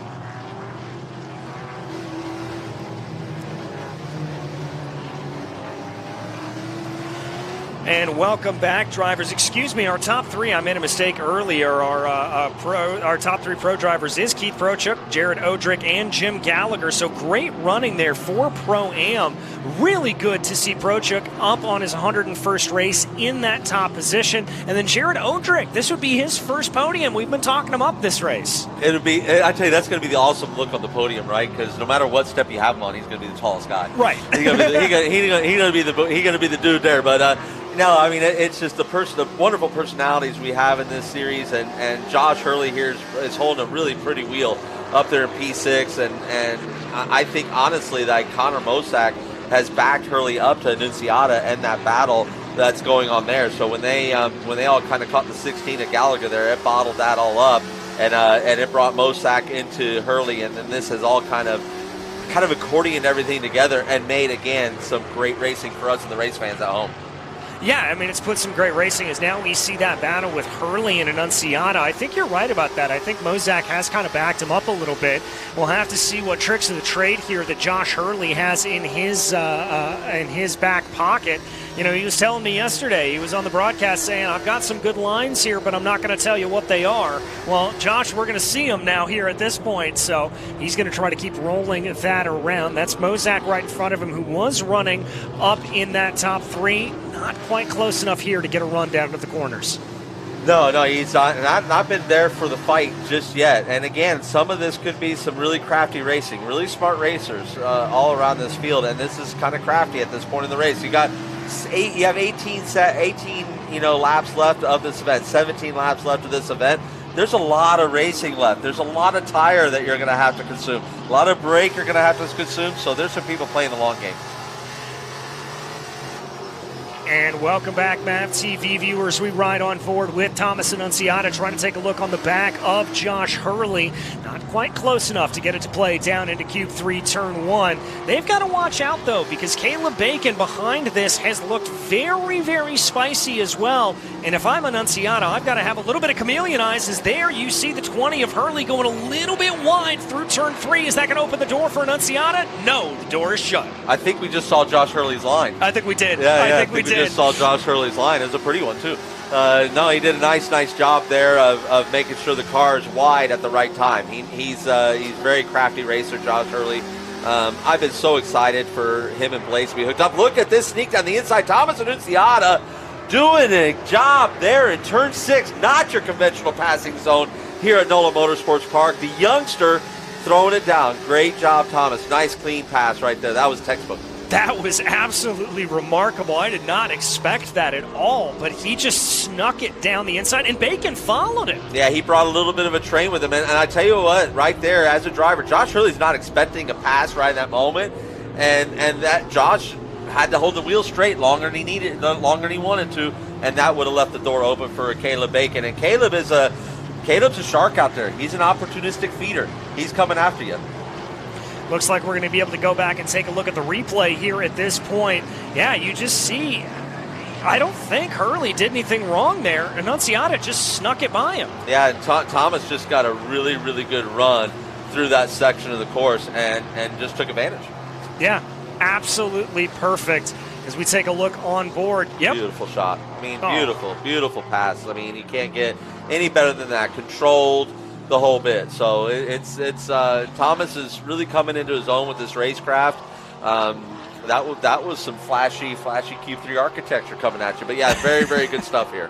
Yeah, very good indeed. And still, this mid-back battle, very, very close. Drew has been able to separate himself from Mayer a little bit at the front, so this is really where the action is, as now Caleb Bacon takes a wider line through Turn 4, trying to carry a little bit more speed around there and into Turn 5, just seeing if there's any breaks in the armor here on Thomas Annunziata. I mean, we got such a great battle here. There's 6 cars in this battle for these spots. Anything can happen, and you might be one. I mean, if you can look at the screen and know that why we're not covering the front. It is a clinic out there for Rafa Matos on Jake Drew and Ben Mayer, but there's still a really good battle that could come from Ben Mayer and Thomas Merrill. It seems like Thomas Merrill might have just kind of settled into that P4 spot, let things kind of cool off, and see where that goes. But the battle is where we're at. We're on board with Adrian Lostowski in his V-Box, his CMI onboard camera inside that Ford Mustang. He's trying to do battle with Josh Hurley here. These are 2 Hal cars here. These are 2 of the newer of the Hal cars, and so it's good to see them go at battle right there, as we have some pretty good, a parity within this group here, as you have your first 2 cars. Matos is driving a Cope car, and P2 Jake Drew is in a Hal car. So and then you have 2 Cope cars that follow behind. But really, really good parity too, and it speaks volumes to the series and what they do with this Q3 Architecture TA2 Series. Yeah, it's exactly the kind of parity that you want to see between makes and models of cars across the board here to get everything to play. We jump back on board there with Lostowski as he kind of holds up the back of the train here in this battle. Annunziata up at the front of it, currently in 6th place. Connor Mozak up ahead a little bit more. He's within touching distance, and I've got to think after the move he sent on Josh Hurley that Annunziata, he wants that top 5. Oh, he totally does. does. I mean, he is now this is it, right? This is your last 25 miles. It's time to hammer down. Enough of the conserving. We don't want to leave anything left at the track, right? We want to leave all the tire at the racetrack. We want to leave all the brakes here, and the team knows that we gave it our all. So right now is when you're just going to burn this thing down and let it rip, and that's what we're seeing out of Thomas. And they're setting those lap times to show it. Rafa is consistently still about a half a second a lap faster than the rest of the field, but the rest of the field, lap by lap, has just been really on top of each other from lap to lap. So they're racing, off of each other in some ways because they can't get the pass done because it is such a challenge here. But as we saw with Annunziata, you're just waiting for that mistake, and it doesn't have to be one that we can even see in the booth here, DJ. It just has to be so slight, and you can capitalize. Yeah, even just the slightest bit of correction could send him around, as we've got a couple of more drivers going a lap down here at this point. I think that's Jared Odrick. Yep. Yes, it is. That's the number 81 machine. So that is going to be him a lap down, but here comes a little bit of a look from Ben Mayer. Is he going to go for it? No. Thinks better of it going down into Cube 3, turn 1. Oh, but Jake Drew's eyes got real big in that rearview mirror right then, but that was some really good late braking on both of them, and good driving on both too. Because for Ben Mayer, that's not the time to go ahead and stick the nose up in there, and he knew it, and that was a move kind of wise beyond his years there. So, but what that also shows me is Ben's got a little bit of pace, and Ben knows he's got some pace, and he wants to make this pass on Jake Drew so he can go after his teammate, Rafa Matos. Yeah, he wants to be able to put this down, as there we see a move down to the inside of Jared Odrick. Going to be pretty simple there for Drew and Mayer. Odrick doing a great job there of just kind of sticking out of the way, being as predictable as possible. Exactly. That's all you can ever ask for from anyone that is traffic. Plus, what a great school for him right now. He gets to sit there behind the leaders of a TA2 race and see what they're doing differently than him. This is like free school, for a new driver, a fresh driver like Jared. So this is really, really good stuff for him, too, to see where maybe he might be missing a little bit here and there. Yeah, exactly. As we now focus back in on that battle for P2, Jake Drew and Ben Mayer, trying to see if there's going to be anything to have. And don't discount Thomas Merrill from this fight at all. He is up, he is involved in it, and he may be holding on to his tires.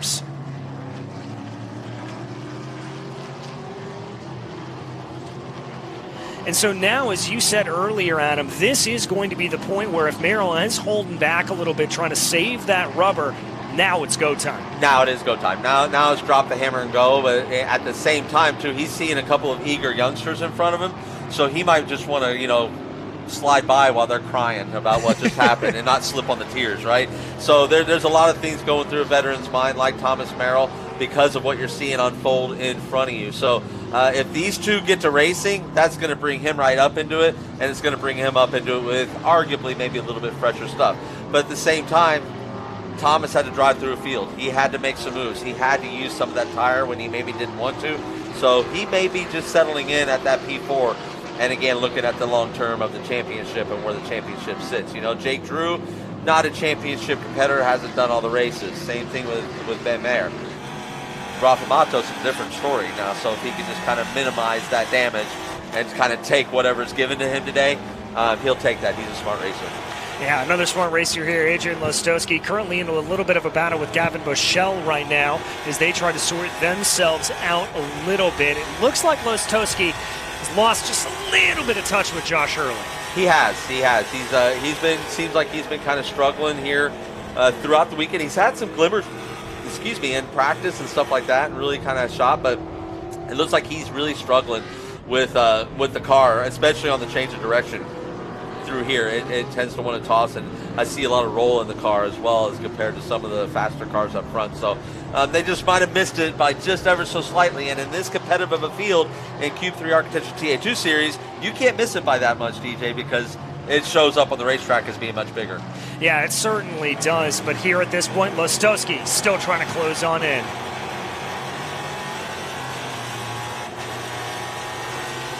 And welcome back, viewers of MAV TV. We ride on board 9th place, number 3 machine of Adrian Lostowski as he fires ahead. Meanwhile, a battle starting to take place up in front of him as Thomas Annunziata has officially been able to catch Connor Mozak. Mozak, who sat in the top 3 for the majority of the race, has fallen down through the order after a mistake and just looked like he hasn't quite had the rhythm and the groove that he had early on. No, exactly right. I mean, and it goes back to what I was saying at the beginning of the broadcast. What kept us awake on Friday night was, what do we go with? What package? Like, do we go with the package that fires off strong and might damage the tire? Do you go off a package that's conservative and won't fire off as good?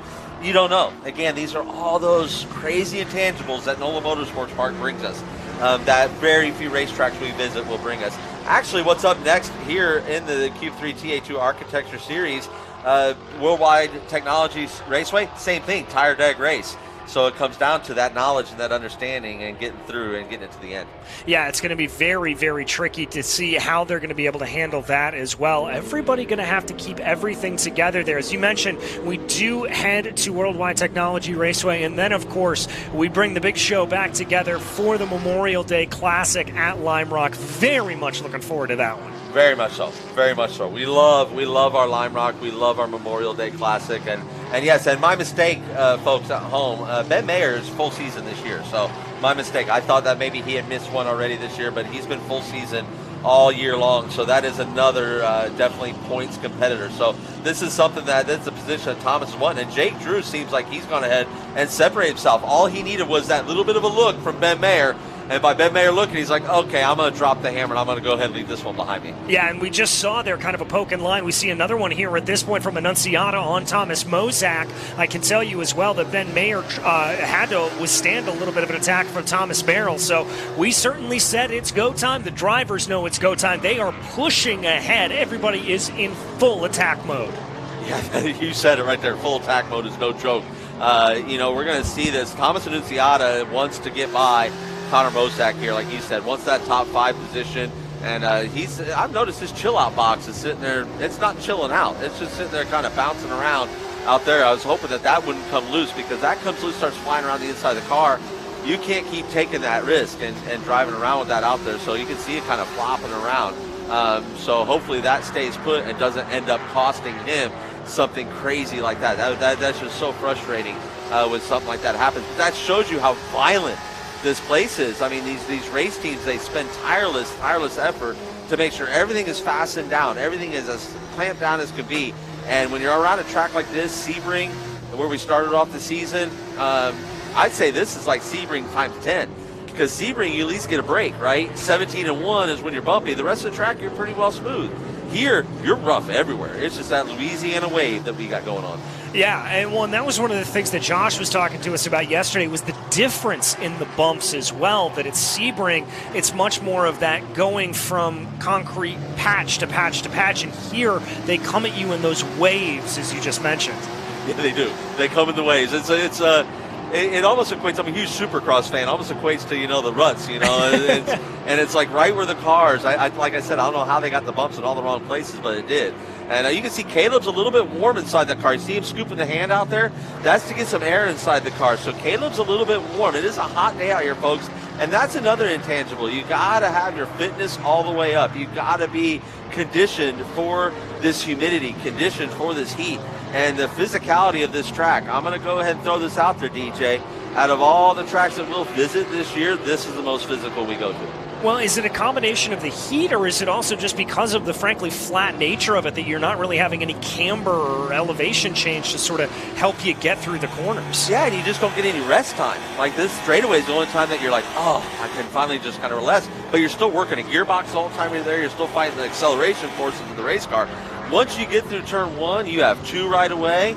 You have a little bit of a straightaway for 3, 4, 5, 6, 7, 8 are right on top of each other. And then before you know it, you're in these S's. And the S's, these TA2 cars are entering the S's at 145, 150 miles an hour. That's a lot of speed, a lot of G-forces are going on the whole time. So super, super physical track, and then you mix the bumps in there with you, and you're trying to hang on to everything through the bumps. Super, super physical track.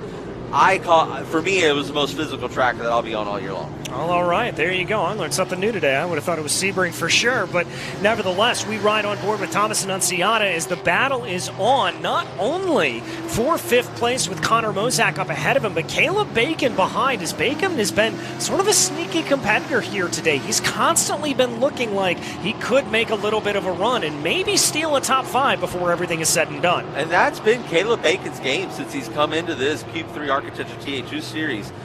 He is very aggressive, and he can show that aggression when he knows he has it underneath us. But if he's got a race car that he can't be aggressive with, he also is very mature in the sense he knows what he has, and he knows what he can pull off with it. And that's that sixth sense of a race car driver that isn't necessarily something you can train. That's something that has to come absolutely natural. So that's a great observation that you make on Caleb Bacon, because I think he is sitting there just waiting to chomp at the bit, because those two are going to get to racing. Thomas Annunziata is not going to sit back. He's not going to sit back and wait for lap 36. He wants to get going, and he wants to go now. As you can see right here, this is Thomas's part of the track. He just went ahead. I'm looking up ahead. He just went ahead and tucked his head up underneath, and he might do try that same move that he did just a few laps ago to get around Josh Hurley. Yeah, he very well might try to do it. Doesn't quite look like he was able to get it to play. Let's give a little bit of screen time and a little bit of love here to our leader, Rafa Matos. We haven't talked about him all that much, but the number 60 has been absolutely dominant since about lap 7 of this race. Matos fell back a little bit behind Jake Drew off of the restart, and then was able to fight his way back forward, get the pass done, and has been in control ever since. Matos continues to lead down the back straightaway, putting a gap of nearly 5 seconds on the rest of the field. He's just in coast mode at this point. Yeah, he's doing this Nitro Motorsports Ford Mustang really proud. American flagpole Ford Mustang, Concord American flagpole, I believe is what their sponsor is there on that car, and he couldn't be doing them more proud. And I know that he's really proud to fly those colors, and he's doing a. And Annunziata got around Mosak, so we're going to get a replay on the pass of Annunziata on Connor Mosak. So let's take a look at this. Do the S's, gets a good run. X to the S's, going to dive down underneath, get that pass made nice and clean commitment all the way through. And it seems like Mosak was able to shut the door and not lose any more spots than that. And that's pretty impressive considering Caleb Bacon was right in that train. Yeah, he certainly was. And we talked a little bit before about how easy it is to kind of get thrown offline there and how perfectly you have to time that run. So that's really a testament there to Thomas Annunziata to be able to get that to play. And we saw that start to play out a little bit earlier. He tried to set him up through 6 and 7, finally got it done into 13. He did, and I tell you, that his car's come in. His car's come in exactly how he wants to come in right at this time, right? He's got 8 laps left of this thing, less than 8 laps left. And, I mean, right where he needs to be fast, he's fast, and to make these passes happen. And then, and most importantly, is to open the gap up after the pass. Last thing you want to be is repass. You just work so hard to get that done. You want to make sure that you stick to your pace and you use the same marks that you had to catch him and pass him as it is to take off and leave him. So that's what we're seeing Thomas do right now.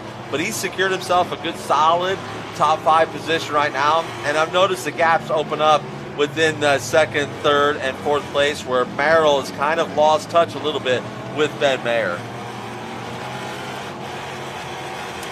And welcome back to viewers of MAV TV. We ride on board with Adrian Lostowski, currently in 9th place, losing a little bit of touch to Josh Hurley up in front of him. But Gavin Bushell going to be hoping to get that move behind him. Meanwhile, it looks like Connor Mozak, who just lost a position to Thomas Annunziata, has got more trouble on his hands as the ever-present Caleb Bacon is now hunting down the number 77.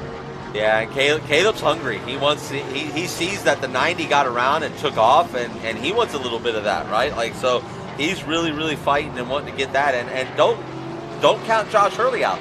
Josh, our buddy, our colleague, he's right up the tail pipes of the number 18 car. And I believe if that 18 is able to open the door on the 77 of Connor Mosak, that, I mean, we might see that 20 car of Josh Hurley just go ahead and take advantage. Yeah, we very well could, and that would be an absolute boon here for Josh Hurley to be able to claim in what would be a 7th place position. It looks like Mozak's been able to get a little bit of his groove back down to him, but this is the same area of the track that led to his pass on the last time of asking. So Bacon's going to bring him down here, starts to close the gap a little bit as they come through the Bennett Bridge Hall S's. Gap coming down a little bit more. You see Bacon taking a little bit of that alternate line. I don't know if he's going to be quite close enough. Gap's a couple of car lengths here. Bacon's not going to take a look, and it looks like actually Mozak's going to go defensive. Yeah, he did a great job at making sure that didn't happen again, right? Like he didn't want history to repeat itself all over again and this close to each other. So he did a little bit of a defensive and didn't use up all the road to make it such an open door like maybe he felt like he did for Annunziata. And there's a name out there I don't think we've said yet. Eric Caton. Eric Caton is doing an excellent job in that Ray Skillman Ford Mustang. He is in P13.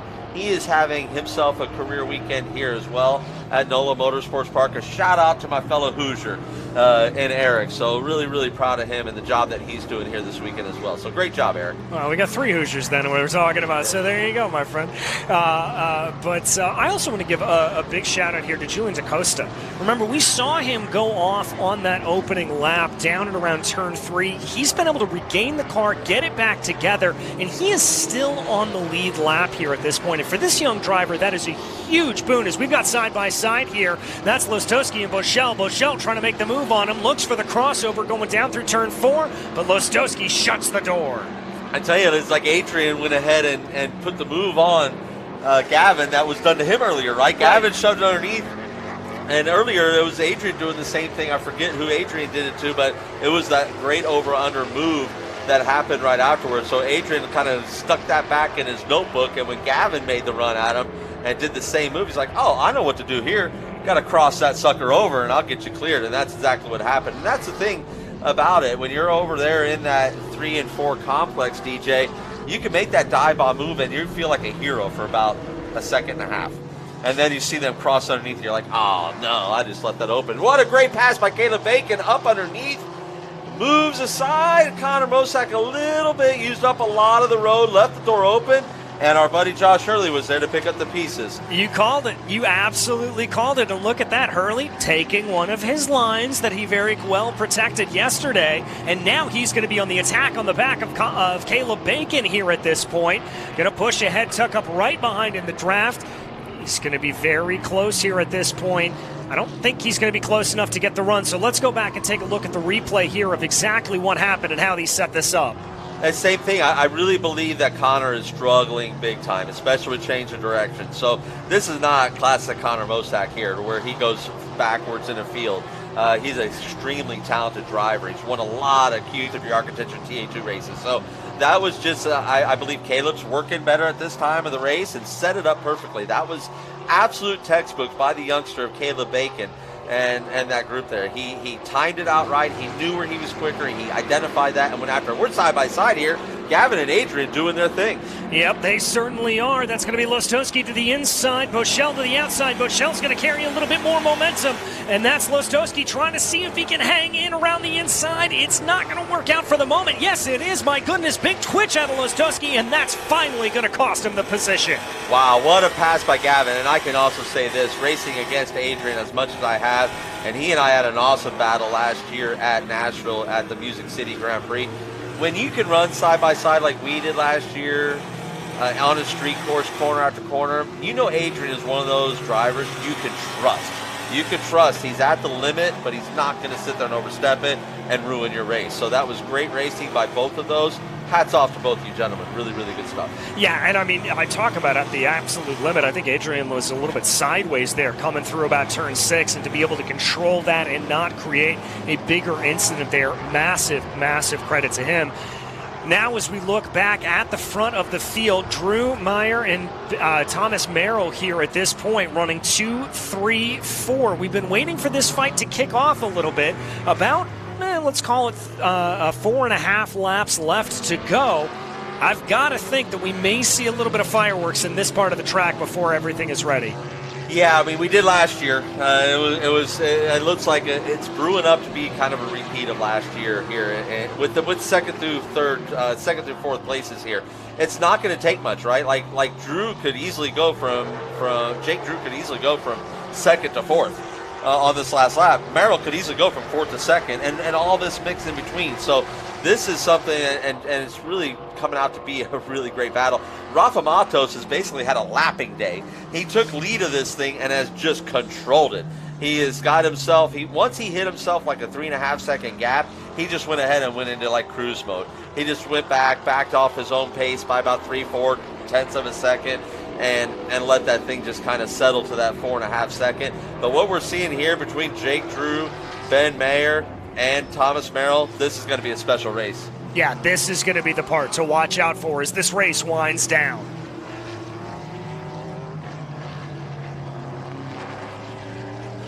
Coming out of Mission Foods turn 16, looks like there. Merrill's taking that line that we've seen him take more than a few times, really carrying that momentum all the way to the outside of the track. Little bit of move around, and here comes Merrill down to the inside. Thought about it. Nope. Oh, pokes back in the line. He's definitely, I feel like he's got more in the braking zone than Ben in front of him. I think Ben might have taken some of his grip away, being tucked up underneath Jake Drew like he was for the last few laps. Jake has kind of settled himself out and put down another good, pretty decent lap to give himself a little bit of a gap. But I think the race is on here between these two Cope cars.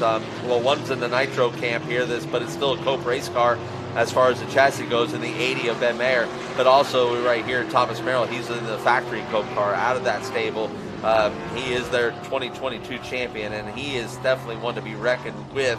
But this is going to be this is our battle. This is our race. Yeah, this is fantastic. Oh, very scary run there for Merrill, though, as he's kicking up a little bit of dirt around the outside of the track.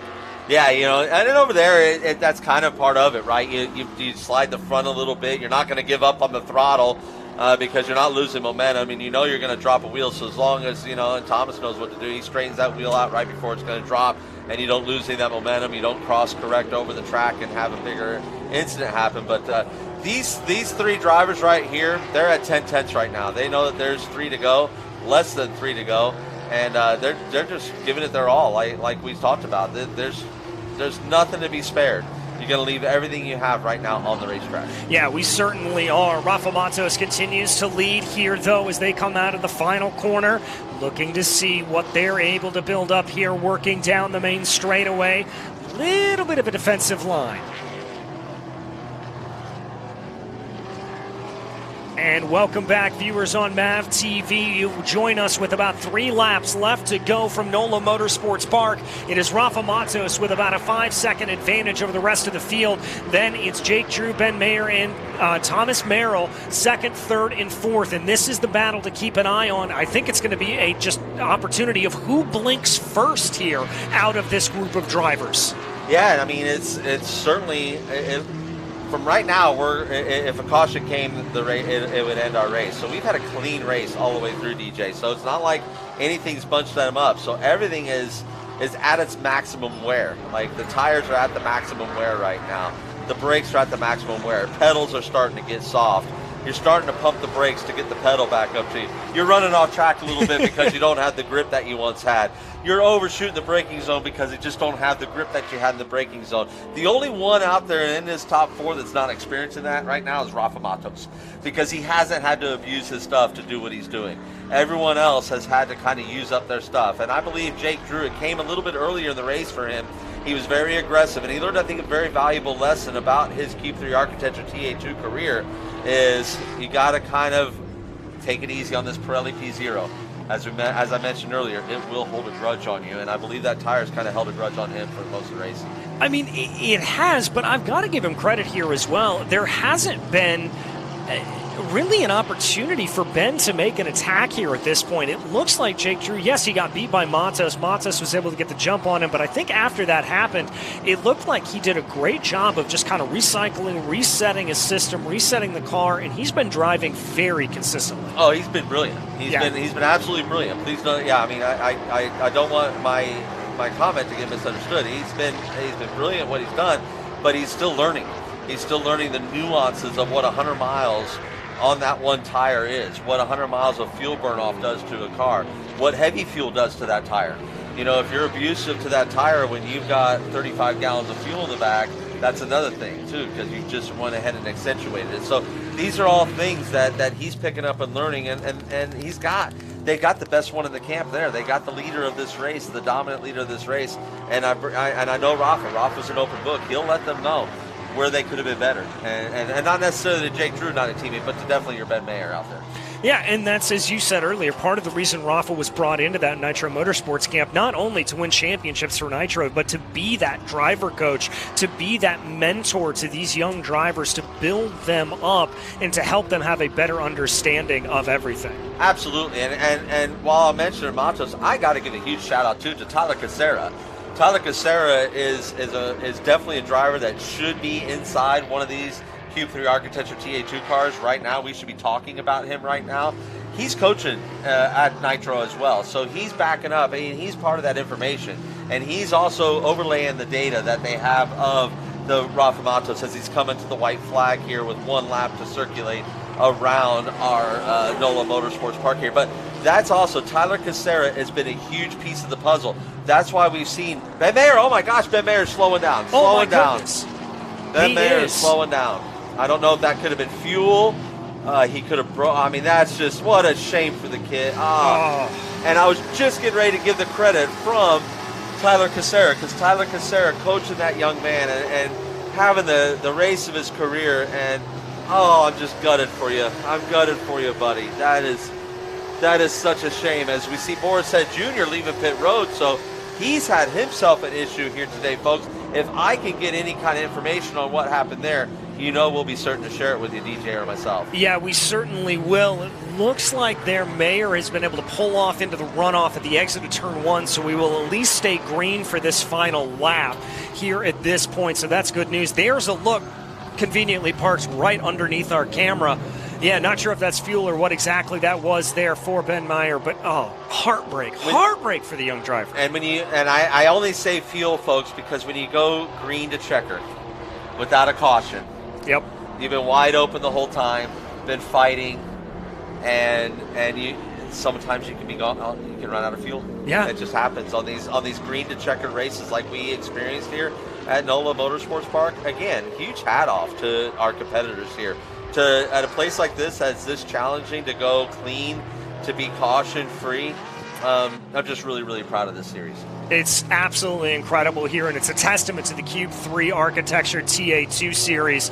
But Rafa Matos in the number 60 comes out of the final corner and crosses over the line to take his first victory of the season. The multi-time champion returning to his winning ways here at NOLA. Jake Drew, Thomas Merrill round out your podium in what was a very fiercely contested podium. And let's keep our eye here, because this battle's not done yet at this point, as this is Connor Mosak and Gavin Boschel trying to get a run coming through the final corner. Let's see if Boschel was able to do it down to the inside. He's going to power his way ahead. It's going to be a photo finish. Who had it? It's Boschel. Boschel got it. Wow. I mean, what a drag race. And I tell you, that's a SLR car that Boschel is in. And that's actually Connor Mosak's old car. That's Connor Mosak's old car that just beat him to the line. So that's insult to injury. But again, I know that I could tell, when you look at the camp and you look at Silver Hair and everyone getting the cars that they get, I do believe Connor ran into some sort of mechanical issue through the race that he was absolutely hanging on to. And so hats off again to all these competitors.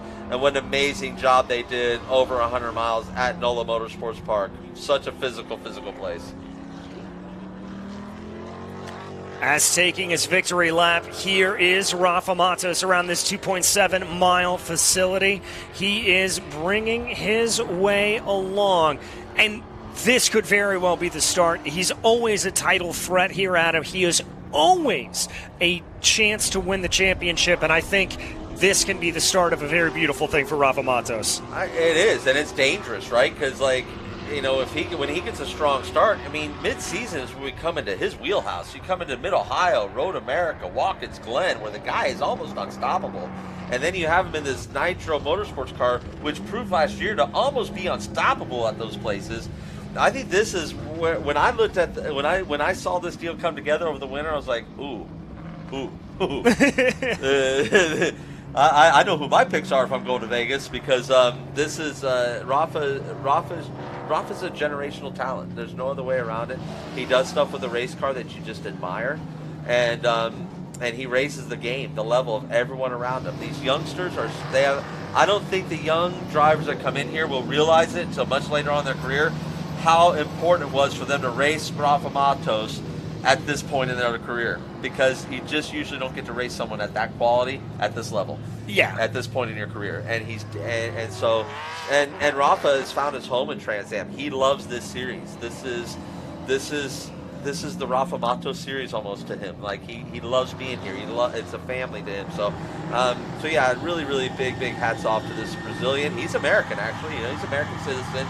That happened just a few years ago. But the Concord American flagpole Ford Mustang and Rafa Matos. Ladies and gentlemen, at home, cheer him on. He's a great man. He's great to have there. Jake Drew, the youngster right behind him, replacing Connor Zilic, the phenom, who's I believe he's at COTA with Trackhouse right now watching MotoGP. I believe is where Connor Zilic is at. So and then you have your P3 spot there of the 2022 champ, Thomas Merrill, delivering on the promise that Mike Cope gave us before this race started, that car was going to the front. Yeah, certainly did, and gave us that little bit of inside information, and certainly came true as we watch Rafa Matos stepping out of that number 60 here at this point. There you heard the wahoo from Rafa as we go down to Jim Weed Victory Circle. Hugs all around for that team, and a well-earned victory, converting pole position to a win here in NOLA Motorsports Park. Wasn't able to lead every lap, but led the most and led the ones that matter. And I do believe he becomes the first Cube 3 Architecture TA2 driver to win in all three chassis. I think you're right about that. In the Howe chassis, an M1 chassis, and now in a Cope chassis. So now Rafa Matos, again, add to your legendary, my friend, my brother, because you are a legend. There it is. And to find out more about the legend, we throw down to Ben Sissel. Well, thank you so much, gentlemen. Rafa, unofficially right now, you are now the most winningest driver in the Cube 3 TA2 Series, from pole to checker flag, but it wasn't that easy, was it? Yeah, it took a long time to get the 21st win. The last one, it was Mid-Ohio last year. We were very confident coming to this race. We had a very fast race car. Hats off to the Nitro Motorsports crew. Nick Tucker assembling this team. There's a lot of talent in the team. It's a group effort. My crew chief, Mark Durgin, and every single member of the team. You know, hats off to Chris Dyson, allowing us to compete at the highest level with the Concord American Flag Pole Company. And, you know, just a really happy day for the team. It should be a really good day for the points. And, you know, hopefully we'll get a few more wins, you know, and, you know, fight for this third championship. Nice. I love it. Well, Rafa Matos with Nitro Motorsports, so good. Now, Jake Drew, this was your second TA2 race, finishing second, and what a fight it was. Yeah, for sure. P2 Drew again there, huh? Super happy to be here with Silver Hair and Chevrolet and everybody. It's super cool being in my first time here at NOLA and getting a good finish for these guys and just improving as much as we can. I'm learning so much every week, and I'm just having a blast in these TA2 cars. Nice. I love it. Well, Jake Drew, thank you so much. Congratulations. The TA2 Series, I'm so glad that they brought him in. So, Ben Mayer, come here, Thomas, YouTube. Thomas, one of the veterans in here, and we were talking about the young guns. Well, this time I was so proud of Ben Mayer. What a fight out there, keeping this champion behind you the whole race, and then just heartbreak at the white flag. Yeah, me and my crew chief have really been working hard on this car to get it to go fast all weekend, and it showed. And we were running up front, and bad things happen sometimes, and we just broke on the last lap, so hopefully we can run up front next time and that doesn't happen. But he was right on me the whole time, and I was just I was pretty nervous just to have him behind me, but I was excited with how I performed. Well, hey, Thomas, let's talk about this 15-year-old and the talent that's out there on the track, and congratulations. Thank you very much. Yeah, that was a hard race for us there, coming back from 10th, but really proud of the crew for working hard last night and getting this thing back in good working order. But what can you say about Ben? This kid's come so far in such a short period of time. it was a pleasure watching him drive. He drove like a seasoned vet. So I was really actually sad to see him have that issue on the last lap. I think he deserves better, but he'll be there again later this season, no doubt about it. And this HP Tuners car, man, all over the camera, you were kind of the story to watch early on and then later on in the race as well. But thank you so much to Keith Prochek for providing that, and the Cope team did a great job with you. Yeah, big thanks to HP Tuners, and congratulations to Keith for winning in the Pro-Am. That's a big milestone for him, so really proud of the HP Tuners cars today. All right, well, I'm going to throw it back up to you gentlemen in the booth, and we're going to get going with our Jim Weed Winner's Circle. Well, thank you, Ben. It's always fascinating to be able to hear from those drivers. And as we said, absolutely heartbreaking there for Ben Meyer to be able to have that run. But a great run here today for Rafa Matos, who was able to take his first victory of the year. Jake Droom and Thomas Merrill rounding out that podium. Annunziata having to fight and claw his way through. Caleb Bacon in 5th. Josh Hurley, 6th place. Gavin Boschel, Connor Mozak, Adrian Lostowski, and Keith Prochek taking your Pro-Am victory here today. Eric Caton was 11th, and then Julian DaCosta, remember, he was the driver that we saw go off earlier on in the race. He was able to recover to a P12. Mayer was P13. Boris said Jr. with some problems, and then the rest of the field there, Gonzalez, Gallagher, Odrick, Sheehan, and Bose, all of them multiple laps down here at this point. There we take a live look at Jim Weed's Winner's Circle. But before we go down to the podium celebrations, we get ready to take a look at the race highlights from here today. It was an absolutely fantastic race that started off here with the drop of the green flag and 3-wide action as Jake Drew, Connor Mozak, and Rafa Matos got their elbows out going down into turn 1. Thomas Annunziata got a big hop at the curb in a long battle with Adrian Lostowski. Jim Gallagher worked his way forward here, and Annunziata sending moves left, right, and center. He was not to be denied. That, to me, was the move of the race down to the inside of Josh Hurley. Annunziata on the charge once again down into the inside of Connor Mozak. Got his elbows out a little bit there to be able to make that work. Side by side between Boschel and Lostowski. Gallagher looped it around at the end, unfortunately, but it was Rafa Matos that was able to take victory, his first of the year here today at NOLA Motorsports Park. A fantastic run for him as we get ready to be able to celebrate podiums here in just a few moments' time. And now we go down to Jim Weed, Winner's Circle, and Ben Sissel. Well, ladies and gentlemen, thank you so much. Let's hear it, New Orleans. The Cube 3 Architecture TA2 Series. Come on, New Orleans, get a little bit loud. That was a fun race. We are here at the NOLA SpeedTour. This is going to be another history-making podium here with the Trans Am Series presented by Pirelli. We are going to start in the Pro-Am, and now the louder you get out there, I haven't been impressed so far, but the louder that you get out there, the more. We've got some cool Cube 3 stress balls to throw out. Let's see who can catch. Come on, somebody get loud. Ooh. Oh, come on, you got to try harder than that. Estelle, come on now. All right, here we go, the Pro-Am, ladies and gentlemen. This shows you how rough, how wavy this track is and how much fitness you need to have, because this gentleman, straight out of the NFL, was winded when he got out of his car. 3rd place in Pro-Am. First time here on the podium. Let's hear it. Jared Odrick in that number 81 CB race cars, wearing that black underwear shirt. So excited to have him out here. It's an honor, sir. Welcome to the podium. Nice job. Crazy race. In 2nd place, and listen, you got to get really loud because his wife is here today. 2nd place Pro-Am. Let's hear it. Jim Gallagher. Jim Gallagher with Cope race cars, regulators. And then in 1st place, HP Tuners. Pro-Am doing really well in the Pro-Am. Let's hear it. Keith Prochek. Ladies and gentlemen, that is our Pro-Am. Come on, New Orleans. Get a little bit louder than that. All right, guys, not to put you on the spot. Jared, I know you got a broken thumb. Let's see what kind of arm you got. Come on now. Throw out some of these Cube 3 stress balls. Who needs one of these things? Come on now, get loud. Get proud. Come on, Prochek. Let's see what you got. cubes. What did I call them? Stress, yeah, cubes. Hi. I don't know what I'm talking about up here, but thank you. Audric, man, crazy race out there. And, you know, I know you're in good shape, but you look a little winded. That's a rough track. Yeah, these shoulders don't actually help in a race like that. You know, I've actually been doing my best to try to cut weight. You know, I played at 305, 310 my whole career, and so racing has given me a lot of new disciplines and new objectives, and I'm just thankful to be here. So thank you, and thank you, Black Underwear, and thank you, Trans Am Series.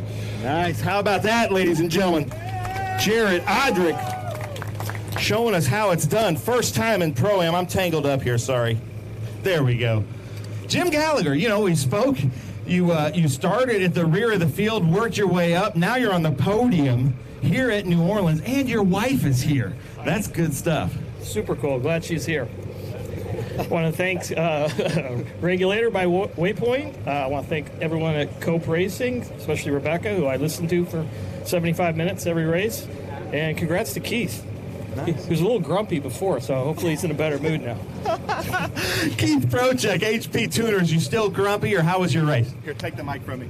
Yeah, I feel a lot better now. I was actually a little grumpy beforehand, but it was a great race. It was a tough turn 2 and 3. There was a bit of contact. I fell back to the rear. I raced Jim and Jared for quite a bit, and yeah, they raced really hard, really clean.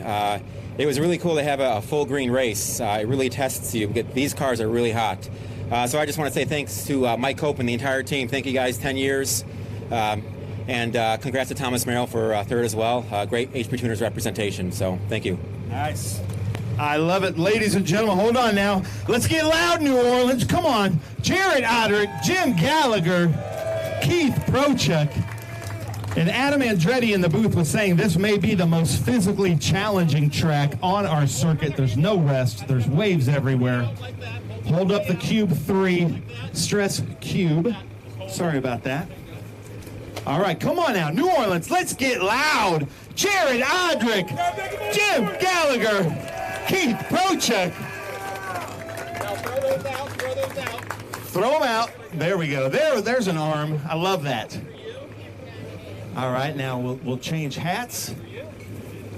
Nice job. All right, New Orleans, this is your chance. Come on now, get loud. Get loud, New Orleans. Jared Audric, Jim Gallagher, Keith Prochek. All right, stay there. Nice job. Oh, champagne. Uh-oh.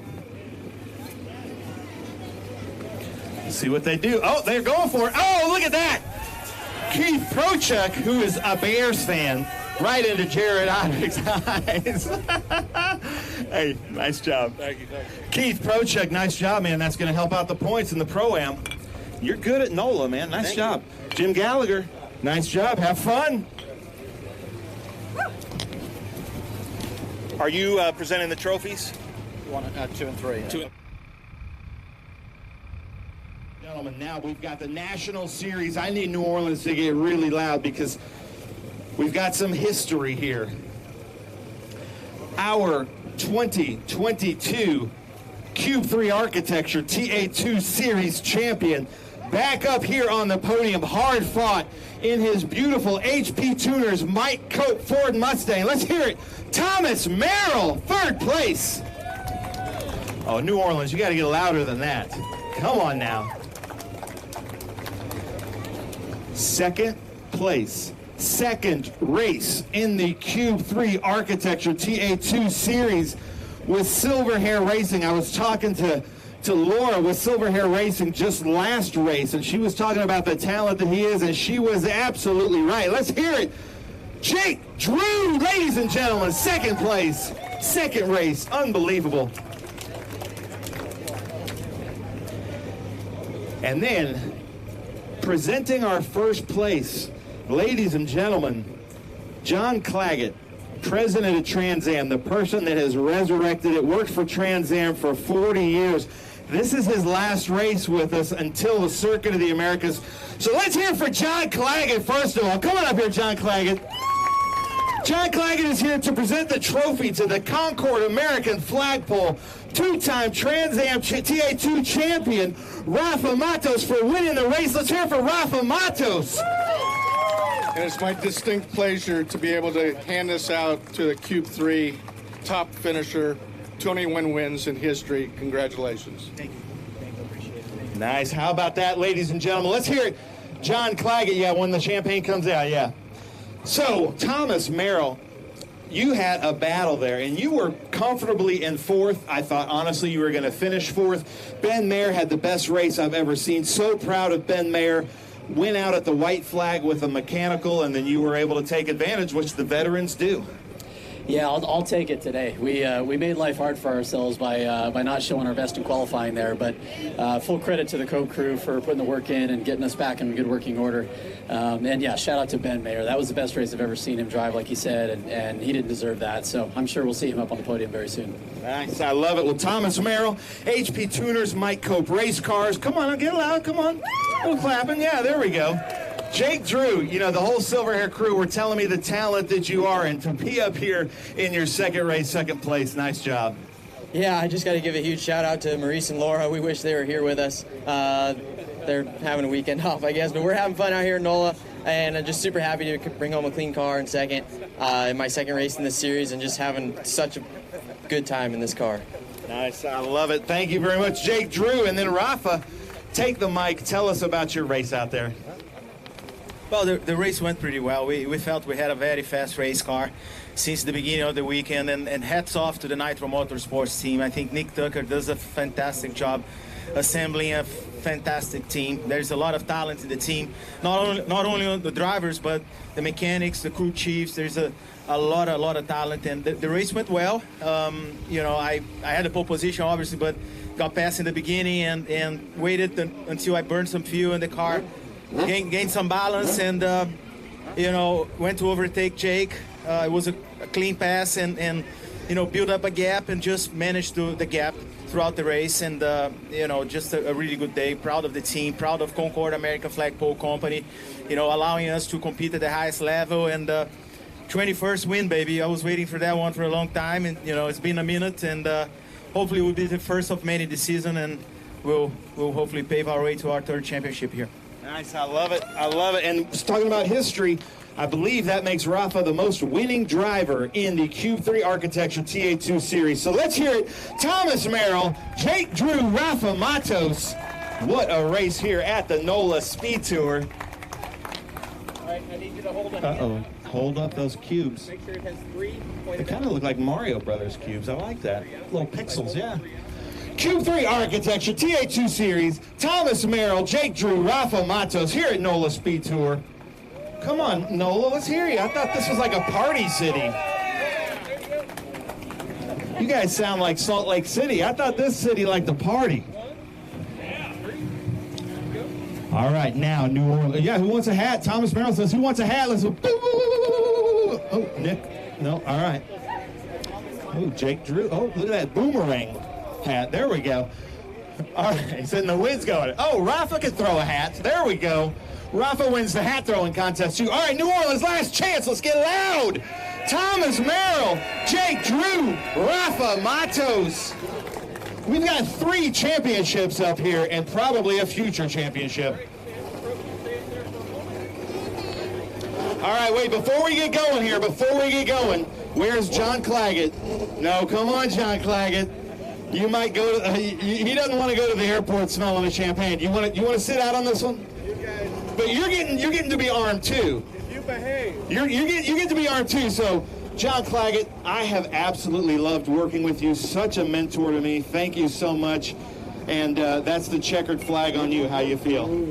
Feel great. We've had nothing but great competition for a long time with wonderful racers, thousands of workers that have worked these races, and I'm blessed to have been a part of it. Nice, a huge part of it. The leader, the captain. All right, go crazy, ladies and gentlemen. John Claggett, Thomas Merrill, Jake Drew, Rafa Matos. Oh, they were nicer to you than I was expecting, John Claggett. Yeah, but now, John Claggett, don't get pulled over on your way to the airport, because that's going to smell funny. Hey, I love you, man. Thank you so much for everything you've done. Just for me personally, in my personal life. Now, ladies and gentlemen, this 15-year-old was fighting off some seasoned veterans in the Cube 3 Architecture TA2 Series. And our omologato fastest lap goes to the number 80. Let's hear it. Ben Mayer, ladies and gentlemen. Ben Mayer, man, so proud of you. What a performance out there. I know it's not the finish that you wanted, but man, that's got to feel good. Yeah, my car has been great this weekend. I'd like to thank Brad Parrott. It's really this is my first time up here, so I'm super excited, and my car was so fast. He worked on it all night, and same with the Nitro crew and my crew, so it was really good weekend for me. I'm happy with how my car was. I'd like to thank BOE Marine Simrad Ride for helping get me here, and I think I can have some pretty good results in the future. Of course you can, because in my opinion, you kept one of the fastest TA2 drivers in history, a former champion, Thomas Merrill, behind you pretty easily the whole time. So nice job. Let's hear it for Ben Mayer, ladies and gentlemen. He is going to be on the podium with us again here in the future. Congratulations. All right, I am going to throw it back to everybody up there in the booth, but we're going to celebrate a little bit more, so DJ, take it away. All right, and take it away I will. Thank you so much to Ben, and congratulations again to all of our podium sitters there at that point. A fantastic race on store. Make sure to stay with us here through the rest of the day on SpeedTour TV, or tune back in on MAV TV as we continue to go on. Make sure, though, to watch on MAV TV a little bit later on in the week, Thursday, April 18th, as we have the Cube 3 Architecture TA2 Series and TA presented by Pirelli. Make sure to tune in for those. And thank you to all of our viewers on SpeedTour TV. Make sure to stay tuned in on SpeedTour TV. We've got some more racing action for you on the day, another SVRA race, as well as Formula Regionals ready to head out onto the track. But it is going to be absolutely fantastic action, as it always is here at NOLA Motorsports Park. We're going to take a quick break, but I will leave you in the capable hands of John Phippen when we return.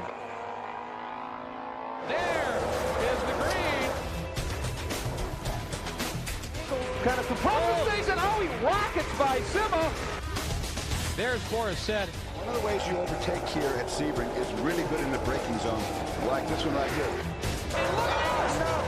Both go around. There's the green. We are back and at it. Watch this. Oh, look out, Miller, look out.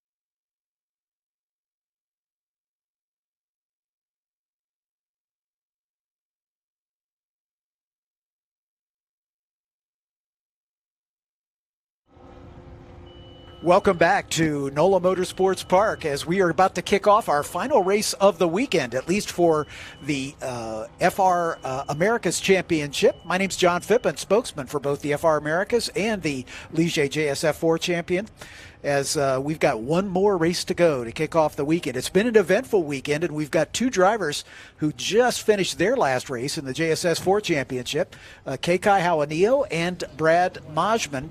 Brad, I've heard your name pronounced Mayman and Majman. Do you have a preference? Not really. How do you say your last name?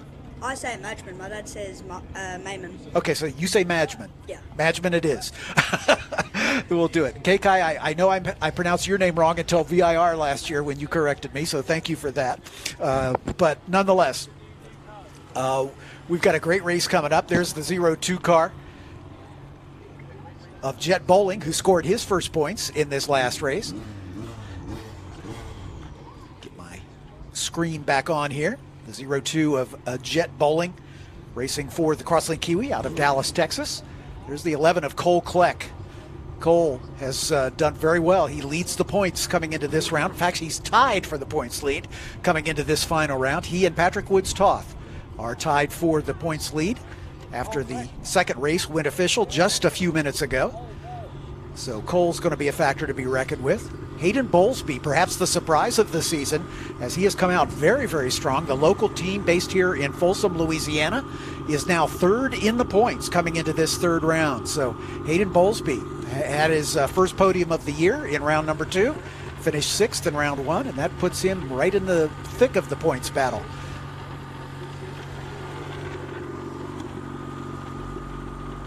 Hayden is our most experienced driver. He's raced with us for 3 years in F4 between 2019 and 2021 before stepping up to the Formula Regional Americas Championship, where he's raced for 2 seasons, this being his third. He finished 6th in the championship a year ago, and he now has 2 podiums in Formula Regional Americas competition.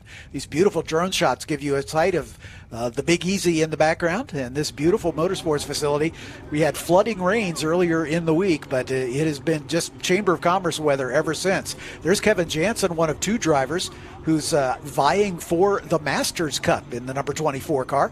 Kevin out of Deerfield Beach, Florida. He's a Canadian by birth, but living in Florida now. This is his 4th year of competition in the Formula Regional Americas Championship. Still looking for that first podium. So good luck to him to maybe knock that. Rico Slauman is there in the number 25 car. Rico out of Los Angeles, California for Crosslink Kiwi. He raced with us last in the F4 Championship back in 2018, so he's taken a few years off. Here's the guy that's had the hard luck story pretty much all weekend long. That's Landon Matriano Lim. He shared the commentary booth with me for the last race in the number 73. He's a local driver from Shreveport, Louisiana for Crosslink Kiwi. Titus Sherlock, another driver from the Crosslink Kiwi stable in the number 31 out of Prosper, Texas. Finished as the vice champion in the F4 championship a year ago. So big things expected from Titus. He's currently 7th in the points after 2 rounds of racing here this year in this brand spanking new season for the Formula Regional Americas Championship. Gentlemen, it's been an eventful weekend for both of you. We've had a lot of red flags. We have had a lot of issues with too many laps behind the safety car. What have you learned? What do you think? What do you think we're going to look forward to going up to Road America next weekend, or the next race weekend? Brad, I'll start with you. I think obviously Road America has a lot of straights, but also can have the odd pinch point, especially after you have the carousel and that. The right kink, then it waves down a little bit. So I think that could maybe cause some issues. But I think the best thing will be that there's big braking zones, long straights. So hopefully there shouldn't be too many bombs. If you come off the corner with a good run, even if you have the same run as the person in front of you, the toe should help you at least get next to the person in front, rather than having to go move under brakes to try and make the move done. Okay, Kai, how about you? Yeah, Road Americas has a long straightaway, so you always have to make sure you have a draft in qualifying, or you're going to be quite off the time. But hoping to make up some points because we got some penalties, so we got to make up some points. Me and Brad. Not a problem. It's a long season. We've got 7 rounds of racing to go, so all told, so you got plenty of time to make up ground. So good deal. Good future ahead for both of you, and we have one more announcement to make. Brad, it's your birthday, I understand, today. Happy birthday. Thank you. You're the ripe old age of 15, so that's great. That's fantastic. So Brad Majman, one of the new drivers, one of 2 Australians in the field. Do you know Daniel well? Have you raced against him? Yeah, I've been racing against Daniel for ages, probably since I was about 10. Uh-huh. Yeah, so I know him quite well. So you guys know well, yeah. 10, let's see, that's when you had your Supernats victory, right? When you were 10? Yeah, in 2019. Yeah, awesome. That's great to see. We're getting close to sending the cars out for their formation lap. The pole sitter will be Ryan Sheehan, as Ryan set the fastest lap in race number 2, and that's how the grids are formed. The fast lap turned in the previous race determines the grid for the succeeding race. So this being race number 3, fast laps in race 2 set the grid. Jet Bowling will start alongside, but we'll run the full starting grid once the safety car pulls out and we get this race underway. It's a timed race, of course, 30 minutes in duration. And I know that Scott Goodyear had a drivers meeting with these drivers after the second race, which was eventful. Let's just put it that way. And I'm sure he gave them a stern talking to. So we're hoping for better things coming out of this race. As you can see, our pole sitter Ryan Sheehan getting the 1-minute board from the pit marshals. And this overhead shot of this beautiful facility beginning to thin out a little bit in the paddock. The Trans Am folks just completed their race, the Trans Am 2 race. Congratulations to Rafa Matos for the win on that one. And some of the vintage competitors still have some racing to go. We've got 2 more vintage races after this one. Scott Conway will be on the call here for those of you here at the track for the balance of that. But now everybody's rolling out of the false grid. Let's run the starting grid for you, and we'll introduce the 15 drivers that will compete in this final race of the weekend for Formula Regional Americas. Starting alone in row number 8 is car 14. That's Alex Benovitz out of Naples, Florida for Crosslink Kiwi Motorsports. In row 7 on the outside, car 24, his teammate Kevin Jansen out of Deerfield Beach, Florida. Remember, he's one of the Masters competitors. Next to him is the 25 of Rico Slauman out of Los Angeles, California, also for Crosslink Kiwi, as is Landon Matriano Lim out of Shreveport. We talked briefly about Landon, as he's had kind of a star-crossed weekend. Looking for good things from him, starting from the 12th position. In 11th is the 31 of Titus Sherlock, yet another Crosslink Kiwi driver from Prosper, Texas. Outside of row 5 is car 07, Anthony Autilio out of Cranston, Rhode Island. He's the other Masters competitor for Momentum Motorsports. Next to him, the 77 of James Lawley out of Halifax, Canada for Kart Barn Racing, his sponsor. He races for the Atlantic Racing Team. In row 4 is car 17, Justin Garrett from Miami, Florida. He races for the Speed Factory, and alongside him, another of my co-commentators earlier in the weekend, the number 6 of Nicole Laverda from British Columbia, Canada. She races for Crosslink Kiwi. The reigning F4 U.S. champion and the co-leader of this championship coming into this race starts 6th. That's the 27 of Patrick Woods-Toth out of Saint-Lazare, Quebec. He races for Crosslink Kiwi. He won the scholarship after winning the F4 championship a year ago to have a full season of racing here in Formula Regional. As we move forward into the outside of row number 3, the 55 of Nico Ambiato, making his home in Davenport, Florida when he's here in this country, but he hails from Santiago, Chile, a 16-year-old racing for the Velox USA team. In row 2 on the outside, Hayden Bowlesby, the scion of the Bowlesby Motorsports Enterprises. He races for his dad's team in the number 22. He shared the microphone with me as well. He notched his 2nd podium of his career in the Formula Regional Americas Championship in race number 2. The team is the IGY6 Motorsports team. We'll discuss that in a little bit. Moving outside of row 2, is the 11 of Cole Kleck. Cole has been a winner already this weekend, as he took the win in the first round out of San Antonio, Texas, for the single car DD Autosport team.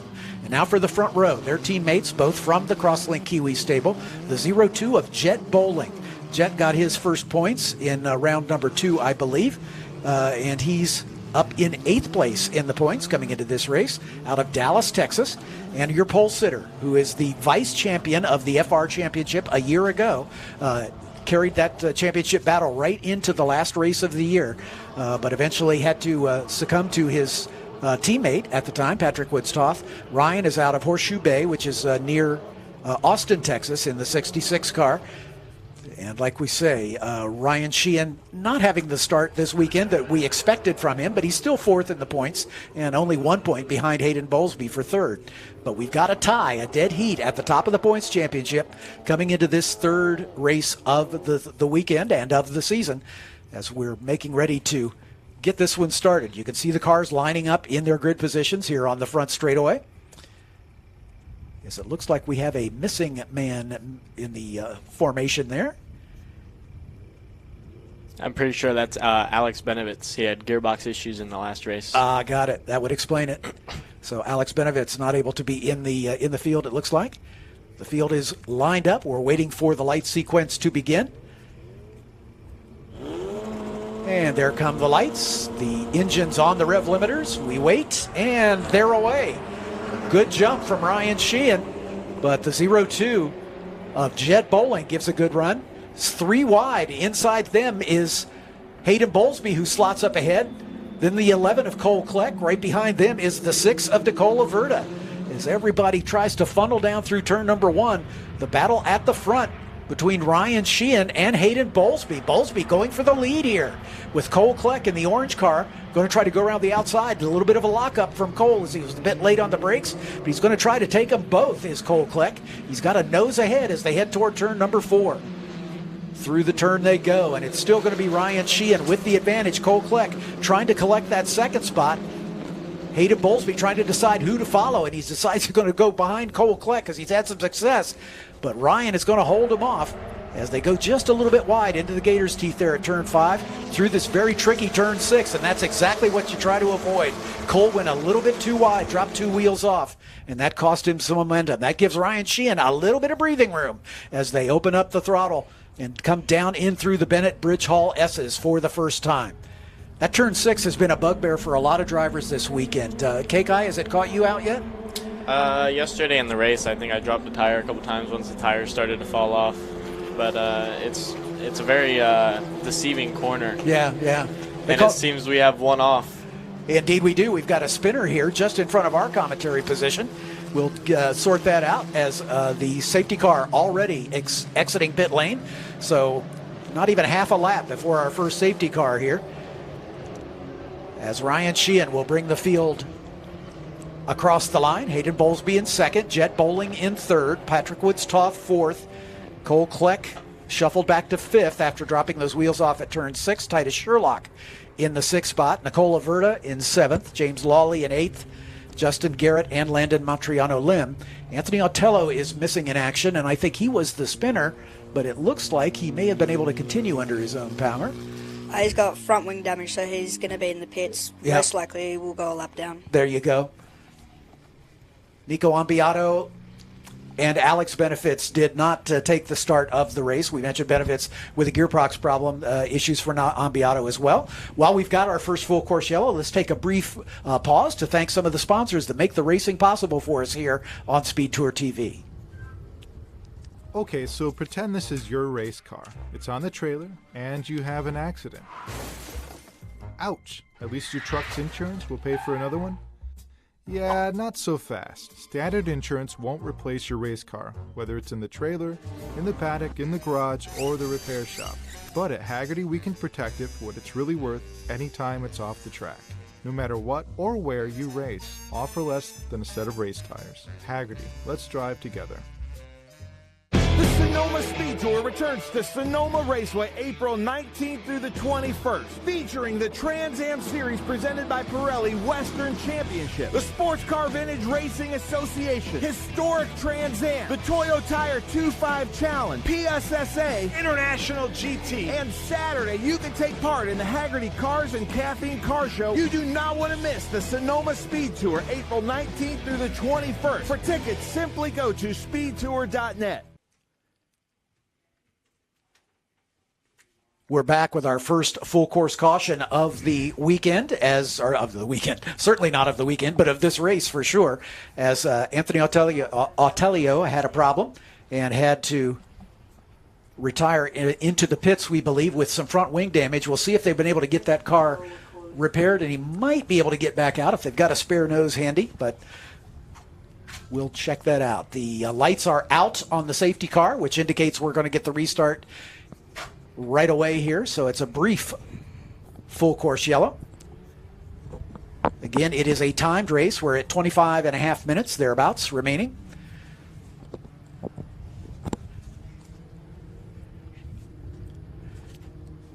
James Rogerson, our safety car driver, begins to accelerate away from the field there at turn 13. He'll dive into the pit lane and turn the field over to Ryan Sheehan as he'll bring them around at safety car speed until they reach the apex of turn 16. That's the acceleration point. And Ryan can choose to accelerate any time once he reaches that. Just about now. And we'll see when he elects to pull the trigger. Everybody has to stay single file. No passing is permitted until they cross start finish. Sheehan is on the throttle as he heads for the line, doing a little weaving, trying to break the draft. Everybody stay in single file. Let's see who pops out first. There goes Cole Kleck all the way down to the inside of Hayden Bowlesby. He got two there. Yeah, he did indeed. The 0-2 of Jet Bowling. Cole Kleck has been a very aggressive driver. He started, I think, 6th in the first race, and he was in the lead by the time we got to the end of Woods-Toth just made a huge move now for 3rd place. Yep. Patrick Woods-Toth outside of Cole Kleck. Patrick, a very measured driver. At least he has been in our experience. I don't know if you've had a chance to chat much with Patrick, but he's a driver that is patient, waits until the opportunity presents itself, and he had 4 wins and 10 podiums last season on the way to the championship. So Cole Kleck slotting in just behind him as they work their way down into the Bennett Bridge Hall S's. And that's the best battle, Woods-Toth and Kleck close together for that 3rd place, with Sheehan and Bowlesby out in front.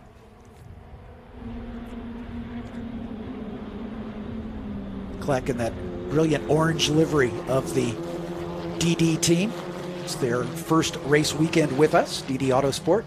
Cole did double duty last season. He raced for 2 different teams, started the season in the F4 Championship, and then switched teams and went to the FR Championship about mid-season. And despite that partial season, he still managed to finish 10th in the points at the end of the year. Ryan Sheehan sets fast lap of the race. Hayden Bowlesby 2nd, Patrick Woods-Toth 3rd. Kleck in 4th, Jet Bowling just behind him. Is way down to the inside is the 77 of James Lawley, looking for an advantage. The 17 of Justin Garrett doing battle with them, and there they are side by side. Lawley tries to get the inside line at turn 2, and it looks like he's made it stick as they run down to turn 3, but here comes Lawley back on him as they hit the braking zone for turn 3. This sequence of turns 3 and 4 is a great opportunity. If you can stick it on the outside, then you've got the inside line for the next turn.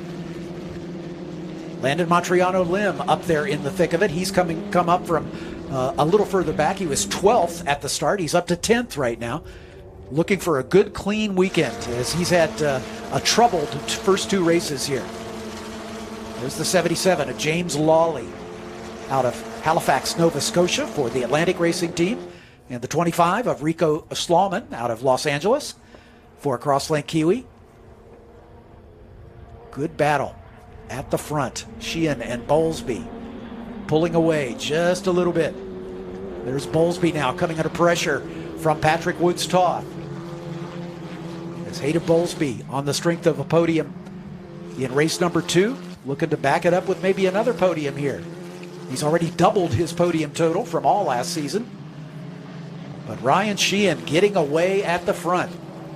Last time across the line, he was a full second ahead. He stretched that out to almost 2 seconds. So he has definitely got the pace. The question is he going to be able to keep the tires under him?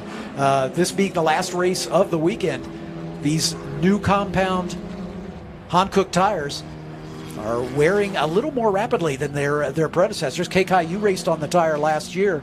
Have you noticed a big difference in how the tires, last? Not necessarily, no. I haven't really felt that they last longer. Yeah. But that Sheehan's gap will continue to grow as Patrick tries to battle with Bosley. Yeah, as long as those two continue to battle each other, that slows them down. Ryan, looking in his mirrors, has got a big grin under that crash helmet, of course, as the 27 car of Patrick Woods-Toth in the third spot. Wants to move up at least one more if he can, and then set his sail for his teammate, Hayden Bowlesby, with the IGY 16. This is their home race. This racetrack has not been particularly good to Hayden, as he's always hoped to do well here because it is just down the road from their shop. But unfortunately, it has And there goes not done well for the move. Yep, he's down to the inside at turn 13. That's a prime passing opportunity. It knocks Bosley off the track, makes some contact. Yep. The two of them got together. But he made the pass stick, for the moment anyway. Off of the Mission Foods turn 16 and on to the front straightaway they come. So new second place runner, Patrick Woods-Toth. Hayden Bowlesby in third. There's Cole Kleck lurking just behind him. We're going to get a chance to have a look at that pass as they work their way out of turn number 4, down into turn 5. Big lockup there for Woods-Toth. That was into 13, I'm sorry. Down into Woods-Toth. Big lockup for him. Hit the curb a little bit, and that bounced him over into the pad, and a trouble for Hayden Bowlesby, and that's where the contact was made. I have a feeling that wheel-to-wheel contact there, when the overtake happened, broke the rear suspension. So disappointment for local racer Hayden Bowlesby. He was kind of a passenger in that one. The stewards will sort that out if there is a penalty to be assessed. As Patrick stuffed it down inside, hit the curb, and sort of bounced into Bowlesby. And that contact obviously damaged the rear suspension. Tough break for the driver from Folsom. We're going to get a chance to see Hayden's car once again, as we've got Cole Kleck, and Hayden should be just in front of him. It seems like he made contact with someone else. Oh, he went off by himself. Yeah, he did. Yeah, he went wide. Yeah, exactly right. He went wide coming out of turn 4, or turn 2, I'm sorry. That's turn 3, and that's what caused the damage, I'm afraid. So perhaps we should not assign blame to Patrick Woods-Toth just yet. On Woods-Toth, he's just set the fastest lap, the 0.6 quicker than Sheehan that last lap. So maybe Sheehan was too hard on his tires. Exactly. It's 135.6 for Woods-Toth. As I mentioned, historically a very patient driver as he waits for the race to come to him. Cole Kleck now up into the podium positions for the third time this weekend, potentially. He's got a win and a second place finish, as does Woods-Toth. That's why they're tied in the points right now. So we'll see how that's going to shake out. Jet Bowling definitely having his best race of the weekend. He did not score in the first race, finished 5th in race number 2. Titus Sherlock not that far behind, about a second behind Jet.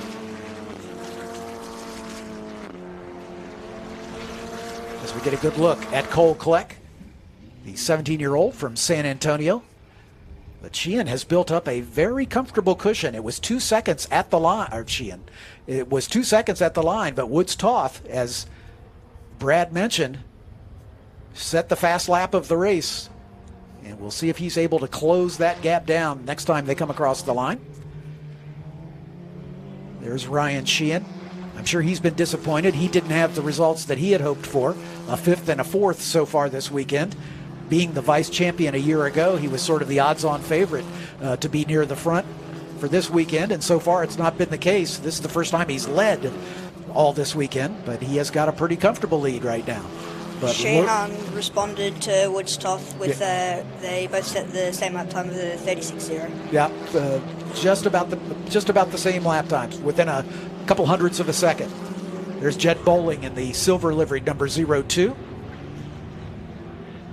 Jet Bowling chasing Cole Kleck to see what he can perhaps do about a podium spot. Jet out of Dallas, his best finish a year ago was a 10th at VIR. He's already bettered that with his 5th place finish in round 2.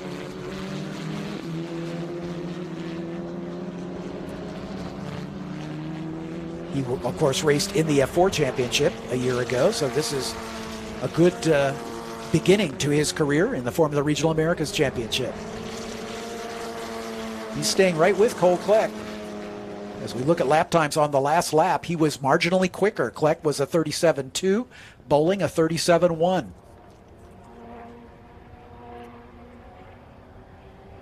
And we watch that battle as they work their way through the Bennett Bridge Hall S's, coming down into turn 13, where Woods Toth and Hayden Bowlesby had their contretemps, into turn 14. And it's a 3-way battle, not that far back as Titus Sherlock, as he's closing down on these two as well. Titus with a 4th place finish in the first race of the weekend. Woods Toth is definitely eating into Ryan Sheehan's lead. It was literally 2 seconds, 2 laps ago. It's down to a 1.5 seconds, so he's begun to trim it down. There's the Kleck and Bowling battle as well, with the 31 of Sherlock lurking there, as they are doing battle for the final step on the podium. Cole Kleck with it right at the moment. But lots of racing left to go, as we're just past half distance. 15 minutes still remaining.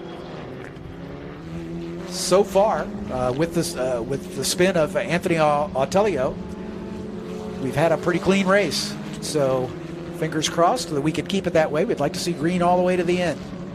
Funny you say that. There's just been a spin at turn 2. They call it the commentator's curse. Anytime you mention something, bad stuff happens. So we'll see how that happens. But hopefully whoever's involved in that spin is able to continue on their own. Seems like it cleared up. Yep, that's good. Meanwhile, we turn our attention back to this battle between Kleck and Bowling for the final podium step. If anything, it looks like Cole has kind of settled into his pace and has stretched it out just a little bit, with Titus Sherlock not that far behind.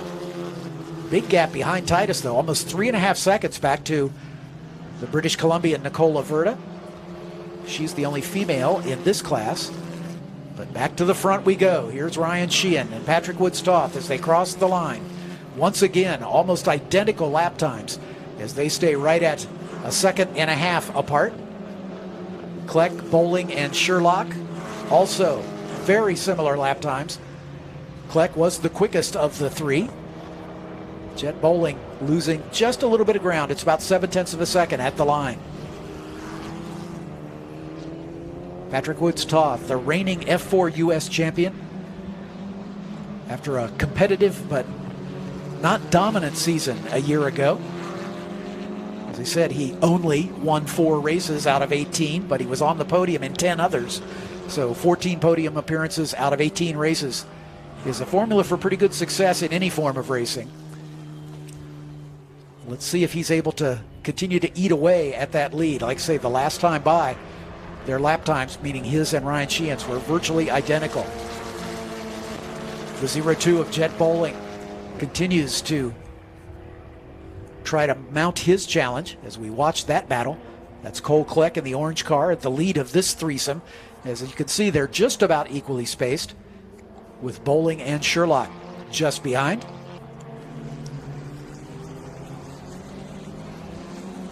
Titus Sherlock was the vice champion of the the F4 U.S. Championship a year ago.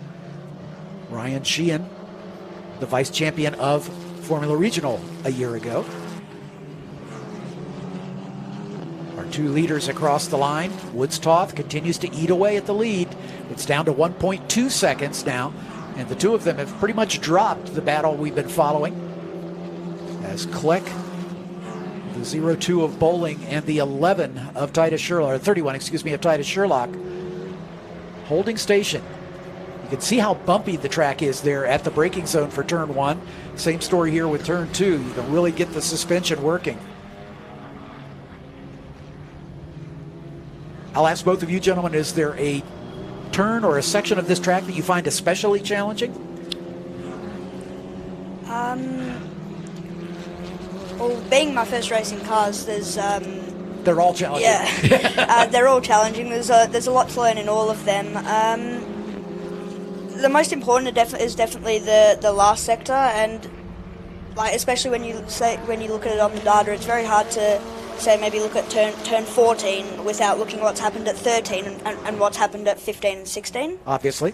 So that's the most important. I'd say the hardest is the S's, just because it requires a lot of confidence. There's a big bump in the second right-hander, and that can really throw the car. That can really throw the car off wide. And in these heavier, quicker cars with more downforce, that'll just amplify that effect. In the early part of the S's in the F4 car, I understand it's pretty much feathering the throttle, but when you get into the latter part of the S's where they sort of narrow down a little bit, you can go flat through much of that area. Has that been your experience? Yeah. So there's the little right hand kink, and then the first left hand. That is a lift, maybe a brake if you need it. But then from there it should be flat if you make sure the line's right and your car's handling well. Yeah. Kai, has that been your experience as well? Yeah. One big thing I noticed is you really have to carry speed at this track. Through the tight corners. If you're not carrying speed, you're going to be down on the time. And really using every bit of the track that you can all the way up to the white line. Good battle here between Nicola Verda in the 6 and Justin Garrett in the 17. That's Nicole's car. They are battling for 6th and 7th. And it looks like, from the looks of it out of the booth, Bowling is caught up to Kleck within a car length now. Yeah, it's about 0.3 of a second at the line. So Cole Kleck may find himself without tires here as we get into the last 10 minutes of this race. Tire management has always been a factor, and with this new slightly softer compound that Hankook is running this year, it's even more critical in the final race of the weekend. Again, for those of you who haven't been with us before, each driver team is allocated 2 sets of tires for the entire weekend. 2 sets of, 2 fronts, two sets of fronts, 2 sets of rears. And they start with that allocation at qualifying. Yeah, there is Bowling all over Cole Kleck as they come through turn 1. Really applying the pressure there. Yep, no kidding. He gets a little squirrely, though, as they work their way through turn 13 into 14. Into, as Brad so succinctly put it, the most important turn on the racetrack. That's true on any racetrack. The turn that leads onto the longest straightaway is the one you want to absolutely nail, because every millimeter you lose coming onto the straightaway gets magnified by the time you get to the end of it. But you can see the big bumps there just at the turn in of turn number 1, which really try to unsettle these cars.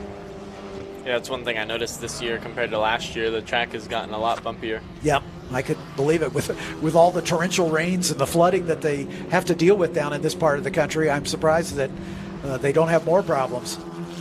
And the corner that's also very bumpy that gets underlooked by people maybe watching because the lower speeds is turn 13 right on the apex. There's a huge bump, and the curb's quite big, so it can be hard to ride. Yep.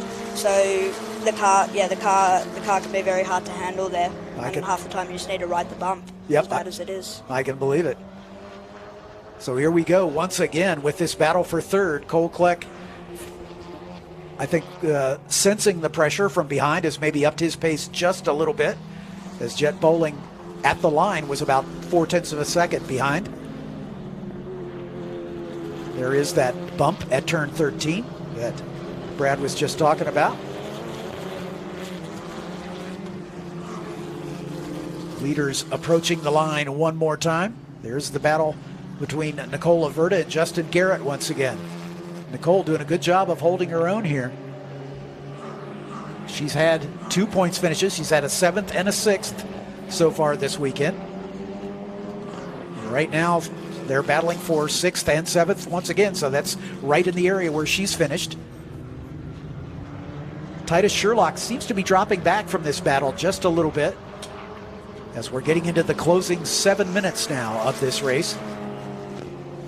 And the biggest thing to notice as well is Sheehan and Woodstock are really in a league of their own. If you look at the last lap, Sheehan did a 36.2 and Woodstock did a 36.3. The next quickest after that's a 37.1, so they're really stretching the gap and the Crosslink Kiwi team have set their cars up beautifully. Yeah, Justin Garrett has the third fastest lap. Hayden Bowlesby, prior to his retirement, was fourth quickest in the early stages of this one.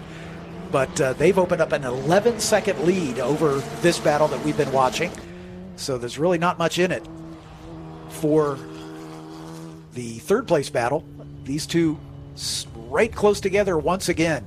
There seems to be kind of an ebb and flow of this gap as Kleck seems to be able to draw away just a little bit, but then Bowling hits his marks just perfectly and is able to close right back on his gearbox. That could also be based on setup as well. Yeah.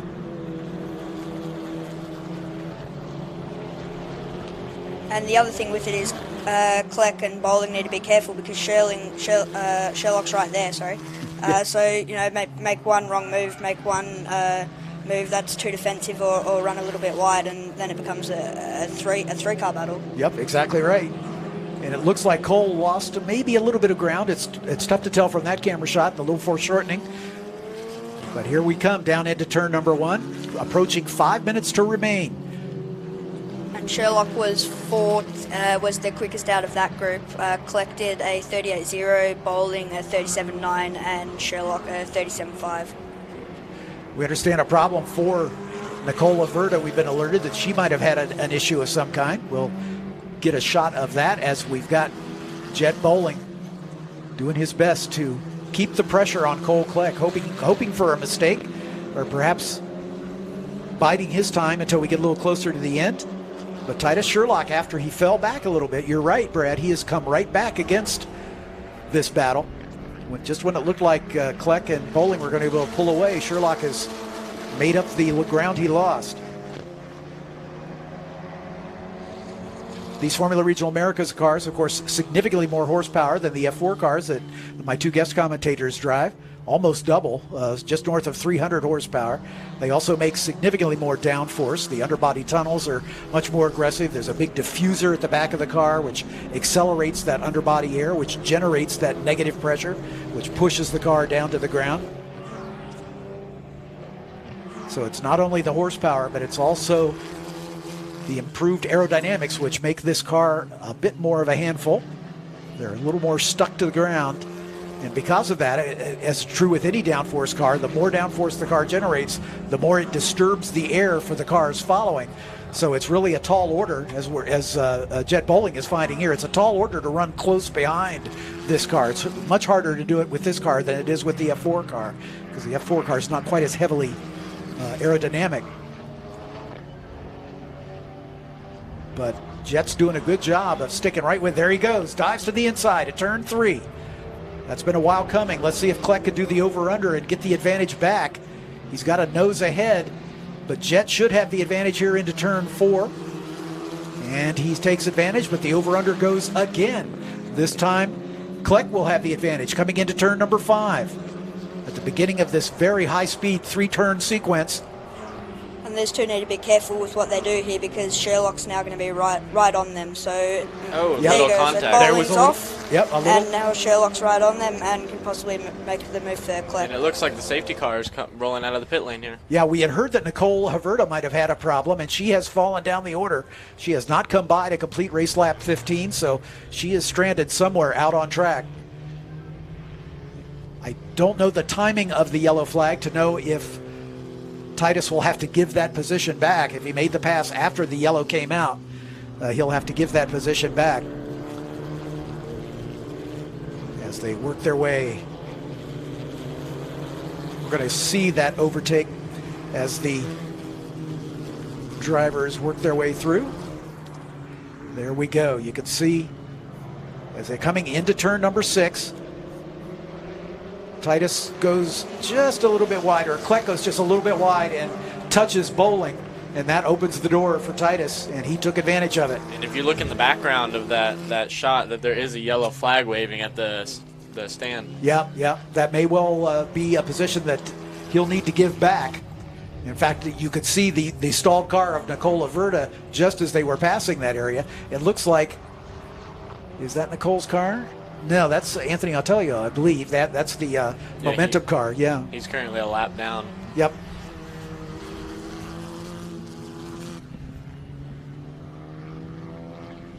Anthony with that spin early and damage to the front wing. He had to come into, you can see Nicole's car right here as she pulled to a stop at the exit of turn 4, it looks like. 6, or going 6, to 7. Going into 7, yeah. And hopefully they can move that car into into that little turn that our championship isn't using, so that we can have 1 or 2 laps of racing at the end. Yeah, we've got a minute left, so I don't think that's going to happen. I have a feeling this one may end under caution. Our race director has the option to extend the race if he feels there are extraordinary circumstances, but with Nicole's car stalling, it looks like this may be the way they're going to do it. We're hearing that the checker is going to come out. In fact, the starter has the checker in his hand. So this is how they're going to finish. I think the only question is with that pass that Titus Sherlock made, he's being shown now in 10th. So it may be that a time penalty has been assessed by timing and scoring because of that overtake under yellow.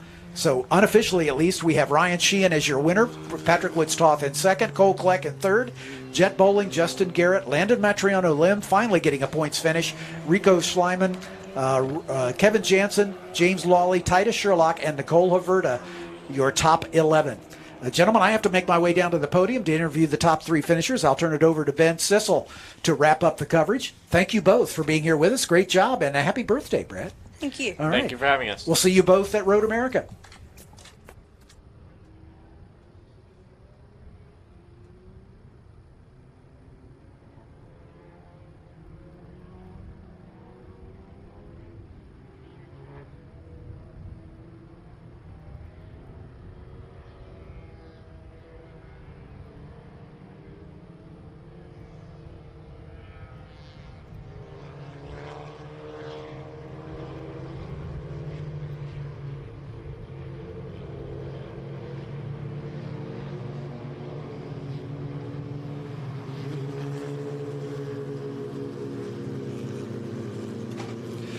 Well, welcome back here to the FR Americas race. As you can see, checkered flag is being displayed here at the moment, which does mean that these drivers are going to be finishing the race under yellow flag. A fantastic run from Sheehan and Woodstoth. A great weekend for Woodstoth, taking victory yesterday and able to climb onto the top step of the podium here today, or to get into second here today, and Cole Kleck in third place as well. A great race. I feel like we're going to have a big championship battle here in FR with a lot of the same drivers that we had last season in F4, and that's how this ladder system should work. Unfortunately, it did have a great race, did have to finish under yellow, but that's the time constraints that we are under. But this NOLA SpeedTour has been a great start to the season for FR and the Ligier JS F4. I can't wait till the new F4 cars join us at Road America in just a couple weeks. Yeah, they're going to be headed out there next month, so we're very excited to be headed about the whole season coming forward here at this point. It's going to be absolutely fantastic. And NOLA has put up plenty of surprises here on the weekend, as we heard from many, many different drivers. Sort of a deceptively difficult track to be able to navigate. It threw up some yellow flags. It threw up a couple of hiccups, but on the whole, when we were green, it was absolutely fantastic. As we take a look here at that 4-minute Regionals Americas Championship, Ryan Sheehan able to take victory over Patrick Woodstoth, Cole Kleck, Jet Bowling, and Justin Grant, your top 5. Landon Matriano Lim, Rico Shalaman, followed by Kevin Jansen, James Lawley, and Titus Sherlock, rounding out your top 10. Sherlock 2 laps down. Everybody else within a relatively close distance of each other, as you would imagine. Kevin Jansen, one of our masters, finishing in the points. So congratulations, Kevin Jansen. It's always great to see him up in the top 10, into the points in Formula Regional America, and one of our masters, one of our 2 masters here this weekend, so that was really cool to see. Yeah, very, very cool to see for him, and that's one of the things here. It's not just necessarily that stepping stone ladder for young drivers. It can also be for our masters drivers, our older drivers that want to give their hand at open wheels. Well, this is such a competitive series, so if you want to race an open wheel car, why not this one? Because you're basically competing against drivers who we're going to see in the IndyCar field here in a little bit. But I'm hearing that we're going to hear some highlights here pretty soon, which I'm excited to see the highlights for this race. And I want to give it up for all the producers and directors at Greenlight for putting together these highlights for us so quickly. Yeah, it's a really pretty incredible job here at this point, but we are ready to jump on over into those highlights here at this point. Ready to roll you back through the race.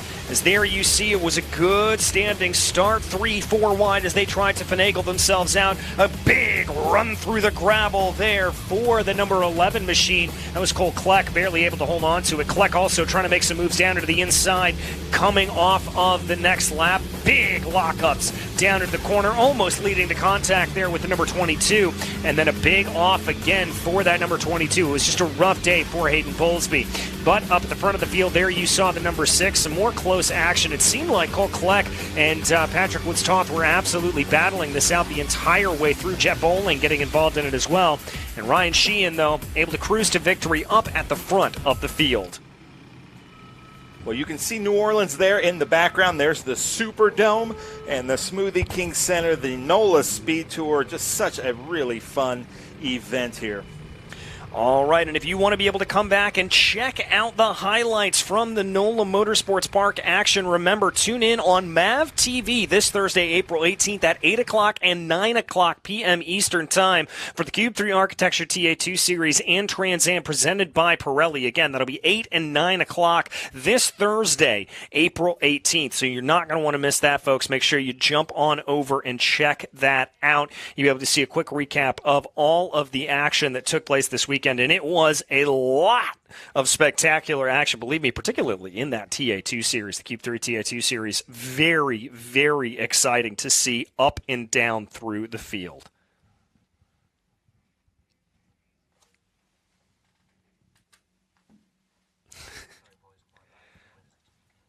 As we keep going here at this point, waiting down for the winner's interview with the one and only John Flippin as they get that together.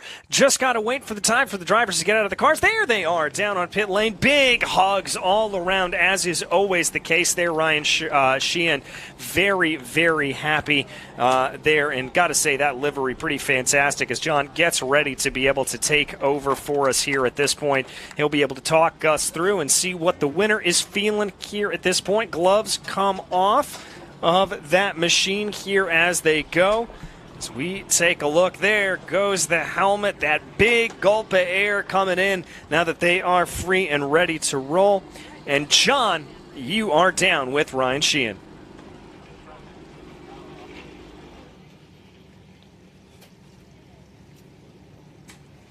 We're here with Ryan Sheehan. Ryan, you haven't been on the box yet this weekend, but you made it work this time. Well done. Yeah, if I had to pick one step to be on, I'd pick this one. So, yeah, it was a tough race. Of course, I had to win the one that was green for most of it, but I'll take it. You had some pressure from behind from your two teammates. How were you able to hold them off? Yeah, just trying to stay consistent. I think I cooked the tires a little bit at the start, so I got a bit worried, but it seemed like the gap was pretty consistent. So we have a new tire compound, so I was just learning that. This is really the first full race we had with it. So, yeah, I was just staying consistent. Congratulations. Thank you. Ryan Sheehan, your winner, ladies and gentlemen. Guys, back to you in the booth. Well, thank you so much, John. That is a very happy Ryan Sheehan. As you said, a lot of unknowns for these drivers, but a lot of good racing nonetheless. Well, folks, on behalf of all of us here at the NOLA SpeedTour, it's been an absolute pleasure to bring you all of the racing action here this weekend. Make sure to tune in as the SpeedTour next heads out to Worldwide Technology Raceway in St. Louis. So tune in for that next month. But on behalf of myself, DJ Clark, Adam Andretti, as well as Ben Sissel and all of the production crew here for the series, it's been an absolute pleasure to bring you the racing action. Thank you so much. Hungry for SVRA action? Well, the best way to enjoy classic auto racing is with a delicious classic from Mission Foods. Green flag your race-watching snacks with Mission's mouth-watering race day recipes. Try some of our tasty tacos, piled high nachos, fresh chips with guac, and more. So gear up your ride and fuel up those stomachs with delicious Mission Foods. Now that's too fast, too tasty.